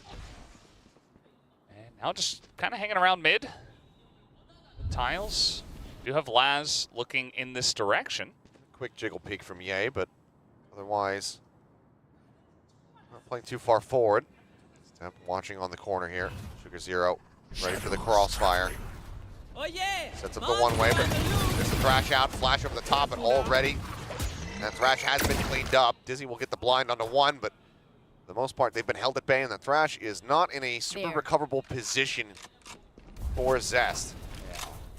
So they sent all the Gecko util, and they are going to finally peek out of this one. Curveball going to delay this, a couple of curveballs even, and they will not be allowed through this corridor. Paranoia Pain Shell sent just to be able to recover that Thrash. That backs away. To pull out that Cypher Dart. And it looks like for now, 30 call from seconds Bleed left. is going to be just cut noise. Let's continue advancing forward. Smoke comes down though. Now position reinforced as Laz staring down the opposite side, but it looks like an elbow approach for everybody here. Uh-oh. Getting ready to collide in with 2 players. Can't back up fast enough, but Sugar Zero already takes out 2. Depp finds himself another one. That's going to be the man advantage here. Widely for the side of Zeta. Laz lurking within the smoke, Shorty in hand. Hunter's Fury going across, and yep, Darian was just so damn low. That's it. One pump of the ult, and the round victory comes through. Nothing else that Scary can do but die, apparently. I thought he was going to say tucked away, but Laz takes absolutely everything away from Bleed's hands. 12-9, Zeta get themselves up to map point. I was really worried about Bleed pushing through elbow straight into Sugar Zero, who is currently the MVP of this map. They're going to take another timeout. I mean, there's no reason to not do it, but I feel like I haven't seen Sugar Zero having this kind of impact, this level of just him being pumped up on stage in a damn long while. I think maybe not even in the LCQ last year where they qualified for champions was he this energetic. He is having a huge performance. I can't believe it. Yeah, I mean, he has really stepped it up when they needed it most. The map was mostly close until he decided to play like a monster. And now, it's Bleed with their backs against the wall. 3 rounds in a row they have to get. And the last timeout didn't really help them. Now they're going to have to buy up whatever they can, and I don't think it's going to be much after losing 4 rounds in a row. The 3-round run back here for Bleed, is it going to be possible? We shall see, but I mean, this is their map pick, you know? They were able to watch Zeta play this twice, saw them dismantle Global, saw them get dismantled by Team Secret. It's all something that they thought that they could exploit. They have 1 Phantom. Besides that, a lot of utility indexed into. Guardians, 2 Bulldogs. Yeah. Phantom, I think rightfully in the hands of Zest, has been the regularly impactful player right now in this map, which to his own right is a solid level up because that Gecko has been looking more and more consistent, more and more impactful as time has gone on. But look at Laz. Holding this line. No one anywhere near him at the moment. Let's see what kind of info he can gain. Got wire around the corner, so he can't really overextend from here. I don't think he would necessarily want to, given that the rendezvous is already preset. And a very solid, firm line to try to play here. It's just waiting for them. And it does look like Bleed is going to come this direction. How much value can he pick up? Are they ready for this exact position? Dizzy over the top, brief little flash, but as Jay swings out, he does get taken down. Laz able to find the opening kill. Rallying call now sent out by him. As Zeta gets ready to start swooping across the map. Retla though, position to try to go for a huge backstab, a huge flank, but there is a trademark set up. Looks like Yuron will get caught. That's going to be the neural theft now coming in. As the reveal ping does come in. Spike planted, Bleed now widely exiting the site. Curveball through, and Darian just holding down. Able to find the headshot, Depth taken out, and it looks like Bleed might just yet be able to extend this one. Smoke thrown in, tap onto the spike, Darian spraying, but Hiruron comes out, he finds 2! Darian and Zest both picked apart. Looks for a little bit more, and he will have it! Hiruron stands his ground. A rough start for him, the young gun, but a star-studded finish as Zeta Division will take away Bleed's map pick of Sunset in a somewhat, I was going to say dominant fashion. There was some wonkiness there. The rounds early on, not clean, but the ending, it all came together. Took them a while to get online, but eventually 5 rounds in a row. Hiruron stepping up and the entire team on the backs of Sugar Zero as well. We are done here for map 1. Let's go back to the analyst desk to break that one down. Breaking it down, I think Sugar Zero had enough of the back and forth, and he was like, I'm going to take it in my own hands. I'm going to activate Sugar Hero mode and just mow down everyone and finish this first map of Sunset, which was Bleed's pick. Yes, that's exactly true. And I like it that he's back because we've had a couple moments where we had a couple rounds where it's like, oh, that's a Sugar Hero round, but we didn't have any Sugar Hero games yet. But on this Sunset, like this was absolute domination by Sugar Zero himself. Yeah, he was just on it. And this was super important because we were seeing how at the start of this game, it felt like Depp wasn't, kind of how we saw him on Sunset last time when he was just charging in, getting those super aggressive corner peeks with the Phoenix. It felt like it wasn't really coming into play, maybe just because of how well the preparation was for Bleed, but definitely Sugar Zero here going hero mode was absolutely important here for Zeta to clutch out these rounds, considering how close this match was up until that very last moment. Yeah, I mean, very back and forth. And what you noted on Astra, I think also comes from the fact that obviously Zeta, they had a great showing against GE where there was basically no opposition. It caught them by surprise. But then afterwards, they realized their composition started to get red a little bit. And it seemed today that caused a lot of hesitation, right? Which made Zeta maybe not as active on the attacking side, but also credit where credit is due. Bleed is starting to look like a team again. They're starting to play off of their own util. They're starting to set up for each other a little bit. They're starting to cover for each other, things like that. So that's promising for Bleed. But what do you do when the opponent Omen is 24-12 in KD? I mean, 2.0 without any assists, that is insane. I mean, they did promise Jordan that they'd win. That was his birthday wish. That's true. It's just unfortunate for Bleed. They were so much better this game. And Zeta had, the first time they showed this map, it was pretty good. So Bleed definitely thought this through and had something prepared for them today. It seems like the things that we were talking about, how this were like Bleed's weak points when we saw them in the previous series, right? Where Retla wasn't coming online, he's answering that back. He was playing an op on his Cypher here, getting kills. Setups were much, much better. We're talking about how Zest, where he struggles on the Gecko, no longer. Setups are quick. He's able to get those multi-kills once again. So all these pieces that were a lot unsure for Bleed definitely got that certainty coming into this map. Sure, it's a loss, but it's a more convincing performance output here from Bleed that we have seen from, again, their past matches. Yeah, and I don't think it's anything too crazy, but obviously since both teams haven't been looking too hot in Stage 1 so far, what was also promising is both of them showed that they have a very good understanding of the basics of Sunset, right? That A site, how you want to control it. If you're going to go for retakes, how far back do you need to hold it? B site, how hard is it if you let the site get taken for free? And how do you use that to condition your opponents when you're on the defense? This came out from both teams, but at the end of the day, Zeta Division picking up the momentum just a bit earlier thanks to Sugar Zero, but also a couple of the moves from the rookies as well. Now what's pretty wild is that I still wouldn't know who would win Ascent. Yes, it's Zeta's pick, and yes, they are generally okay on Ascent, but they've also really toed that line even since last year. Yes, it's always a very close game on Ascent for Zeta Division. Granted, yes, they generally seem pretty good on it if we look all the way back to 2023, but they play the standard composition, obviously quite reliant on Depth being able to perform some heroics as well, you know, with the things like the op, etc., etc. Now, Bleed, we haven't seen Ascent, so, I mean, I have to assume we're going to see the meta composition, but who knows? Yeah, my assumption here for Bleed specifically was, well, one of my talking points was, you know what, one of their weak points right now is that they feel unsure. So maybe having a map like Ascent that really relies on your surety on how you kind of execute on those sites. We're talking about how Depth, that might be a problem for them. But if we look at how, you know, much more cohesive their Sunset is, how much more intact they have been with their plays, it could be a much more brighter looking Ascent here for Bleed. And also, obviously, Ascent, just absolute home ground for Zest, right? Used to play Initiator a lot on this map back in the days with DRX. So again, not knowing exactly how the comms work, but surely Zest has some really good timers just built in internally where he can get very good reads even passively on the map for his teammates.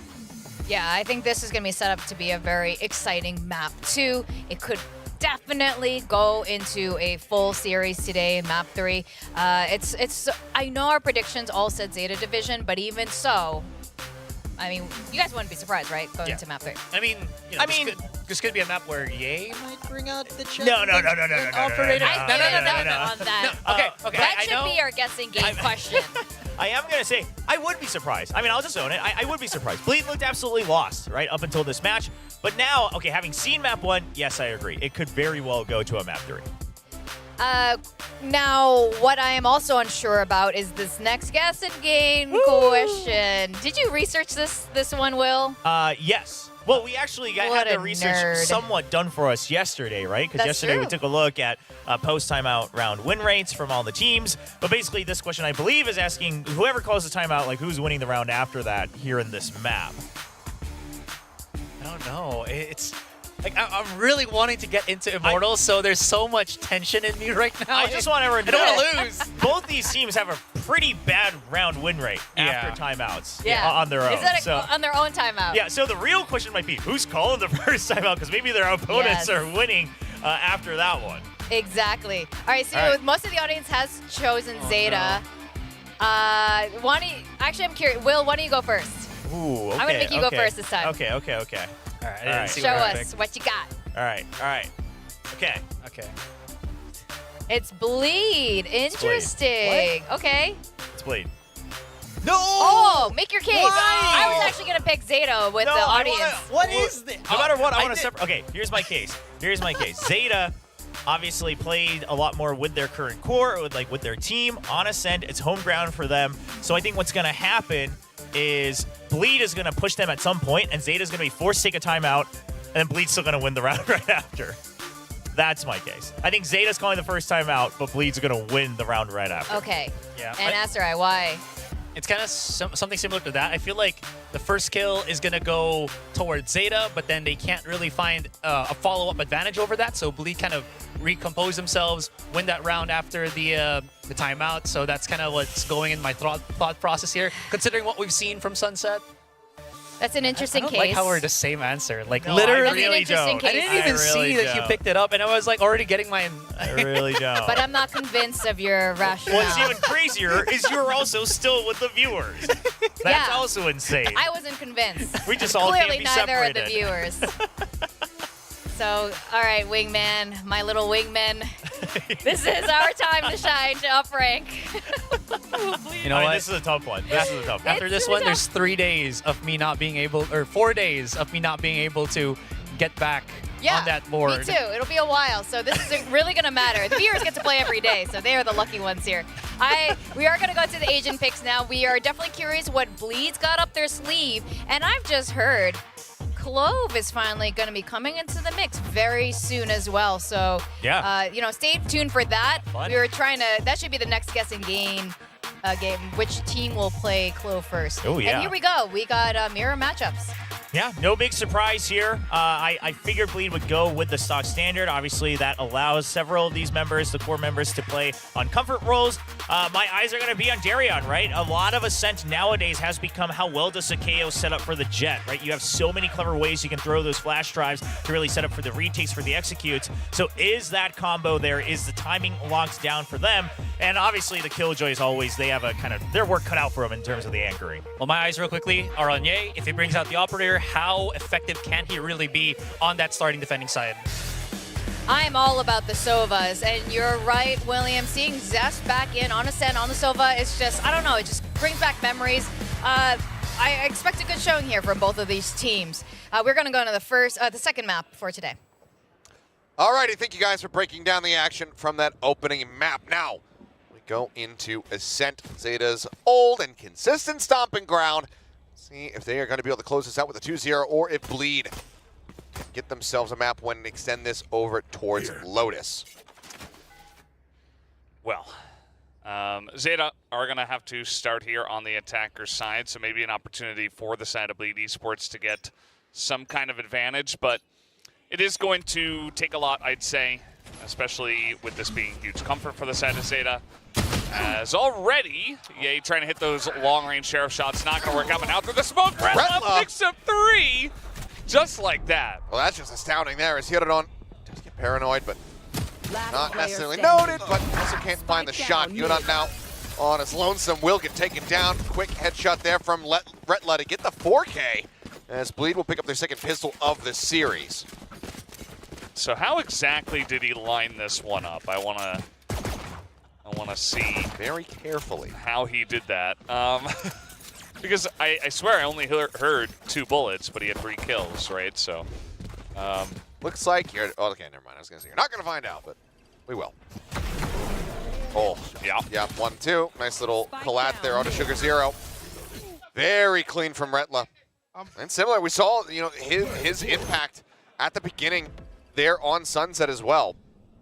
It's been a very good day for him overall, all things considered. I feel like he could hardly believe it based on his facial expression. He's like, whoa, how did that happen? Just right place, right time. You got to create your own luck. And the shots rang true. Good job from him, as you mentioned. As now, a little push coming in from Zeta towards A main. But Leader ready for this one. Oh, Nate there on to Scarrett, trying to flush him out. Well, flush him out they have, but he's coming up with some kills. Them dropping down, noted, spotted, killed off. As Laz is going to be the last one standing.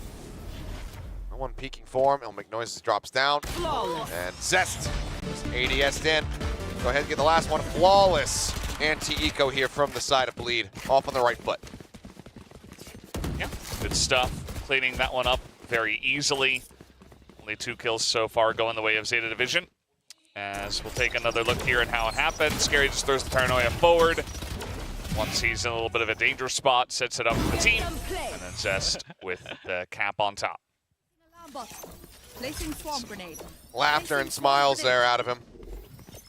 It was looking like he was absolutely dead to rights once that fragment landed at his feet and whined, but Scanning ahead.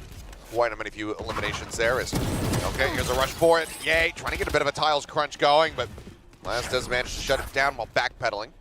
Gun here. And not quite able to get that one going. Looks like they do want to pick up that Bulldog, and that they will.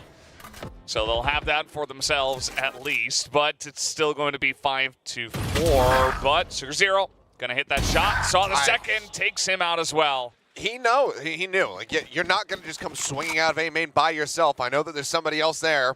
Waits patiently. Retla swinging and say, okay, maybe he's backing away. Maybe I can catch him on the retreat. It's very cleanly done here once more from Sugar Zero, as Zeta 5v2, being able to get a flawless or a near flawless win in this third round would be a very big boon for them. So far, what Darion can do, though. He's got that outlaw in hand. Yeah. It's looking pretty likely at the moment as they're, well, okay. Darion does hit the headshot on the Depp here. It takes him down, but this is an open A site.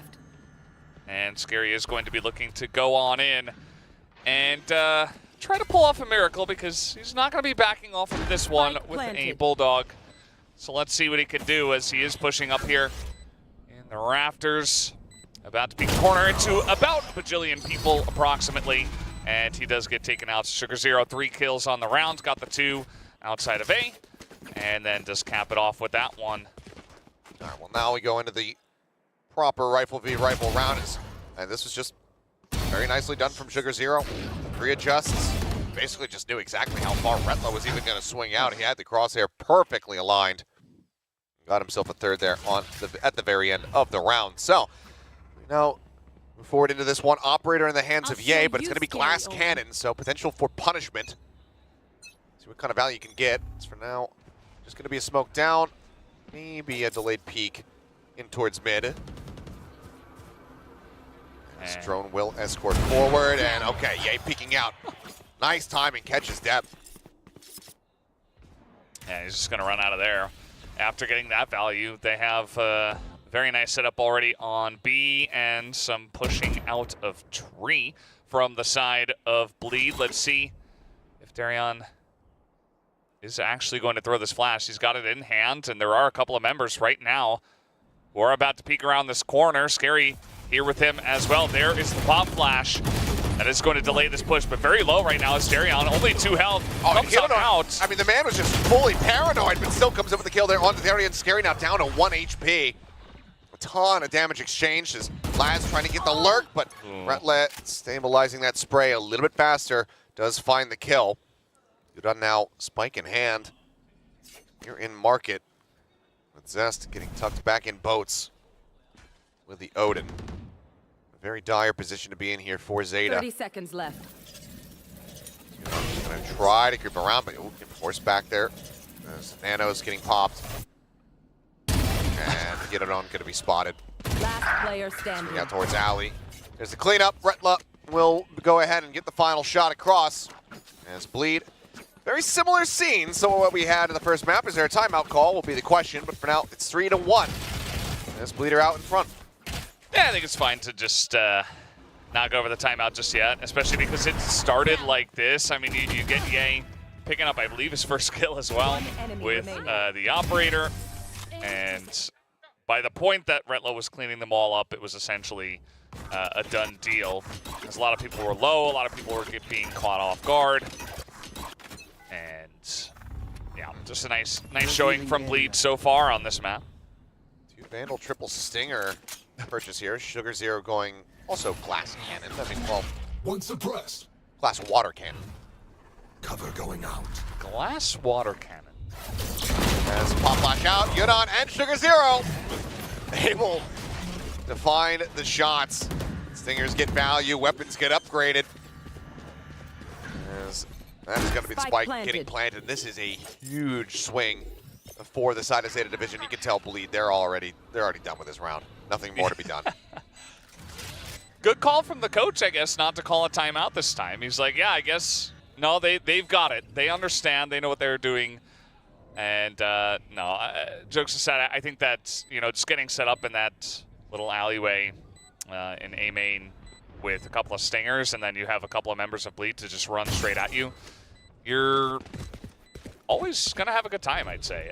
They were just set up in a really nice spot, and Bleed got aggressive at the wrong time, and it really came back to bite them. I mean, the thing is, I don't think for Bleed, I don't know that they anticipated that there was actually going to be this much weaponry on the side of the Zeta Division. They're usually a squad that doesn't opt for things like that. We'll just play back, wait until they have a slightly better buy. You know, Sheriffs, you know, maybe a Frenzy or a Ghost, something like that, sure.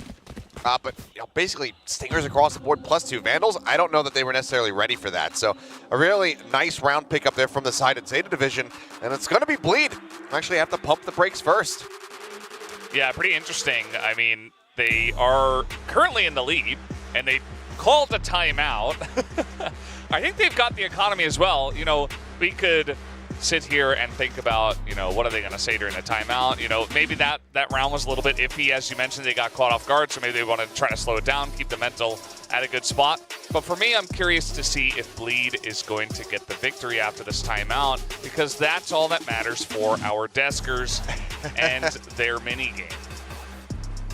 Well, we will have to just wait and see.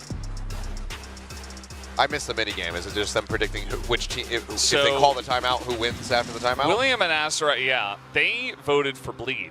So if Bleed get the win after this timeout, then they will be victorious. Well, they are definitely playing against the statistics so far. The conversion rate I liked their call because Zeta was calling a lot of timeouts going into eco rounds. So it's like, yeah, they're going to call a timeout and probably not win their next round. So yeah, I mean, I probably would have gone for Bleed personally. But I probably thought that Zeta was going to be calling the timeout. Well, let's see. There still is a formidable buy put together here for Bleed, so absolutely could get this round win, especially if Ye can come up with another crucial pick like he had on that operator previously. So far is just the single elimination that he has gotten for himself as Hirodon across the way over in tiles. Does take a bit of damage, as there it is! Spike down. Same play. Ye hops out of market, gets a kill. Scatter. Quick check, or spike pick up there rather, from Sugar Zero. Let's recover this. Yeah, some spray down while his teammates are ahead of him, actually. We already do have Depp in a forward position in tree, just waiting for someone to rotate potentially. Sugar Zero ready with a paranoia. Yeah. Getting ready to send this right towards Zest, but looks like instead it's just going to be a smoke thrown down on the door. Paranoia gets sent towards the site, answering Paranoia out into a main, but no one going to get caught by this, and now Bleed have an immense amount of players here. Move forward to try to protect this site. Card sent, Depp creeping forward. Just around the corner is Darian. So far not spotting him, and there it is, Depp. Snappy with it, gets his first kill actually. So far he had not been on the board. Scary now going to be taken down. Sugar Zero able to find Zaz. That Odin not allowed to get value. And you can kind of see it in Ye's face there, like, okay, well, now there's a lockdown. There's nothing I can do. So Rejoice, Chatters, and Victoria, it would seem. As Bleed, doesn't look like they're going to be able to get the round win off the back of the timeout. Yeah. They're not going to get it done. And Zeta, just a bit better on that one. I really liked the little bit of a lurk play that Depp had, just to be able to go up to the glass and just essentially wait for a rotation he knew would eventually come. Took quite a while, but taking out Darian kind of was the first brick in the wall to go down. And they eventually opened up this A site quite nicely. So that's going to be another round going the way of Zeta, which will tie us up 3-3. As they will just hold on to their operator and Phantom respectfully on the side of Bleed. I mean, it was a solid beginning. Clean headshot to get the spike down there onto Hirodon, but Sugar Zero able to just go ahead. Quick TP, recovers it. They also get the null command out of Darian, so not only is it the round lost, but a pretty critical ult burnt. It all starts there. Depp just patiently waiting for that lurk through. Interesting. Don't need to say anything, says Laz, just stare straight ahead. And he had quite a nice moment himself. Just, oh, here's going to come the null command. They are already charging in. Gonna up the pace. Storming their way across through market. Zest here on site. Does have the Phantom, no Odin, but Paranoia now. Expiring, very snappy as Zest. He latches on the Depp. All right, let's still here. Flash is not connecting. They know that Zest is here on the side. Tries to play anti-flash, does so beautifully. Turns back to find Hirodon as well. Okay, gonna be taken down though. Off now, left on the floor as Zest goes creeping back over towards boat. Sees enough. Gets a kill onto Yuran. And Zeta now gonna be sent packing, it would seem. Laz creeping forward. Ranges the turret, but Darian very well aware of this. Gets the dink, gets the finisher. And now it's all on Sugar Zero to see what he can get done. Might not expect him to still be over here on the B side. You do see a couple of members are going over towards A just in case he does rotate, but Sugar Zero taking it very slowly. And oh, there's the peek out. Yep. And once again, doesn't matter if it's on DRX or on Bleed, it would seem. This B site on defense is Zest's playground all the same. He looks very comfortable there. I don't think you need to mix up anything with that on the side of Bleed for sure. Just the way he plays this position was excellent. The thing is, I've seen him get 4K clutches on B site probably like 7 times in the last like year and a half. Yeah. And not one of them are similar. Like they're all different. He's always playing from a different position, different weapons. Scanning ahead. Oh, for now, he will not be on that side of the map. It's going to be set up here on A as Drone once again. Going to be checking forward. No one pushing off the back of this one in case Ye comes diving out, but doesn't have it operator this time around. And they're just going for a very similar strategy, just a lot slower. They're going to clear up that alarm bot and put down a smoke, maybe trying to threaten a push in through market, but so far taking it much more slowly in this round compared to the previous one. We've also got Sugar Zero rotating all the way back around towards B, but there is a double stack in main from the side of Bleed. Might be ready for this one. Fragment there. 3 gets impressed. Brett Law lurking forward, but not able to find the first kill. Swinging from Laz, though. He's not quite prepared. Does get taken down. Now everything getting a bit disjointed here for Zeta. As Sugar Zero needs to try to displace him, but they might not necessarily know that Ye has gone and moved up into this spot. Anyway, they're going to be drifting back, but Ye, quick to chase. Comes swinging through, spots one. Then finds the spike, swing out. Sugar Zero able to reply. 30 seconds Gets that kill back, but HP bars right now quite devastatingly low for the side of Zeta, and Zest is here, and he's got that Odin. Revealing edge. Dash forward though, Depp able to avoid it. 3 HP remaining here on the Jet as there's a shock dart. And Zest knows his lineup. Scary now. Out from main. Finds a shot, recon over the top. The wide swing, just a hair off of that opener. But does end up falling. Bleed now with the defuse will get themselves up 5-3. Yeah, I think that was pretty nicely handled.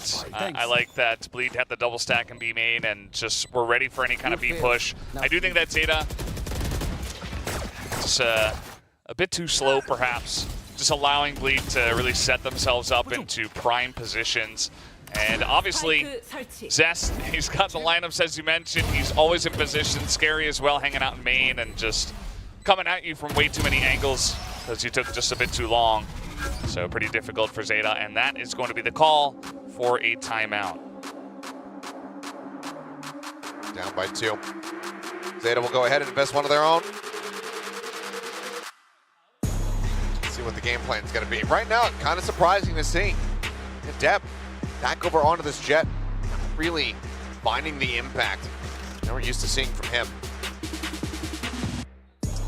Hadn't gotten onto the board until that window kill on the Darion as he swung through. And it's been few and far in between since then. Just feel like Zeta as a team aren't really getting very aggressive. We haven't seen any big plays onto A. I mean, I guess there was one that was where they had like the stinger moment, but besides that, just very slow pushes overall. I wouldn't mind seeing a bit more aggression out of them from the attacker side.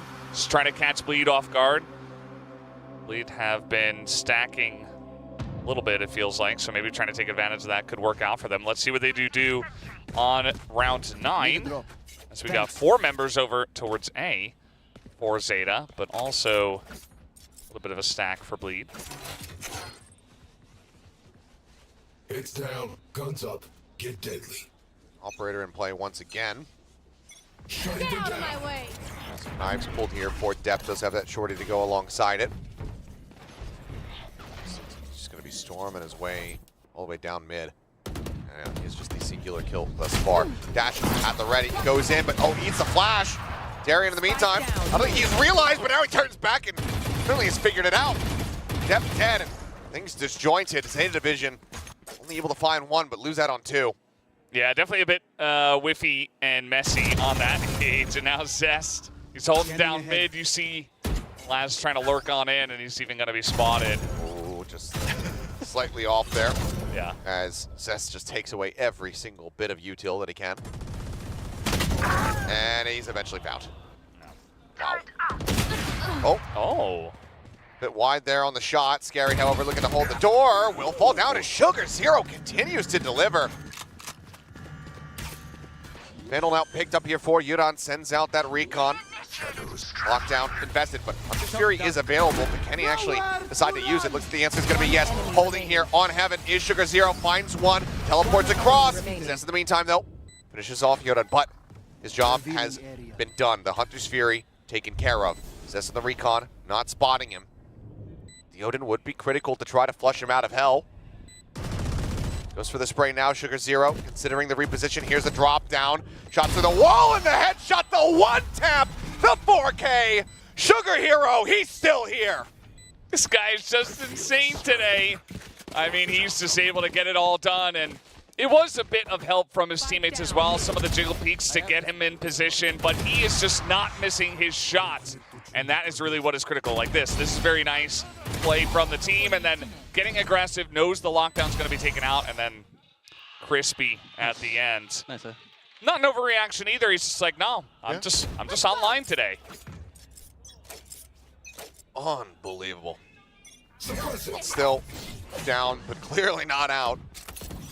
They had to fight back. One round to try to tie it up. Ye now with the knives. Depth leading the way. Shut down immediately. Knife to the face. Pop flash out. Looking for a little bit more. Quite a lot of reveals here off the recon. And Ye now chasing in for a little bit more. Laz does manage to pick him off, but not before taking one of those knives. And a Retla will also fall. So a double here for Laz. Nice little return fire for him as he keeps it at a 3v3, but Spike still stuck and being watched by Darian for the moment. Oh, actually, never mind. Sugar's there. He could just TP pick it up if he wants to. He could. Oh, see if he swing does. out. Silence. Zest eventually will be able to find it, so now advantage in their hands. Jiggle peeking. Here is Yudan, but he's not quite ready for this. And that does just leave Sugar Zero on his lonesome. 1v3 to try to clutch it out. Spot Scary, tries to ADS it, but Scary this time will get the shot across. So 6 rounds built up here for Bleed. All right, that's a good way to try to stem the tide of the side of Zeta. You get a big clutch from Sugar Zero, and you feel like some of that momentum is going the other way. But then he's just got some knives, and he does go. You know, the first 2 were amazing. The third one gets a bit over aggressive, but that's just fine. Already did his work. Let's go. Yeah, I mean, it's an overheat, but just with the knives, I don't think that it matters too much. It's not like you're going to be stranding a huge weapon anywhere. And it's certainly better than what his counterpart, Jet, is doing at the moment, right? We need to see a bit more out of depth. This Still is just the 1 kill. Very bizarre. It's just a quick peek down. Nothing going to be noted there in Wine. Paranoia through as they look to just flood into the site, and again, it's going to be those Stingers coming up with a bit of value nice and early as Gary will get dropped. Big break of the door, though. Smoke for now will hold them at bay as Bleed will just wait for the rest of the team to try to join in. Drone on the hunt, chases up, spots Retla making his way through the window. Follow up Smoke now. Invested is, hit it on. Getting tagged up, sends down the fragment. Keeps him at arm's length for now. Pop flash into Smoke. Sugar Zero going to be spotted, dealt with. Knife thrown in depth. Mowing down 2, coming alive. He's managed to triple up his kills now. Still a couple low players. Zest and Retla overall healthy, and Zest snappy with a headshot. Let's get rid of Yudan. There's a lot more to be done. Taken out. Finds the KO. Step approaching, and Zest! Unbelievable! One after the other, takes them all down, and carries Bleed over the line. Here on round number 11, they get up to 7.5 as Zest. Oh, he sees what Sugar Zero's doing on the opposite side of stage. He says, yeah, I can do that too. I mean, maybe even better from this guy. Like, these last 2 are just incredible. Like, the whole team, a lot of smiles. Understandably, Zest just making... I don't know. That was just incredible from him. And he's going to keep this lead very stable for the side of Bleed. This is going to be a buy round now for the side of Zeta, though. Remember that they got in and they got pretty close on that round with just, a couple Stingers. Sheriff were able to upgrade a bit. Just hunting. Can suspect that Laz is just going to be lingering back behind where the turret was set up. Right here. And now the Odin. Standing ahead. Makes its presence known pretty early on here. So overall, we're likely going to be seeing the lockdown play coming through. Oh, that paranoia not connecting in depth. Going to be taken down. Zest, again, Kent trying to be the hero here, the defender of this B site. As the null command does get popped. Darian making his way over through Market. Hunter's Fury now coming across. Tag going to be found. And, oh, actually resheaths that one. Huh. Laz in the meantime does find Ye. The man advantage here for Zeta. You should The run. HP bars are once again taken quite low. Now that the Hunter's Fury is out of the mix, they have to try to exit as the lockdown comes through. TP out for Scary. Zest in a little bit of a rougher position as Yudon will be able to find 2. And that just leaves Darian all on his lonesome as Zeta try to get up to 5, and they shall. Yeah, nicely done that time around. You see Zeta playing with a lot of patience there. They know they have a lot of utility, a lot of ultimates left available, so just going to drop down that lockdown to make sure that they can pick up a 5th round. But this time around, we're not tied up at 6-6. It's actually Bleed having that nice little advantage with a slightly better defensive side here on the second map compared to the first. Still a lot of the fans here cheering for Zeta, cheering for Depp. That looks autographed there. Very nice. Yeah. And, you know, I think Zeta probably will look better on the defensive side of Ascent. This should be their bread and butter, but I don't know. It does feel like the momentum is swinging a bit towards Bleed.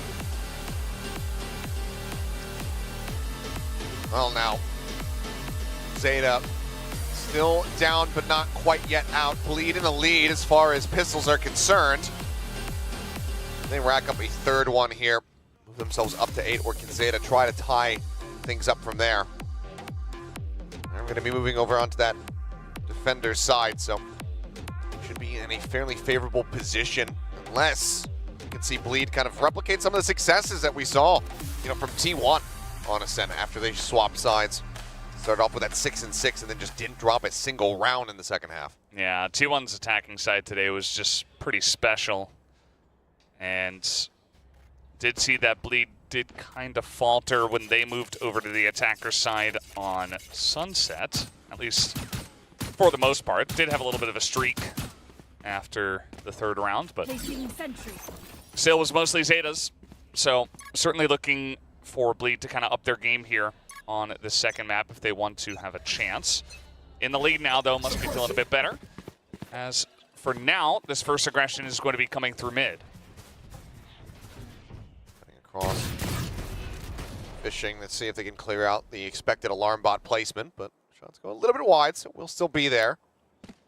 As Laz just tucked away just outside window. Classic in hand. Ready for that pop flash off that alarm bot contact. There it is, the push out. Hirarone able to find one, but Scary with the turn fire. Gonna be looking decent. Depp will find him. He takes out Depp. So in the end, a 2 for 2. Laz pulling off the angle. Right as he would have been able to spot him, and yay, instant headshot there on the Yudon. And a 3rd, and Sugar Zero will fall. Laz now on his lonesome, can pick up a different pistol.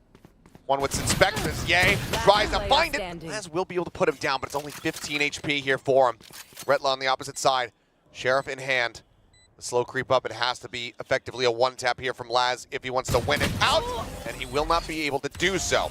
Nicely done as Retla go ahead and get a 3rd pistol round in the series for Bleed. Yeah, you would have expected Zeta Division to be able to stop that one. They had a very nice setup to stop any aggression down mid and through Pizza. But eventually just, you know, look away, don't get flashed, and hit your shots a bit better. Scary and Ye get the first initial ones, and then Neuron not able to get this. Very nice shots from Ye in this round, picks up a 3K.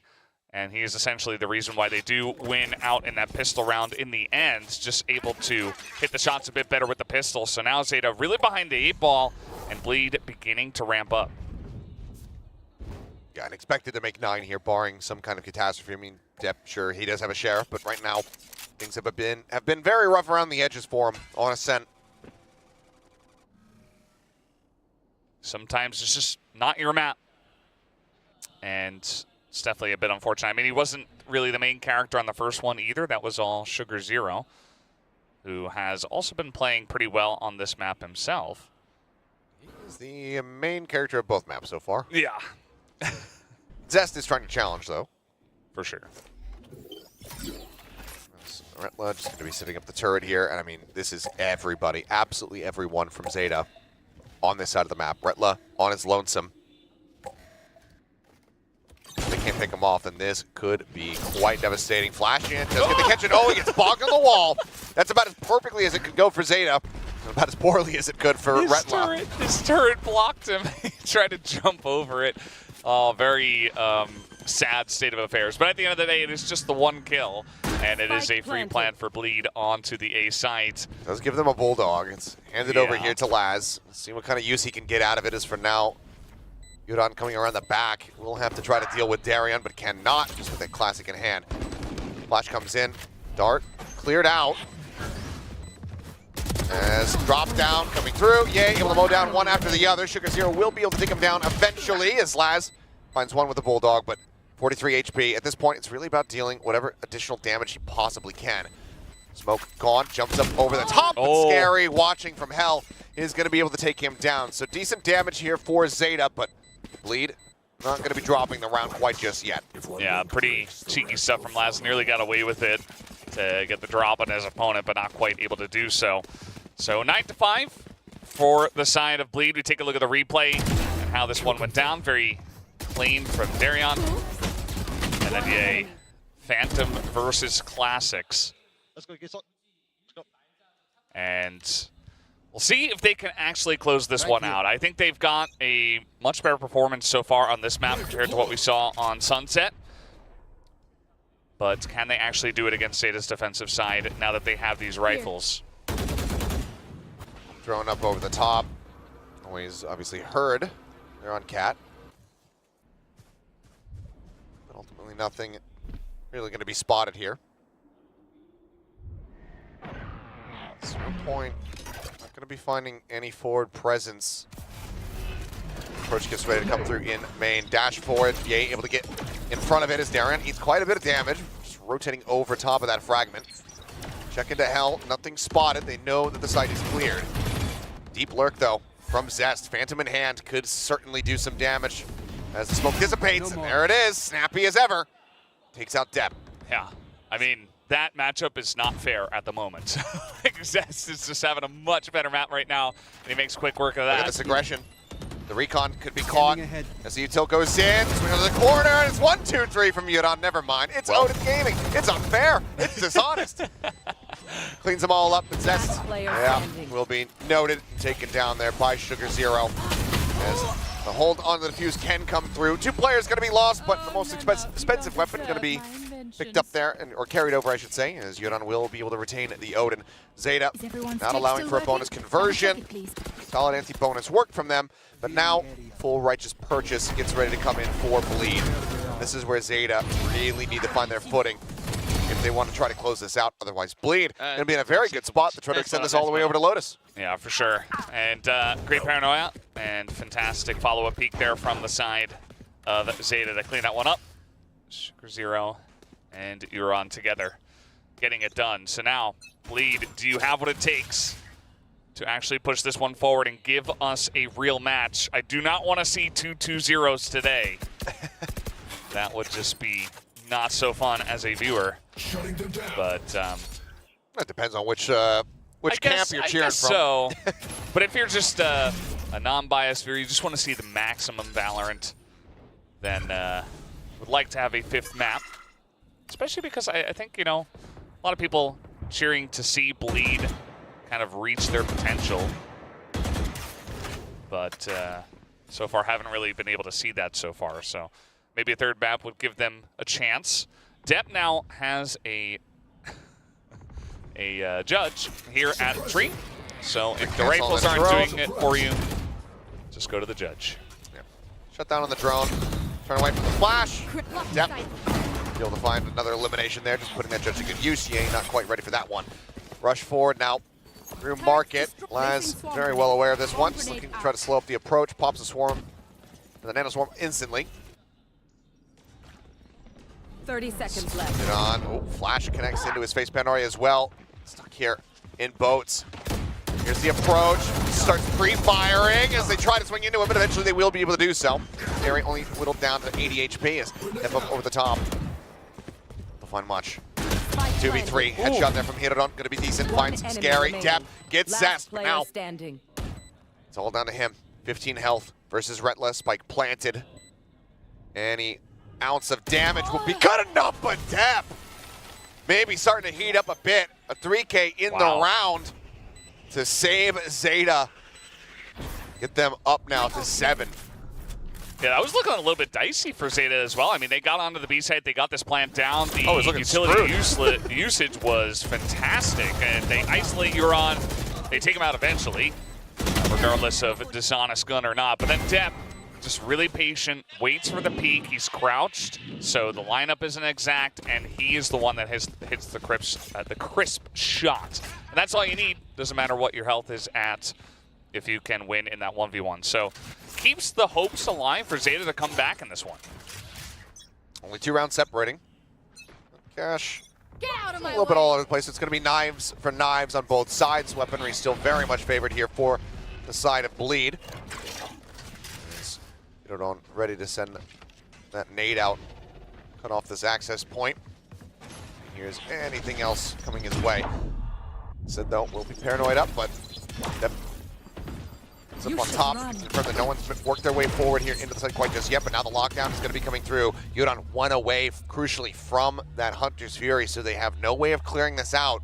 They will have to concede some space here towards Bleed. Yay, pushing forward, saw some feet there in hell. Knives go flying, and Triggers here are going to be taking down the push for the right click, not going to connect. Hirodon able to find the one, but now Daria pushing up, finishes them off with the ghost. Last in heaven. Jordy out, Dep wraps around back, Jen takes out Zest. Scary, take it down, and now it's all on Darian here in hell. Noted. As the shots come flying his way. Swing on the corner, and Hirodon just a little bit of a fadeaway with the Odin. Will be able to take him out. A very dangerous round, especially considering the firepower that Bleed had coming into this one, but Zeta still do persevere, picking up now 3 in a row. They're just 1 away from tying it at 9-9. Yeah, you see the knives, pretty good usage from Ye, especially identifying the second person in hell, gives them a chance to push on in, and they used, you know, the null command. They had the lockdown as well. My heart just stopped, I think is what he said. I don't necessarily blame him. That was a lot closer than you would have. Scary. A lot closer than you would have liked it to have been. At least they used a decent amount of ults, and Zeta are holding on to 4 of their own at the moment. So there was a 3 ult commitment there from Bleed. They're on lockdown available. Zest in a similar position as Hirodon from last round, where he does not yet have that Hunter's Fury ready to go, so wouldn't be able to just quick clear it. This is going to get pretty dicey here towards the end, especially because both sides have 1 timeout, so it could get really swingy. You know, if Zeta picks up 1 or 2 more rounds, surely Bleed call a timeout. Maybe they grab a couple rounds and then Zeta call theirs. And it's really just going to come down to, you know, who can stick with it towards the end of these last half rounds and who's going to be a bit cleaner. So let's see what this looks like on the attack for Bleed, which so far has been slightly losing 2-3 in favor of Zeta, as it looks like they want to go for an A hit. Smoke down. Well out onto A main as Ye goes for the entry. Wrap around back gen. No one here on the site once again from Zeta. Will have to be a bit of a retake for them. With that lockdown available, could just see the commitment here from Laz. But Zest this time, Hunter's Fury is available. Pulls that one out. Looking for the clear out. Laz in the meantime take it down as Ye just comes swinging around, finds himself a second. Monstrous kills as Hirodon. He can't throw the weapon out fast enough, and Ye is absolutely activated. Gets himself an ace. Well, I guess he's really just showing up now. He wants to bring us to Lotus, and he might have just done that with that round win. Pretty incredible stuff. Peeking out right underneath the Hunter's Fury, even going through it, catching him off guard. 2 HP. Yeah. Hero, as you mentioned, not having the gun out on time. Well, that has got to be a damn good feeling for the Bleed camp as well as for Ye himself. Second ace, I do believe, of the tournament so far. Had it on his debut game on Lotus, on Raze. Played that for the first time, but now, as mentioned, as alluded to, and a round win goes the way of Bleed, and Zeta will use their final timeout. Yeah, don't blame him. Not at all. You get sweep like that, you got to calm the players down. Just give them a moment to breathe at least. And just try to play some good Valorant rather than being caught up in that one. Always got to move on. A lot of words from both sides, honestly, as this is a pretty critical moment. We saw yesterday, we had to go all the way to overtime to force a map 3 in the second match. But today, will it happen? Will we get to a third map?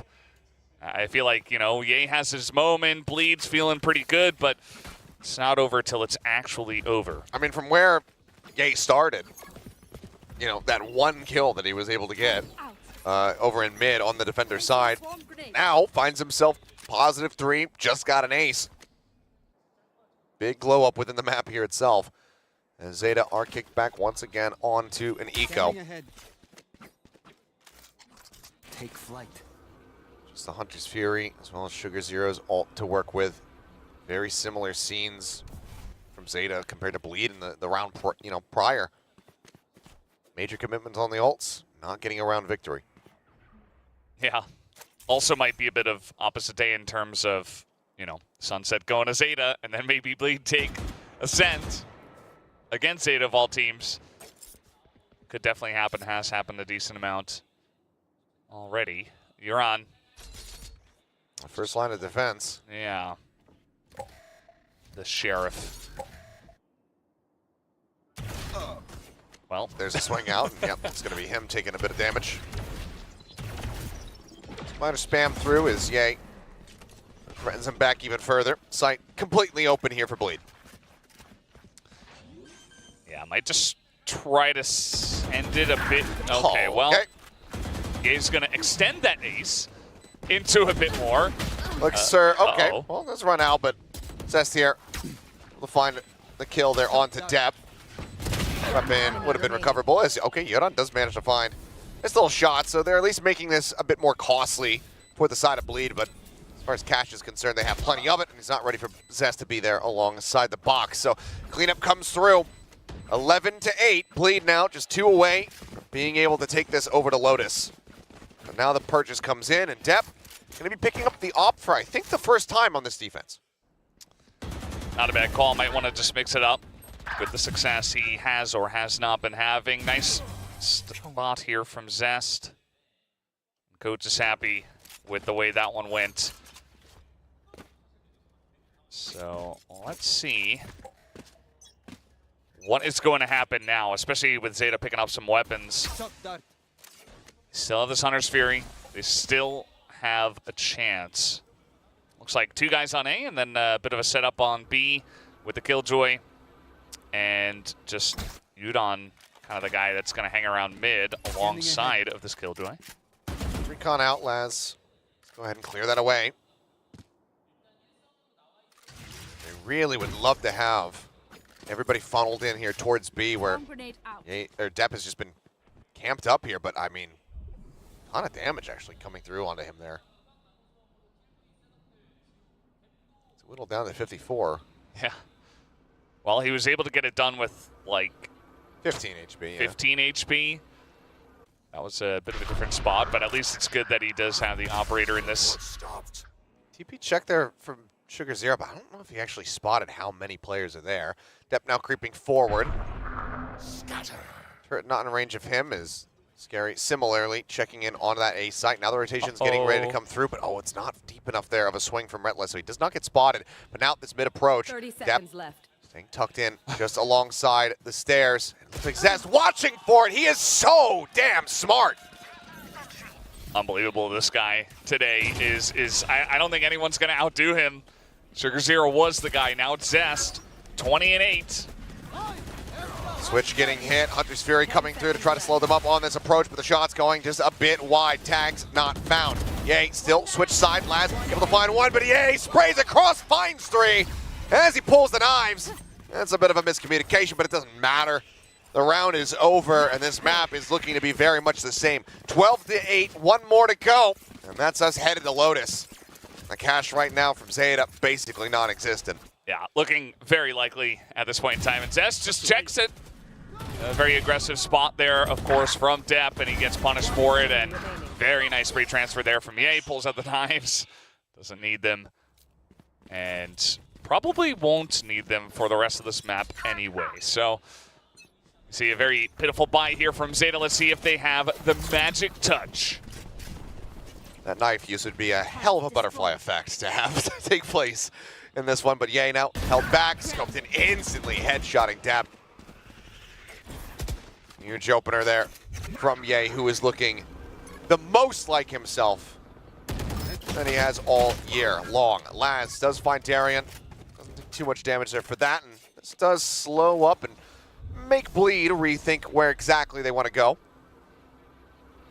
Yeah, they have all the time in the world, and it's 4v4 with much better firepower, much more utility available. And for now, they're just going to 2-2 split. Just clear everywhere out, I guess. Just going to pretend like they're going towards A, but throw some utility and just run back and rotate all the way around towards B. 0. Less common spot than we're used to seeing, especially these days. Up on top of the barrels. 0 point in. Not cleared. That reveals 2. 30 seconds left.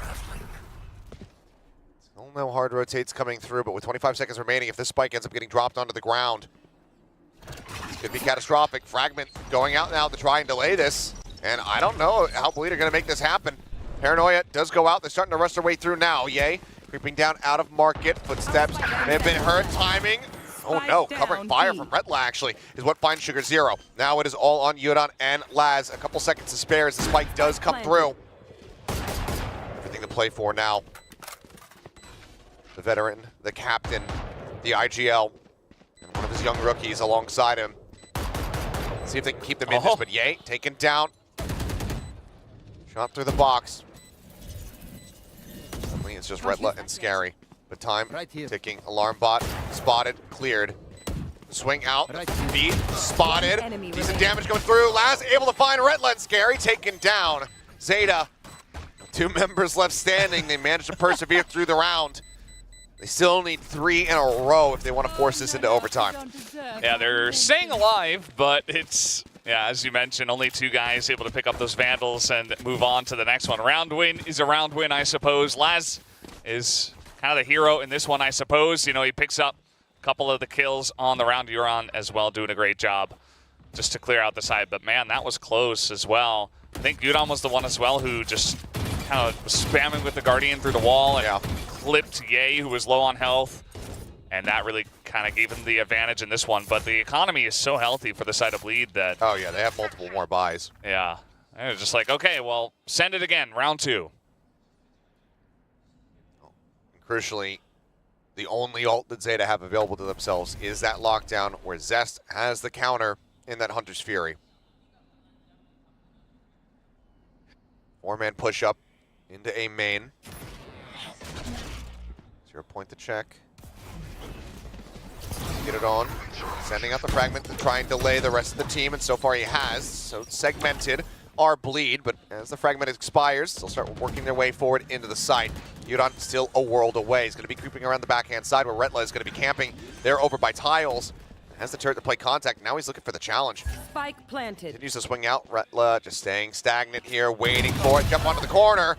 Only takes a smattering of damage. Follow up here from Hirodon will push him back into the opposite corner. Well, the Jet will look for the kill. They will be able to find it. Hunter's Fury now in response to the lockdown. The Bleed bought a decent amount of time here on the site. Yeah, a lot of time bought here, and now they're just going to have to clear out every single corner of this A site. Zest continuing to delay. Ye going to be taken down. Scary able to find Sugar Zero. The reveal coming through. Zest trying, but no, doesn't need to even get that shot. Tap onto the spike glass. Cannot 180 fast enough.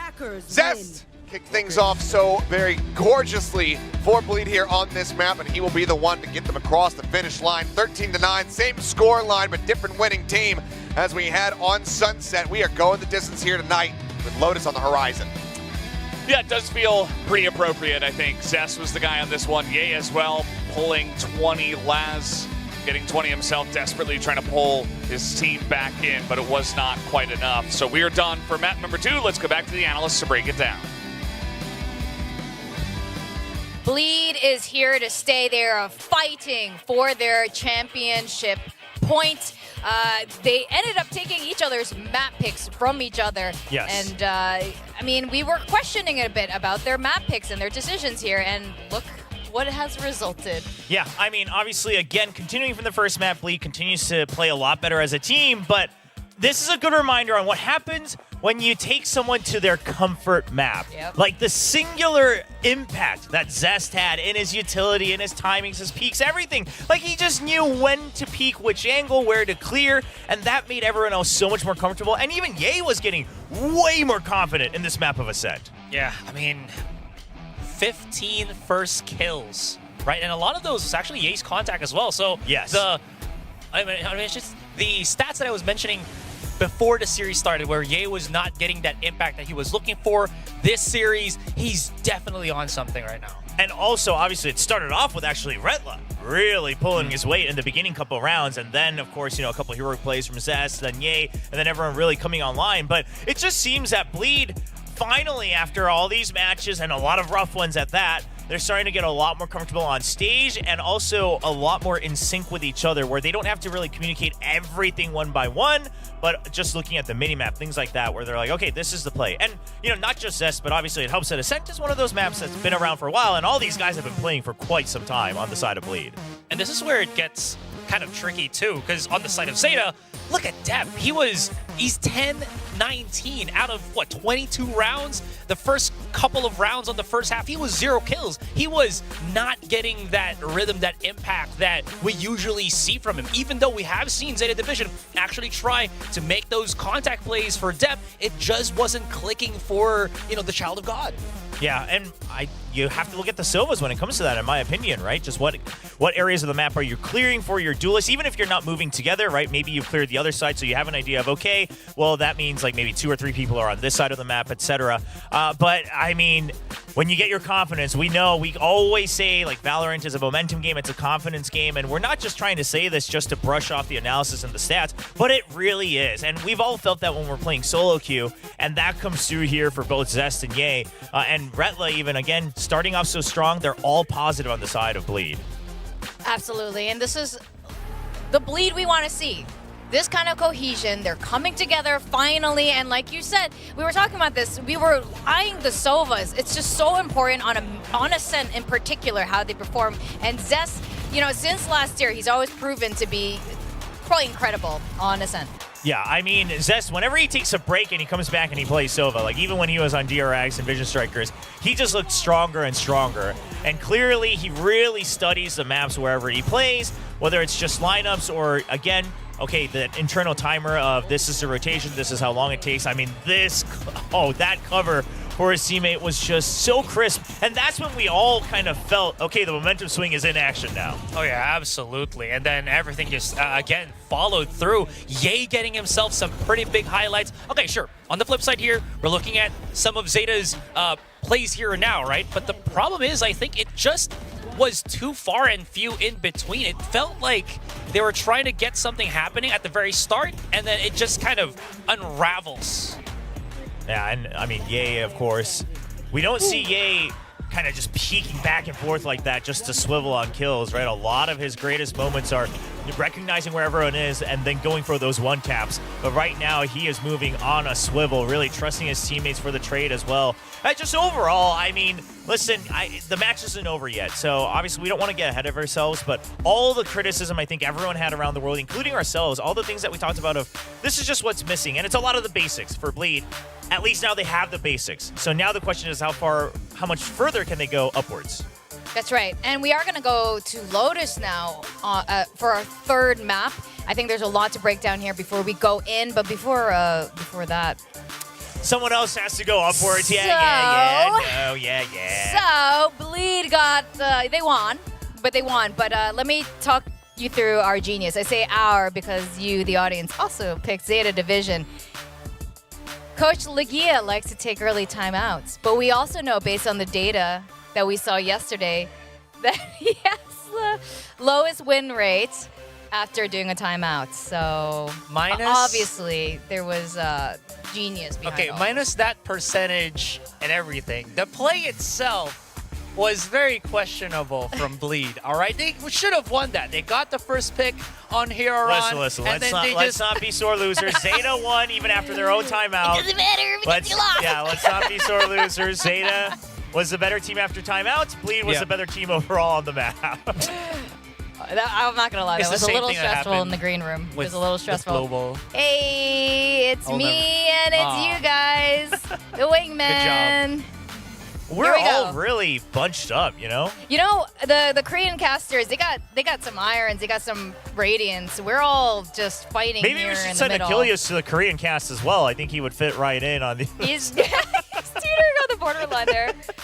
Isn't he glad he's casting today? He's waiting. He's just waiting for Shez to come back and rank back up. Yeah, so this is great. I'm glad the games are over for today.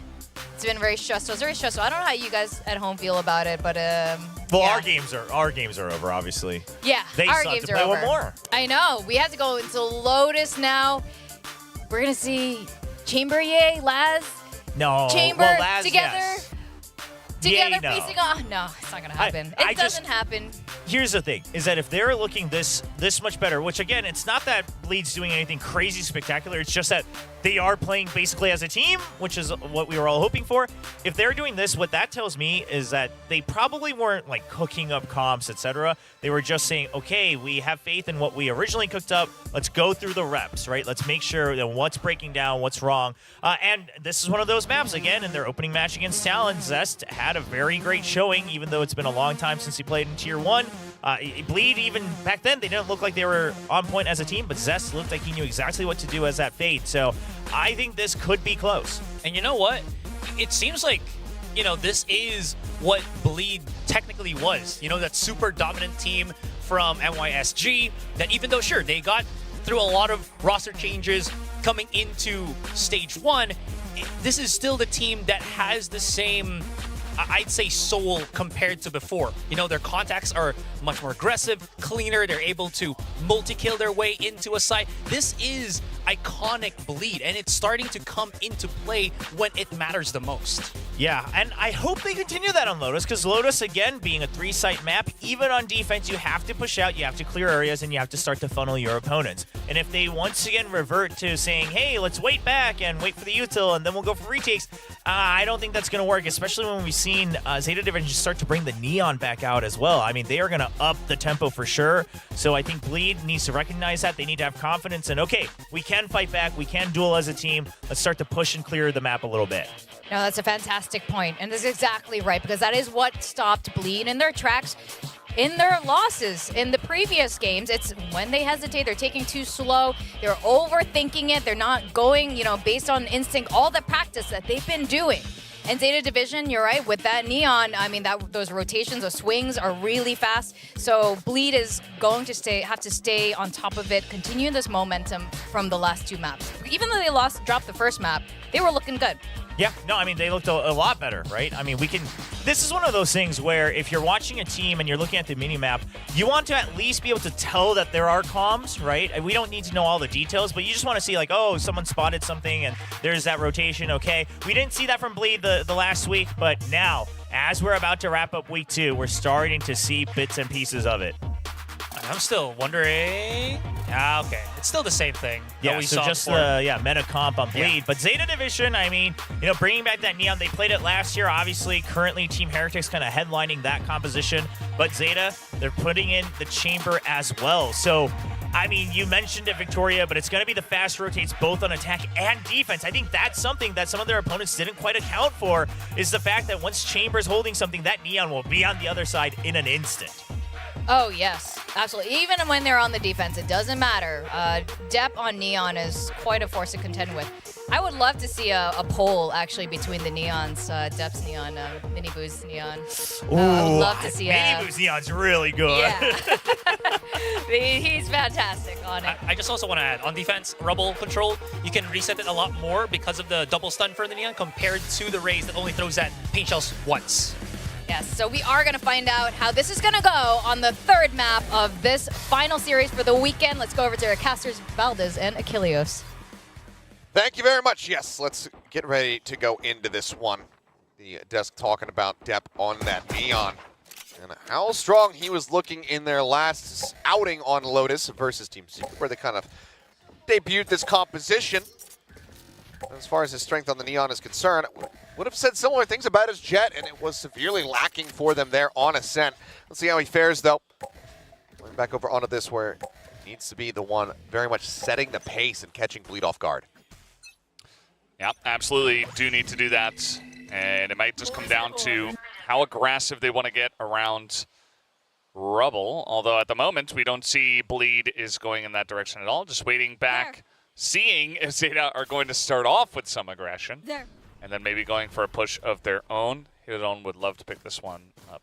There's my buddy. She will.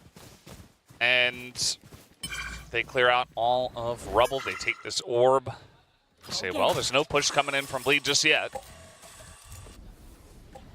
Bought the check, no pressure being applied out of B. Paranoia at the ready though.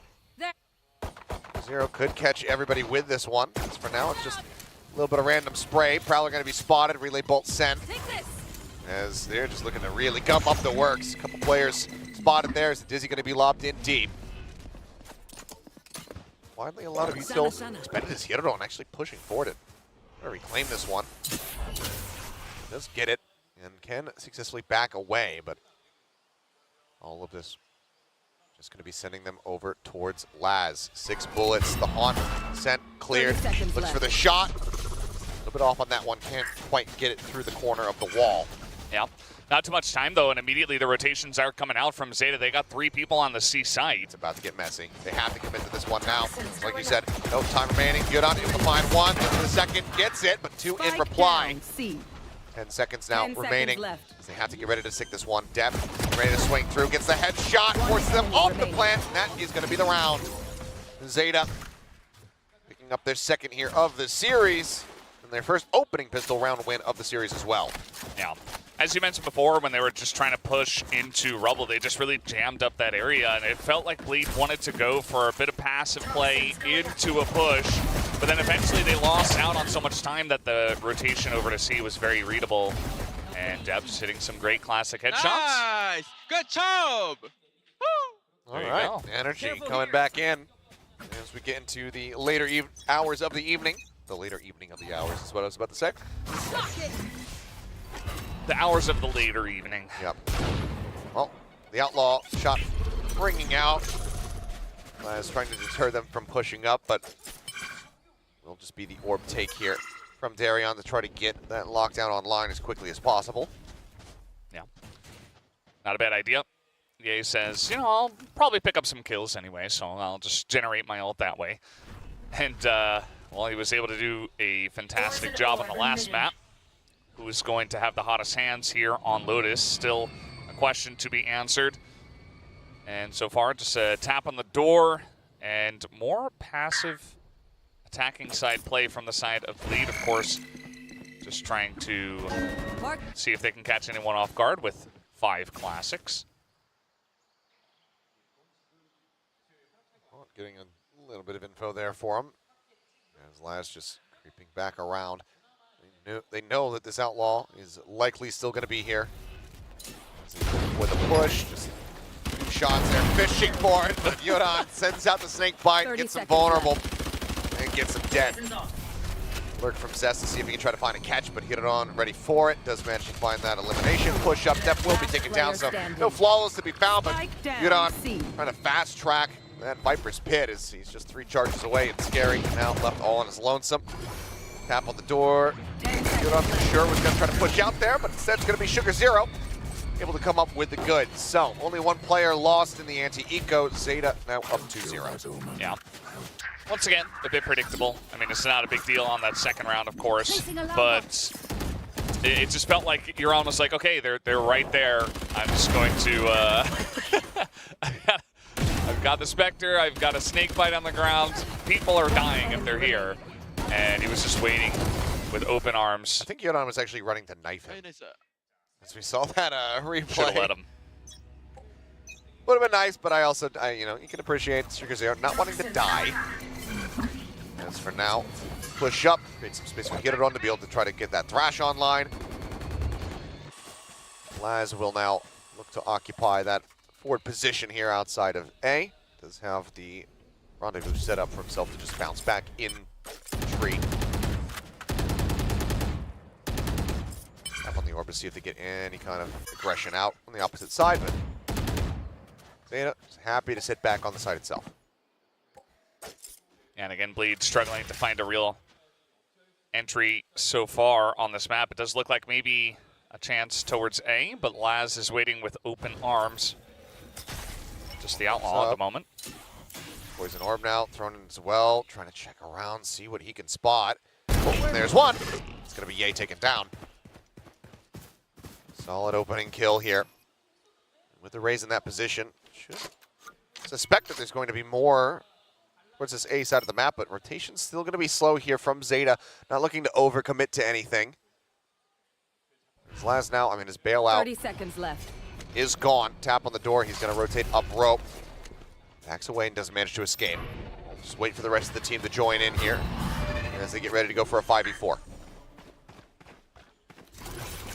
Yeah, will be interesting to see if Lee can hold this one down and deny the bonus from coming through. Scary looking to hold that angle himself. Meanwhile, Zeta surely taking their time with this one. Paranoia going to be sent across. Doesn't really find too much there.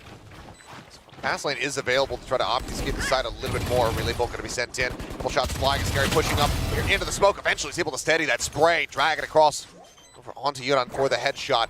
Wingman now going for the plant. Spray through. That'll just clean it up. Snake bite as well. Going to be invested for good measure. Time ticking away. They would have to stick to it right here for now. So it seems like Bleed, yep, will just be able to find the win. Trigger Zero. Just looking to see if he can try to deal any additional damage, but eventually will fall. Zest cannot get out of the blast radius, however, so still going to be 3 lost. Zeta cannot convert the bonus. Yeah, not half bad. I do think that Bleed handled it pretty well, even with a member down, still able to get on in there. This was a little bit wonky, but got the job done eventually. Anyway, they held the angle very nicely here from the baby door, and Zeta just didn't have the firepower to put it down. So let's see now as both sides want to be picking up rifles. Looks like, yeah. Let's see what this round is going to look like. Full buyers out here for both squads.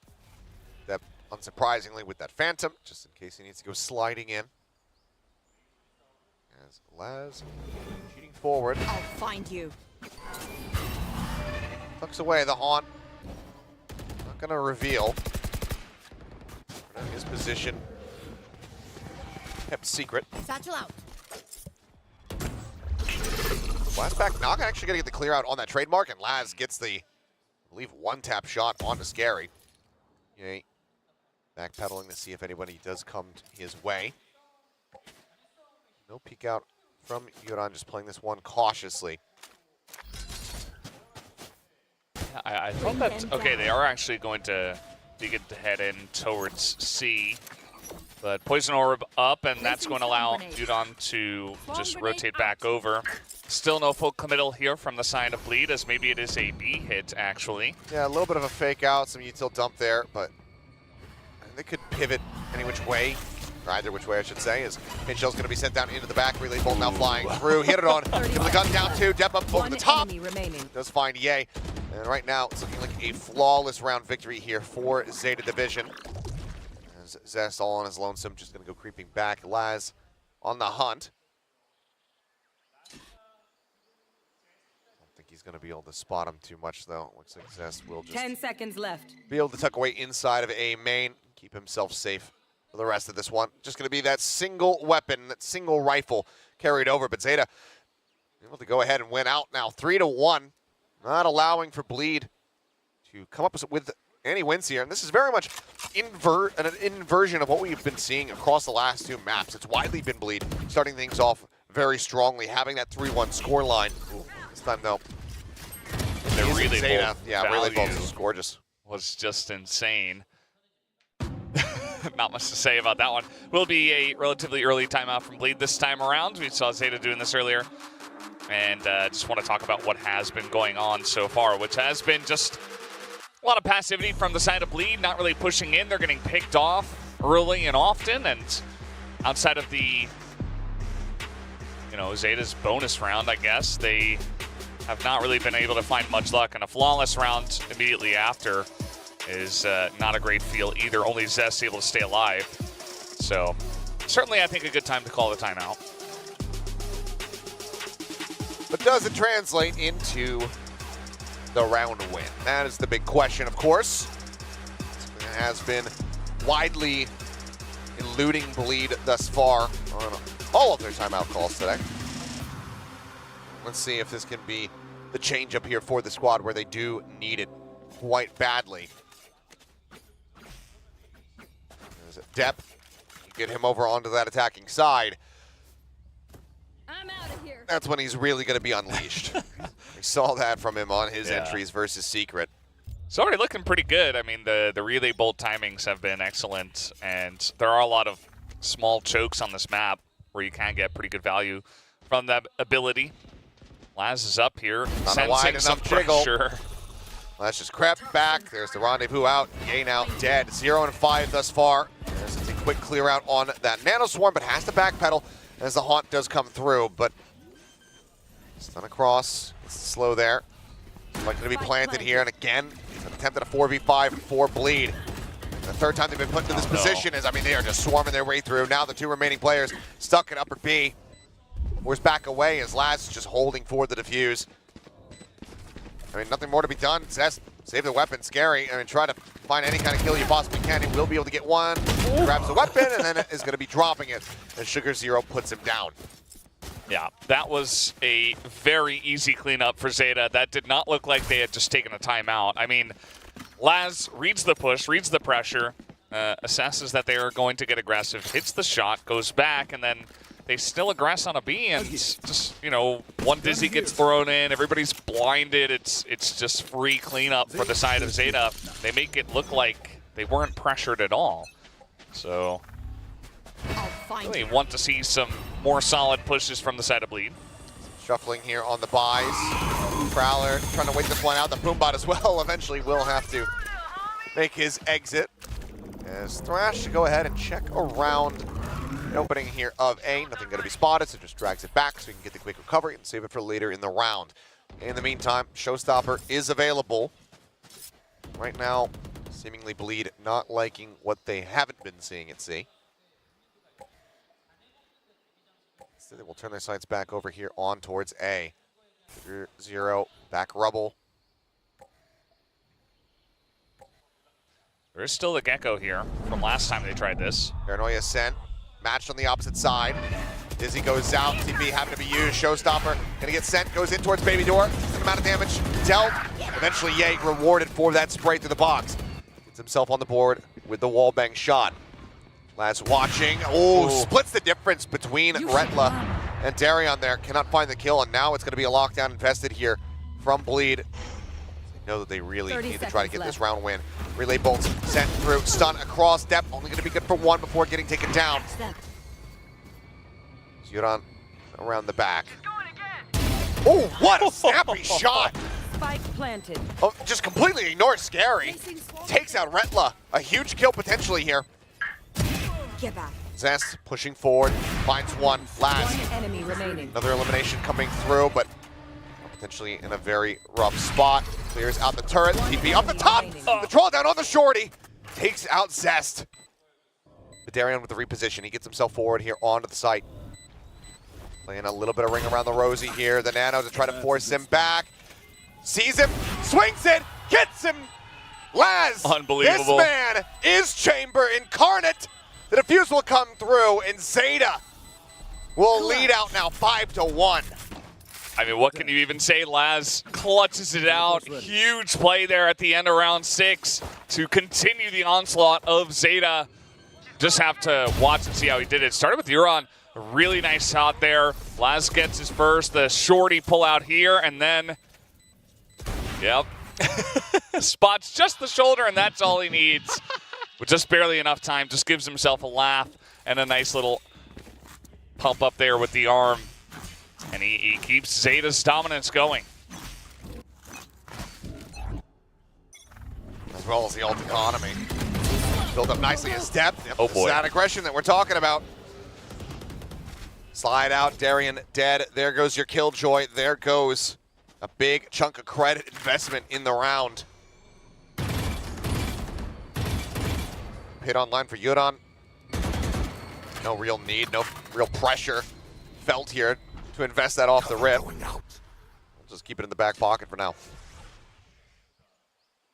Yeah, that's one of the things that using the Neon can be good for on this map as well. Just poke out of B or poke out of A sometimes, and yeah, they're not going to see. Some spray on through.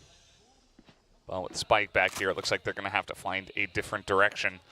But unfortunately, it's one of those spots where you've already used the timeout, and after the timeout, you lost 2 rounds in a row. So confidence levels are at an all-time low in terms of, okay, well, A isn't working out.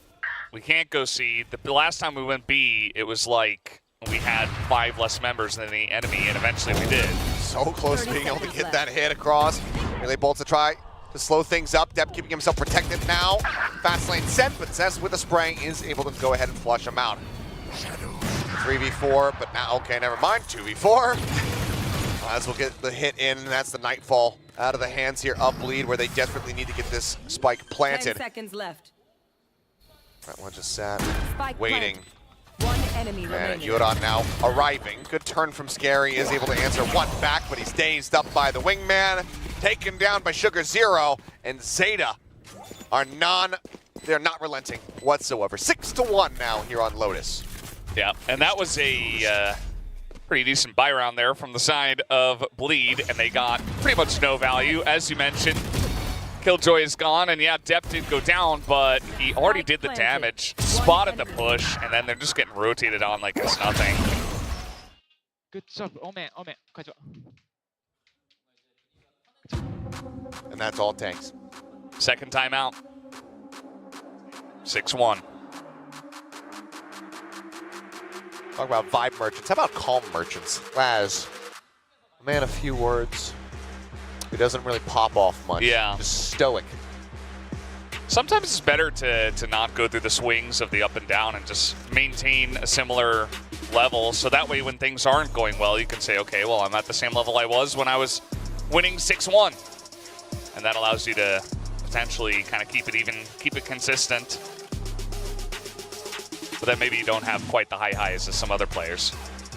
Well, second timeout having to be committed here. Just 7 rounds in. Unfortunately, this has just become all too familiar territory for Bleed. They need a breakout. They need something here to turn the tides, to get the gears spinning. Right now, very much a shared effort from the side of Zeta Division. No one really breaking away, not seeing that huge, Sugar Zero performance like we had on Sunset. Everybody just very consistent. Yeah. Playing alongside one another. Leader coming a bit quicker this time. They're going to take over Rubble. Up the pace a little bit to gain some forward space, but yeah. Now, waiting at the Viper wall. This will slow up the approach a little bit as Prowler checks around. Okay, with a tap on the orb.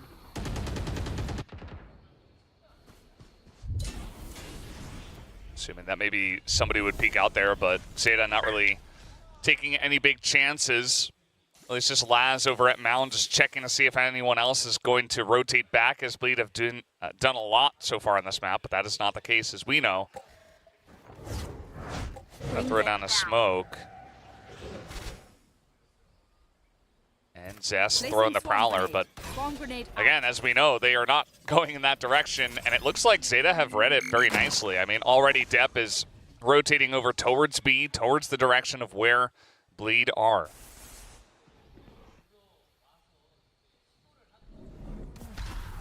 Smoke just coming across here to make that A site unassailable. Sugar Zero, his back to the baby door here for the moment. As the Nightfall comes through, he's going to be sending the Paranoia and actually rotates in for the challenge. Does get blinded back on the opposite side though, but Laz does get this catch here on to the lurking Killjoy. It's the spot. Zest pushes his way up into the site. For now, Bleed will have control. 10 seconds Weapon upgrade for Ye. Get it on holding back here. Waiting allowing for them to push into him. He reads one. Is he ready for Scary on the side? No. Tries to go for the flick, but Yuran there to go ahead and get the re-peek, take him down. Now it is all on Zest. Just the C's, the Han coming back up soon, but Laz will just plus forward into the site, get the shot across, and overall, it's still going to be an onslaught here from Zeta Division. Now 7-1. Yeah, I kind of like the idea from Bleed, you know, down on some firepower, trying to just use the Nightfall to try to get onto the B side, but Sugar Zero getting one pick, and then Hero on really nice position here, just reading the pressure, knowing they would try to rotate out and clear one angle after taking the B site. Gets a lot of value there, allows Yudon to follow up, and from there, you're just too far behind this Bleed. So I feel like the idea was all right, but now you've lost another round and used both timeouts. Look at this, though. Up in from Darien, a bit of a changeup, but a four-man stack from Zeta Division here at A. They know that this is going to be fought off after, and they want to try to win this one out. Relay Bolt's getting sent around the corner here from Depp. Does eat that paranoia as he tries to stay alive. Yang in a forward position, able to find one as Scary tries to spray across. Gets Sugar Zero. Quite find the rest. Spike down. But now Spike dropped as will be Zest taken out. So in the end, a 2 for 2. But ultimately, just a damn good read here from Zeta. Yeah, it feels like they've somehow had Bleed's number on this map, many different angles, and they were just so ready for that push to come in. And now, chance for Bleed to go in. Okay, well, Laz really wishing that he had completed that teleport. Scary not spotting too much, but okay, Yuran going to be caught off guard. Redla able to find that. Hironon creeping forward, gets himself in front of the smoke, but cannot align the shot. Scary will get a second. Pit's still going to be committed here, and I think that with an extra second or two on the back end of that one, would have preferred to hold on to the ult, but all the same, Bleed, what they desperately needed was a round win, and they will find it in round 9. Finally got their second one, and even though they got challenged out at Rubble, it was a great job from Scary to just get some nice value on the right side of that pack, of that pile of Rubble, and then eventually they go for the retake. It looks like you'd almost just not really ready for that. The dry peak coming on in. Scary able to follow up, and that was the end of it with Laz going down. Doesn't need to hold on to that weapon as he's got his ult and a lot of money. Okay, well, Tour de Force pop as are the Lightning Bangers. Relay Bolt going to go flying in, rather. As Dab just holding it down, comes up with 2 slides forward, looking for the third. Can't quite make it happen, but damage has been dealt. There's the Daze, the wingman pops. Yang and Darian's going to be stacked up here alongside one another, and it would be one hell of a day at the shooting range there for Yang if he was going to be able to pick those off and isolate all the players. A big change up here. Zeta say, okay, let's go aggro once again, this time on the opposite side of the map, and it pays off gorgeously. Yeah, I just love that they just send it here, especially you've got this ult available for Dev. He leads the charge, puts the relay bolt in, and just against the flow of play, he said, okay, you got 1 round. And now I'm going to take you down personally. 8-2. Zeta, very nice aggressive play. We'll see if they keep up with this aggression or if they do want to mess with it with the flow of the play, as we do have 3 members at least pushing out here. Fast lane sent. Yay, creeping forward. As Showstopper going to be sent over towards Hirodon. He's able to find that one. Yay. Oh, okay, Depp. We're just back to take down Yay. Looked like he was going to be dead to rights, but now an advantage here for the side of Bleed. That's still with just a classic, moves up, grabs the gun. Prowler checks in towards tree. Spotted there, Paranoia at the ready. Uh-oh. They get stacked up into the smoker. They're just gonna swing out, they do, they both die. I think that one, unescorted by any form of util, a bit puzzling for the side of Zeta Division. So Bleed now well poised to just go ahead and rack up a 3rd round win in this half. Yeah, it kind of just looked like they wanted to keep up with some of that fast tempo, but immediately the 2 of them got punished so quickly. 3, 2, 1, die! Yeah. Certainly some kind of pact, and Laz, he's got a lot of money, and there's only a couple of rounds, or I guess 1 round after this one left, so just gonna send it, and send it he does. Down he goes. Bleed picks up a 3rd round. That gets Zest one away from having the Nightfall online, so with that is able to be scooped up here by either an orb or a kill. Could be useful here for Bleed to try to get themselves up to a 4th round win in the half, but overall a solid start. I mean, I don't know how the hell Depp really snapped over to get Yay there, but nice OJ. For everybody else, very, very clean. Crash at the ready. As Yudon as well, similarly, just one charge away from having a critical ult. Now let's see if he can get there. It's really the question as Yudon thinking about utilizing Dizzy over the top, see if he can clear this one out with Sugar Zero, because there has been a bit of aggression coming out from Bleed on this angle onto Rubble so far, but this time Bleed are going to go back to what actually didn't necessarily work, which was a bit more passivity, just waiting to see if Zeta would push, and then going for a late push themselves. But now they are grouping up outside of A. Relay sent there in response to the Prowler, and looks like that, and that alone is enough to shove everybody all the way back. Arion inching forward outside of C. The rest of the team getting ready to join in alongside him. Where it is just Yuran without that pit. Try to hold this one. Rotate coming through though. Looks like Yuran looking to just go ahead and try to reinforce this, but as the smoke comes in, a ton of util being dumped forward. They are very well aware of this. Last trying to go for the shot through the doorway. Can't quite find it. Thrash now at the ready, leading the charge. The clear out. They do manage to destroy it before the detain comes in, but Yuran swings down. It's able to find two. Does get taken up, but Yuran re-peeking also finds another. Retla trying to keep things even, but Laz finds the shot, puts down the enemy Viper, and now it's he and Depp. Try to close this out and make it a 9-3 half. It's only 14 seconds. Yeah, but have to stick to it. Cannot make it happen. The headshot comes through. It's 9-3. Zeta way out in front. Yeah, this map has not looked a lot like the others. There has been a bit of a difference here on Lotus. I thought this would be also a close map, what with the 13-9, 13-9 back-to-back, but 9-3 now, the biggest lead we've had. Oh, see, they just forgot to write the 1 in front of the 3. Yeah, well, could happen. Just That's what we need to do. Just win 10 rounds in a row. It's fine. DRX did it. They did. Can Bleed do it? I don't know. I don't know. After I like the revisionism on the sign. Yeah. Oh, we didn't get the 2-0, so I'm just scratch that. Still out right counts quick. if I just cross it out and draw 1, right? I knew this was going to happen. Master predictor. Well, now everything to be done here for Bleed. 6 rounds down, not a good position to be in. Let's see if the players themselves believe in curses. We have a Zest fan here in the audience. Many of them, I'm sure. Just asking them to like and subscribe to some, I don't know, it's probably some YouTube. Pretty interesting. Smash the like button. Yeah. Make On sure our to hit channel. that bell. We don't know what the other one is, so we're not endorsing that. But you know, on our YouTube and Twitch pages. Yeah. But if you came down to the studio, you could also do what he did and make a sign. It's true. Say like and subscribe. You could be that guy. How fast are Zeta going to go here from the attacker side? Make it happen. Yes. Yes. 10 out of 10. They just slow creep the whole thing. Well, for now, that's exactly what they're going to do. Here in formation. Want to check that first corner. Nothing spotted. Nobody here on B. Turret is set up, though. Give them some information. Now, I mean, plenty of noise heard as Ye tapping the door, trying to get some shots. Oh my God, last HP bar damn near disappeared. Yeah. It's pretty rough. I mean, they are going to get this plant down, but nice little health advantage for the side of Bleed. We'll see what angle they're going to come from. It looks like pretty much every angle at this point.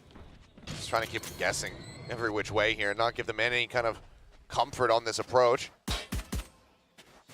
They're out there as second shot finds the head. Paranoia through.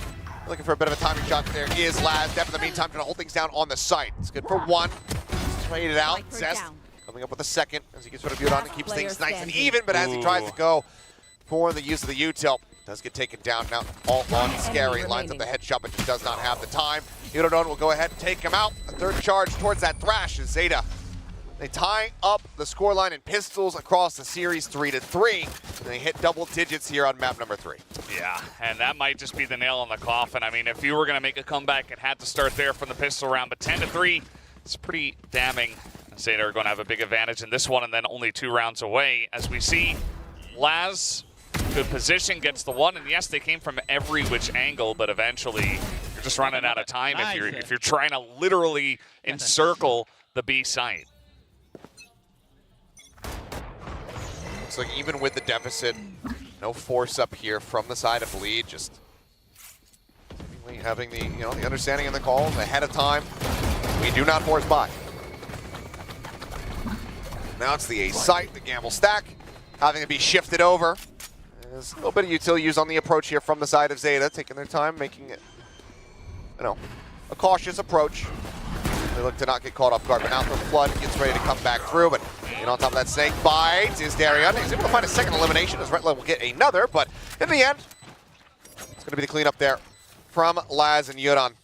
So 3 loss overall, not bad for the side of Bleed, but unfortunately, the scoreline doesn't really lend itself to giving up more rounds. Yeah, it certainly doesn't, but let's see what they have in their pockets here.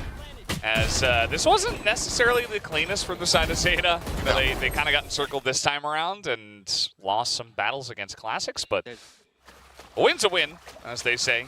They put that 11 on the board. That's just the power of the bundle. Yeah. It's a Classic hit that much harder. No, it's a game of confidence. You look good, you play good. Laz having to jump back there. Rendezvous on cooldown. We'll just backpedal away from the site in the meantime.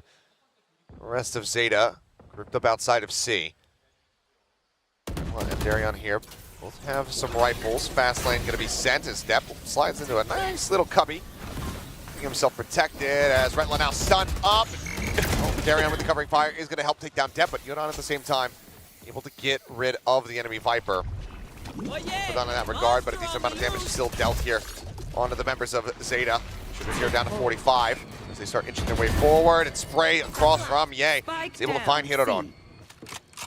Yeah, that's a fantastic pick-off. Enough space given, so they will, okay, I was going to say, they will get the plant down, but no, Darian with a nice spray gets the wallbang headshot onto Laz. 1 enemy remaining. Don't show your head.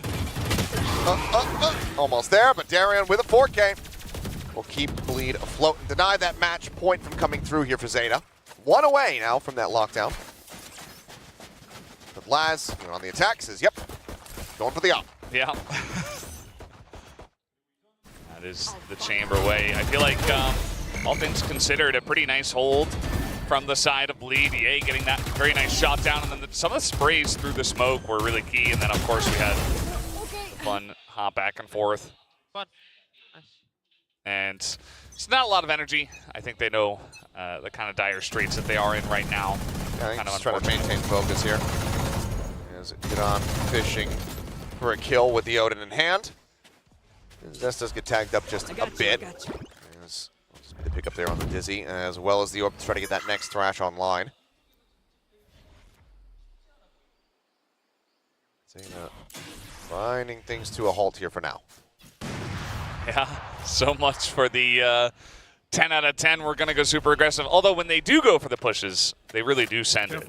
So maybe just trying to mess with the timings, bait out some more utility, and then send it.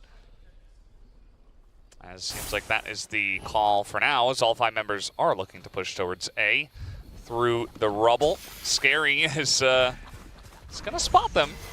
That should be enough information for them to potentially get in position for this push. Just ready to peek out from stairs. If he spots anything at all is, oh, they're right here in front of Ye. Here's them pushing through. Oh, trying to get turned around. And as they turn back, will be able to take him out. But, oh, scary, full blind across onto just about everybody. He is able to come away with 2 eliminations. Wingman going through. Dizzy sent in towards backside. Prowler facing there from Zest. Spike gets planted and Zest on the swing. Ooh. Gets rid of Laz. Sugar's here at 5 HP. So in such a poor position here.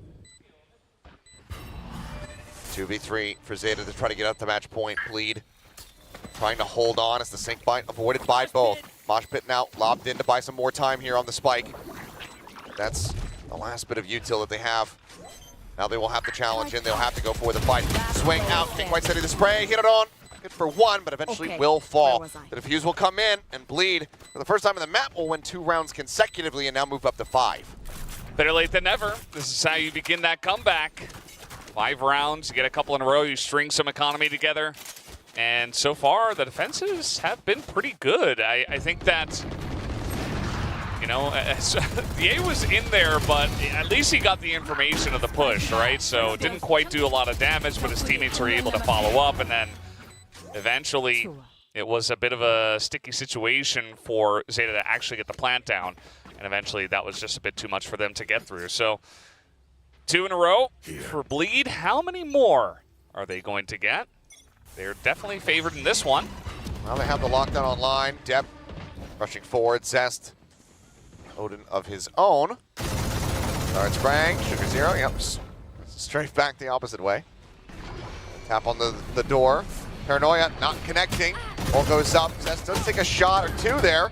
As Laz tries to put him down. Sugar Zero eventually will be able to push in from behind. Find that kill. Hirodon with a nice headshot. Takes out Scary. And it is a 3v3, but well, Zeta significantly less HP to try to work with here.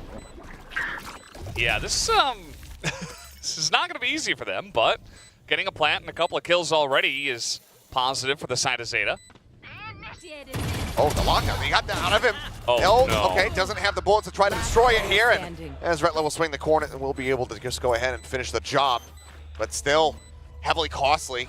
Down the 2 players left standing. Odin can be recovered to just go ahead and scoop up the more expensive weaponry.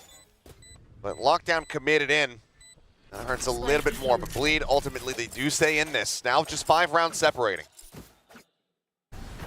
Still in it here for sure. Coming in quickly was... Oh. Yeah. It's lining up. 1 enemy remaining. Zeta got in there very quickly on the site. And they were actually able to take out Zest as well relatively easily. So it kind of looked like they had a chance, but eventually not having the firepower. They got the lockdown, though. So Got the Zeta... lockdown, and well, there's a couple ults available here for Bleed. About to have damn near all 5 up for Zeta. 1 charge for Depp, Laz, and Yuran before they have those ready to go. And now with the operator in hand, just going to be backing away. Relay bolts getting sent in towards the site. Spray into the box just to check and see if there's anyone there.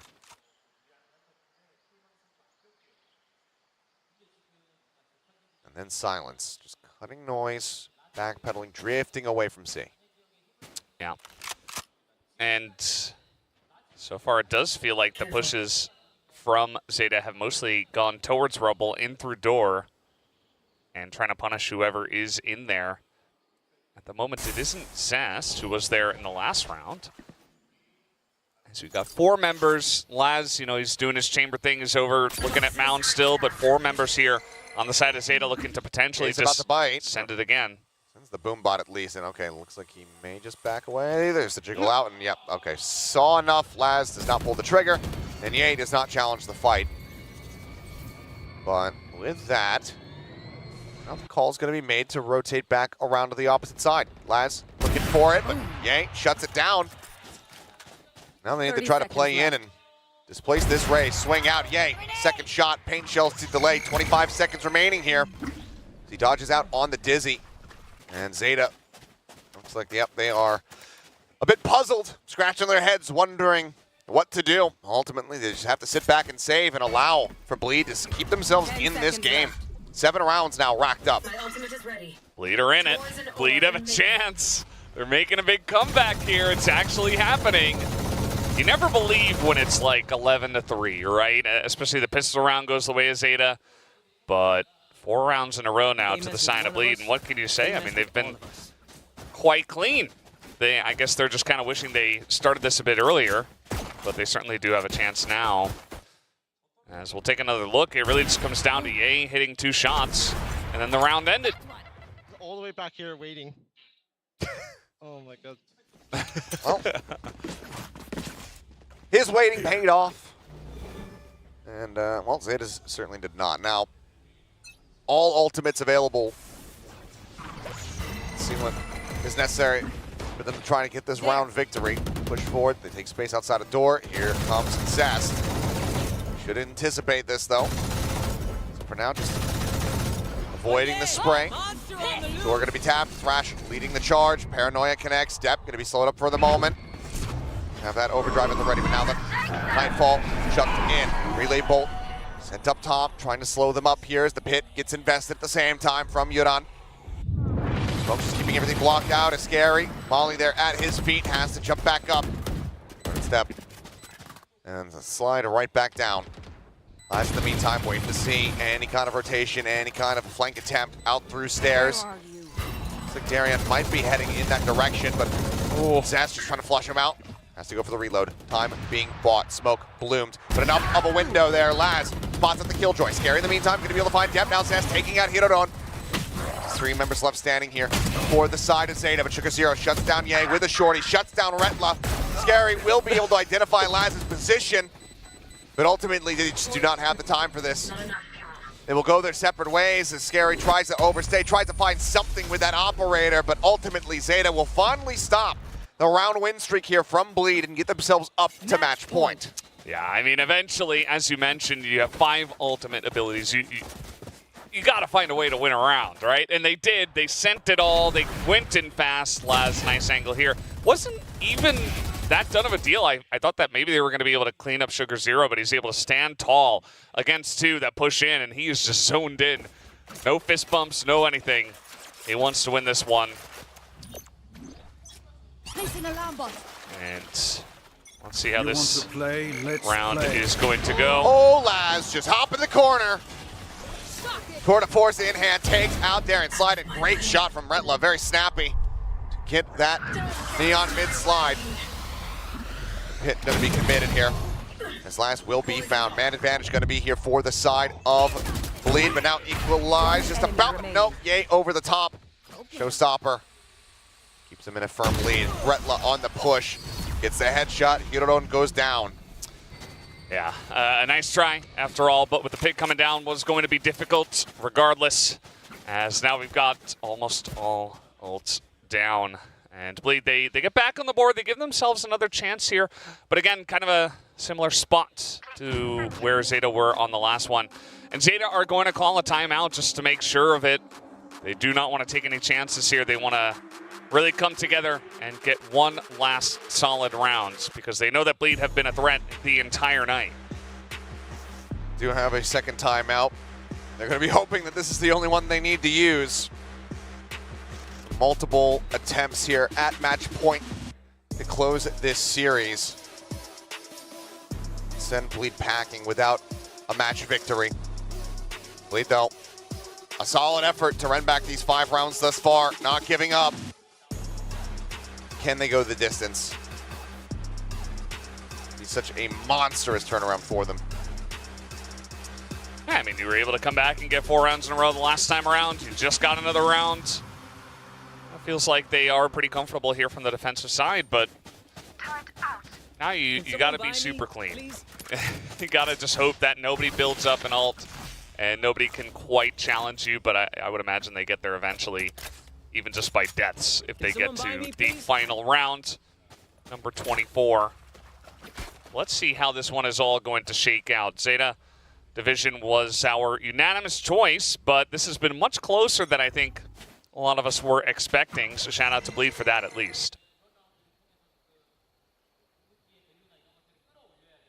Disney not spotting anything. Lion's share of the team here for Zeta, now pushing forward outside of C. Smoke just come down. And now over here outside of A. It is just Yuran going on a bit of alert forward. Doesn't hear or see anything. Retla watching to see if he can spot anything at all. But ultimately has to peel back. Put up the poison orb. Drops it as the follow-up smoke comes through from Scary. As all of their smokes dedicated here towards this side of the map. Now smokes coming through. Snakebite goes in to try and delay. Gets a vulnerable across here on the 2, but Depp still on the hunt. Stinger in hand. Retla, does he read this position? No, he does not. Depp with a peek out, able to find him. And that's the first step towards this match win here. As all of Zeta, most of them rather, pushing out towards CT side, trying to get the catch. Prowler confirms the presence of multiple. Jump around the corner. Ye going to be taken down. Depp able to find 3. for a little bit more, slides back across to the opposite side, now back out onto the site. Darion with the AWP, swaps it over now for the Vandal. But it's a 2v4 against a Zeta with weapons upgraded. On down, Laz, headshot across. Zest is gone. And it looks like that should be the hopes and dreams for Bleed gone as well. 13-8 Zeta. They call the timeout, they get the win. They manage to persevere. Yeah. Like the call of the strategy as well, just to rush on into C a bit faster than they had been going up until that moment in time. So good call from the coach. They get the job done. Was a grueling back and forth match though. 13-9, and then 13-8 at the end. Just barely going the way of Zeta. And it was a team effort. I mean, it was a difference of 16 to 13 kills from top to bottom, right? It was very close one. It wasn't really one guy that stood out on this map in particular. I mean, Neuron with the highest first kills, but at the end of the day, Zeta do pick up the win. Lots of fans here supporting them, and they'll get the job done. That they will. Hell of a birthday gift there for the squad. And plenty to celebrate here tonight. Obviously, still things to retool as well. You know, a lot closer than they might have anticipated coming into this series here. But for Bleed, I think overall some clear growth. But that's enough for myself and Valdez. We'll catch you guys next week. For now, we'll pass it back over to the analyst desk to break down all the action. Thank you.